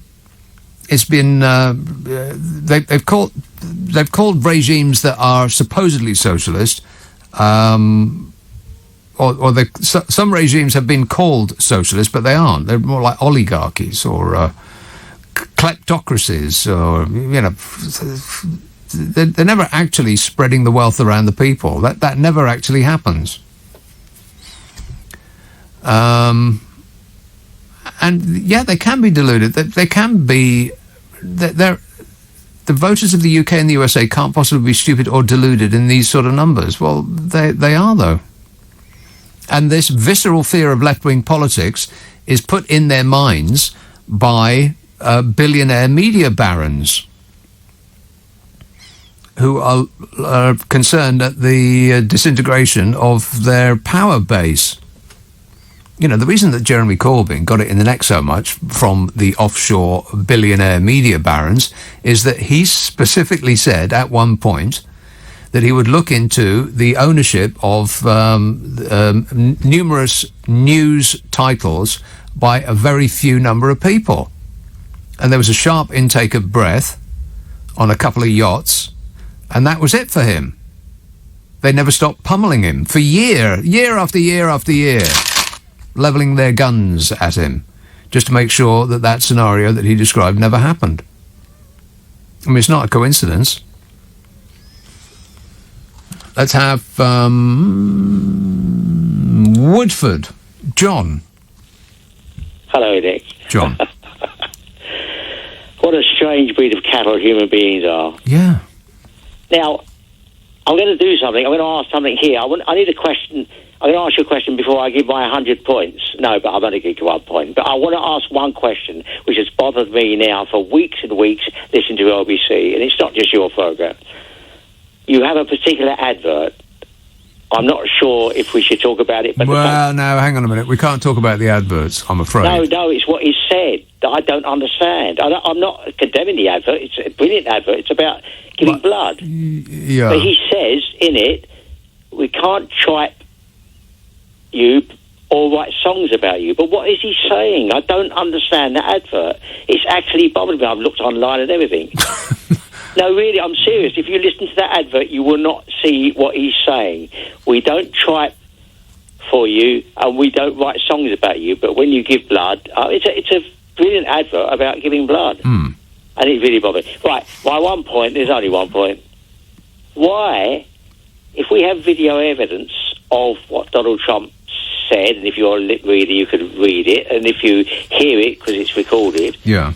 If he's actually said things and goaded people into destruction and almost revolution in America, my God, I know. How come we've got to this point? How is he getting away with it? Yes, how are people saying that this is not a pipe? Essentially. Exactly. I mean, am I listening to a different radio station or TV station? I'm hearing this. Is nobody else hearing it? I think you're tuning into a different reality. It's like maybe that's why I can't understand it. You've gone through the twilight zone. It is amazing what's happening. It really is. It defies belief. It does. All right. As for the other thing that you were talking about, I've got absolutely no idea. Not a clue. Sorry about that, John. Better luck next time. Keith tweets, why would anybody listen to jazz? Isn't it just 6 people playing different tunes at the same time? Stick to Fisher-Price music, Keith. Something really, really simple, like ABC. How can anybody say they don't like jazz? It's like saying, I don't like music.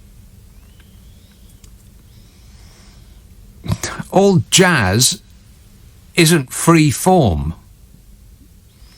The amount of people that just blithely write off jazz as just that. It's just, like people who have never met, just blowing into a horn all at the same time. It's just... I've got no time for you, Keith. Richie in Streatham says, the reason why a large percentage of Americans do not like Donald Trump is because he's like a mirror, a reflection of who they really are, and they don't like looking at themselves in that mirror. No, they don't like Donald Trump for the very good reason that Donald Trump is an entirely despicable person. Donald Trump is a very nice person. He's an absolutely awful person. Donald Trump is not a nice person. And Richie says, and on the same note, the reason why a large percentage of Americans do you like Trump? or maybe do, a large percentage of Americans do like Trump, it's because he allows them to be who they really are. Yes, I think you got it on the last one. Correct amundo. That's right. He is their inner voice. They like to. They think that way, but they felt what's the phrase? They felt unable to actually express those feelings. And you were hearing this like a lot in this country as well. There's a lot of that. People complaining and whining that about all of that stuff about woke. You know, okay, some people go a bit too far. The woke brigade go a bit too far, just like everybody else does. But that's not the essence of it. It's being concerned about the feelings of others. But people don't like being concerned about the feelings of others, especially others that are other to them, as in foreigners or easily identifiable minorities, who you used to be able to pick on, and it be a family entertainment, Saturday night TV. Let's pick on some minorities. Well, there's the people with skin colour that's different to your own, and there's the people that dress a bit different to you, and there's women, of course, all women. They're good for a laugh, and the gays, and old people, and the disabled, and on and on. Oh, we used to make just such tremendous jokes about them. Why can't we do it anymore? They say. And then somebody comes along, and it sets them free. Oh, what sweet relief. There's a lot of that. And if you think that it's not happening here, then wake up. Phil tweets, look on the bright side, Trump losing to Kamala Harris in 2024 is going to be joyous. Yes. I mean, just as long as he crashes and burns, I would actually be amused to see him go again, wouldn't you? I mean, just as long as he doesn't actually stage a coup this time and take over America. And, of course, the press will do the exact same thing. If he ever runs again, the press will do the exact same thing that they did last time and point their cameras at him and leave them on, permanently pointed in his direction, giving him all the free airtime that he wants. Because he's ratings. And that's not a good thing. Car crashes would be ratings, for instance. Fights in the street would be ratings. Just because people want to watch it doesn't mean to say it's a good thing. Graham in Rochester says, people who say that they don't like jazz always seem to think that the Pink Panther... What? People who say they don't like jazz always seem to like the Pink Panther theme or Take 5, or any other number of tunes that they haven't stopped to realise are jazz. Correct. James in Guildford says, people who turn their nose up at jazz should start with Gregory Porter before getting into the heavier stuff. He's a smooth and gentle gateway drug. After that, slap on some Art Blakey, float downstream, and thank me later, he said. No, I'll tell you what, James, I'll thank you now. Thank you. Absolutely. It's an asinine thing to say I don't like jazz. It's like saying I don't like music. Here is Bristol. Hello, Andy. Hi, Nick. How you doing? Good, thanks. Excellent. I like a bit of Art Blakey, by the way. He's very good. Why not? Indeed. So I just wanted to discuss the landslide victory for the baby tornado in the Senate today. Was it 57 guilty, 43 innocent? I think was the outcome, which is other way around, wasn't it? Oh, yeah, okay, right, yeah. Yeah, 57% found him guilty. I mean, where else in the world can a jury find you 57% guilty and the outcome is innocent? I find that ridiculous. Yeah, it rather puts the emphasis on. No, I'm not getting that right at all. It rather raises the bar a little high for the establishment of guilt. Indeed, yeah, exactly. I understand that it's meant to be 2/3 guilty, but Yeah. it just doesn't compute with me. I mean, it's just very bizarre. Very bizarre. Nothing about it computes at all. It's like we're drifting through a dream. It's a kind of an interesting nightmare. Yeah, that's I mean, it's not utterly horrific, but it's interesting. You know, as long as he doesn't come back and take over, it will continue to be interesting rather than horrific. He'll be back on the 4th of March, obviously. Yeah, 4th of March, he will be installed as the 19th legal president of the United States of America, so say the QAnon people. Those dinglings. Little flags out. It's going to be great. 4th of March, put it in your diary, Jack. I'm looking forward to it. Yeah, me too. All right. Thanks a lot, mate. Not Jack. Andy. Jack in Chingford says, where's the lady with the faulty smoke alarm? I'm worried about her. Yeah, if your alarm is beeping at you, you've got to change your batteries. But that nice lady who used to call me up, or has been calling me up for a couple of weeks now, she just decided to live with it. It's the world's most annoying noise. Beep, it goes. Continuously. I mean, if it went beep, beep, beep, beep, you could sort of tune it out, I suppose, but it doesn't. It goes beep. And then there's a echoing silence. And you think, oh, it's stopped. And then it goes beep again. Oh, I can feel all the hairs on my entire being being rubbed up the wrong way, just at the very idea. Change your bloomin' batteries if your smoke alarm is beeping at you. How she could just ignore it is beyond me. She was talking to me, and I thought she had a parrot in the background. But no, it was a bloomin' smoke alarm, which was essentially yelling at her. It was saying, "Warning, warning! Change the battery, lady." Derby. Hello, Ryan. Hi, how are you, Nick? Good, thanks. Marvellous. Yeah, so it was a call earlier on about something about Europe and how wrong it is, and we need to be patriotic.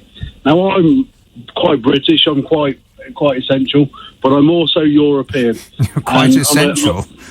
Yeah. What's essential about you?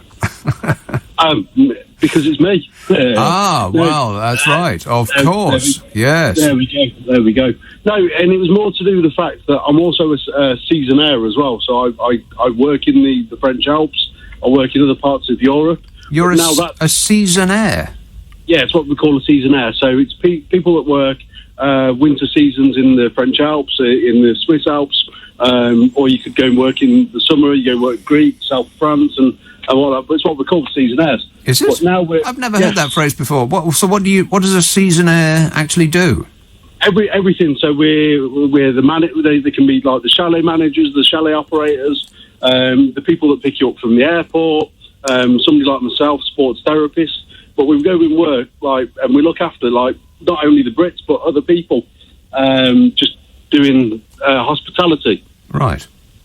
And there's roughly around about 25,000 people that do this year in, year out, and they're seasonal contracts. So it could be from November through till April, May time. Then we'll come back to the UK for a month, and then we'll go and work the summer, so Mallorca, Ibiza, the Greek Isles on the super yachts and things like that.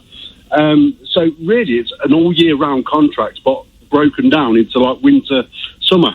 Right. But now we're out of Europe, and we're on British contracts. So we were on British contracts. So we pay our tax, we pay our national insurance back to the UK, even though we're working abroad. Right. But now we're out of Europe. That's 25,000 people that potentially can't get work. Huh. And we were kind of brushed aside, and it was all about the fish. Yes. Yeah, and now you can't get a single one of any of those people that was bellyaching about fish to say one single word about it. I'm a nutcase. Exactly. Not one single one is saying a word one about fish anymore. It's almost as though they actually didn't care about fish at all. Yeah, So you've got, well, I mean, for me, they're on about money, but you have 25,000 people that were paying back into the UK economy all year round that have now pretty much lost jobs. Yeah. Well, you know what? Somebody should really have said that Brexit might not be a great idea. If only somebody had said in the years before and since that it might not be a great idea, then maybe we wouldn't be in this mess. But unfortunately, nobody said a single word. No, and I do have to pull you up on something, though, Nick. Mm-hmm. You had somebody earlier with H missing from the John. Yes.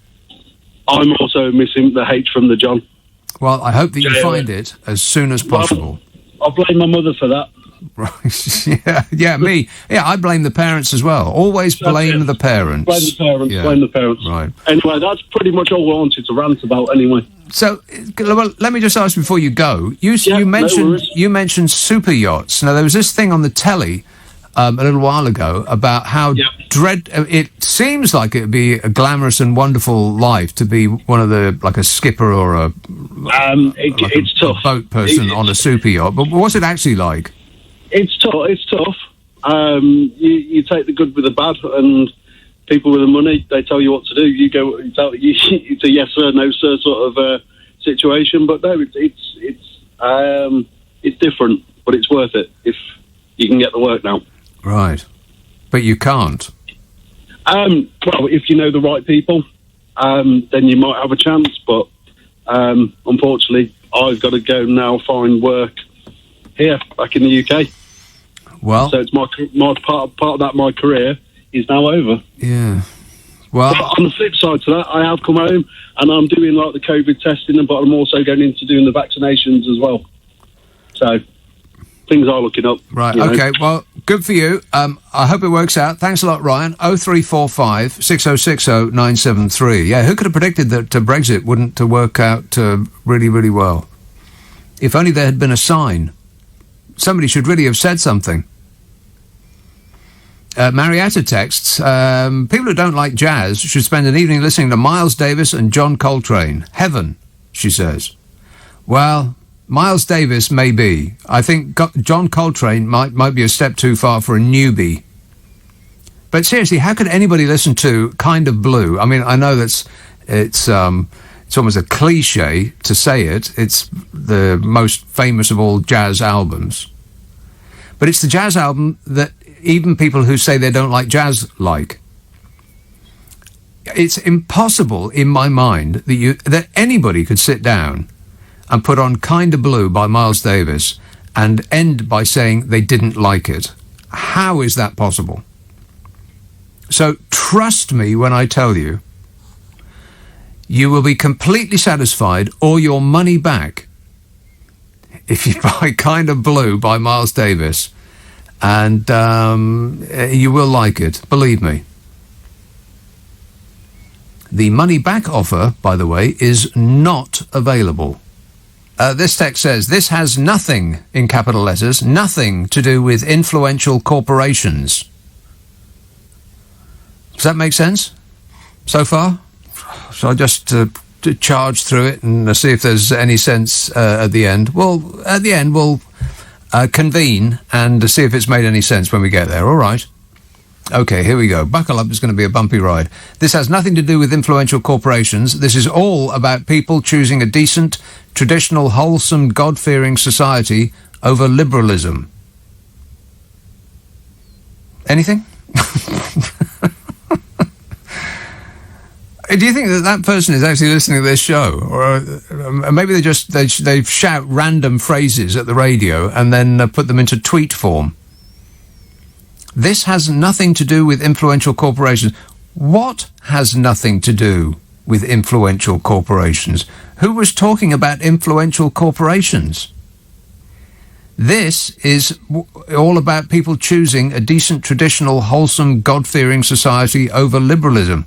What is all about people choosing etc. and so on? Mystifying, it really is. Honestly, Philip texts, this one's bound to be good. Are you ready? Philip says, fish, very tasty and soon to be much cheaper for British people to buy because they're now British and better and happier for it. Yeah, ain't that right? You're better informed than I am. I don't know anything. Brighton. Hello, John. Hello there, Nick. Hello there, John. Can you make any sense out of this show? No. Not really. Yeah, you've got some good calls. Some weird. Yeah. Don't think too much about what's going on in America, or your head will explode. Yes. I think. Don't want to think too much about that. It's hard to fathom. Yeah. And great. Also, great to hear from Simon Marks. I think he's a great commentator on what's happening there. Yeah. You're speaking to a Scottish guy at the beginning of the show, and I was just wondering, how comes you don't speak with a Scottish accent if you grew up in Scotland? Out of interest. Right. Well, I moved to Scotland when I was about 13 or 14, something like that. Right, so I was already I grew up before there in Essex. All right. So I was already a bit Essex before I moved to Scotland. And when I went to Scotland as a kid, I didn't want to get a Scottish accent. So I used to watch the Sweeney. I can remember making a conscious decision that I didn't want to get an accent, so I was going to watch the Sweeney so as to maintain my Essex twang. No, I just thought you grew up from a Not young from child. I thought there's no way to avoid having a Scottish accent anyway. Yeah, that explains it. Yeah. No, I was just about I was saying about the great vaccination success. Right. And now we're going to hit the 15 million target. It seems in the next day or Monday, and I've heard that the government is going to send out its ministers, send them out forth to the vaccination centres to get milk it for all it's worth. Right, and, but to get involved in all that... Oh my God. Well, get yours as soon as you can. Yeah. Because they're bound to screw it up somehow. Yeah. Get their photo ops for it and all that. No doubt. That's precisely what's going to happen. Yeah. He'll have his 3 photographers stop taking a picture of his dog and start taking pictures of, Pretty and Gavin and, all the rest of that. I saw... dismal bunch. Boris was on a website, I think BBC website, and his hair was incredible. It's like you couldn't believe how it could be such a mess. Right? Yeah, it's on purpose. Like I said before, he does that to make him appear as a school child, so that people feel. They instinctively feel mothering towards him. That's the essence of his entire act. To appear like a crumpled school child. Yeah, it's sort of like a bit like Trump with his hair. Both it's got hair issues. They do, but completely opposite hair issues. Trump's is sort of. I've got no idea how that confection is arrived at, but it's through probably the application of science, whereas Johnson is the opposite of that. But I'll restate my case. He does present himself as a crumpled schoolboy, which makes people instinctively feel that they want to mother him. It also has the benefit of making him seem unthreatening, which he isn't. He's none of the things that he appears to be. And yet it's an instinct. You feel, you just want to take care of him. Oh, you want to smooth his creases out and brush his hair. And plus those puppy dog eyes that he gives, like, I'm so who me? That routine, and it's enabled him to get away with it, whatever it may be, the it of the day. It's enabled him to get away with it his entire life, hasn't it, Bodger? I can't comment on that. Daniel tweets, Nick, I just added Kinda Blue to my music collection. Wonderful so far. Groovy. Yes, just wait. When you come to the end of it, put the needle on the record, make the drum beat go like this. Replay that CD. Trust me. Thanks a lot, John. Gotta go. 0345 6060 973. Munich. Jeff. Oh, hello. Yes, Jeff. Is that Nicholas? Yes. Yeah, Yeah, Nicholas, I'm glad you're a Sweeney fan. I used to enjoy it very much in the 70s. Who are you? We're the Sweeney, son, and we haven't had our dinner yet. Right. Yeah, but that wasn't what I wanted to call up about. Really? Well, it's a shame that you led with that. Yeah, well, you'll forgive me. I'm not as articulate as yourself. But what I actually wanted to say is, if you'll forgive me for my directness, as I've actually, had enough of the sort of Western European world, Boris Johnson's, the Donald Trumps, the politicians, the complicated, boring issues, coronavirus, Brexit, and everything else. Right, so what is that noise? Sorry, that's somebody pinging me. So pinging you. Right. Yeah. Okay, so where are you going then? Yeah, well, what I'd like to do is I would like to sell my house in Britain and get as much money as possible, but the pound is falling, and, I'm not sure if it's going to be a very, opportune procedure, but as soon as I can actually sell all of my assets in Europe, in the West, then what I'd like to do is I'd like to go to Vietnam and spend my time sitting on the beach, grilling fish, and not having to worry at all about coronavirus, because they've only had 35 deaths for a population of 97 million people. I don't think it's 97, but it's more people than us in a smaller, like a per person per square foot. It's a smaller area than we got here.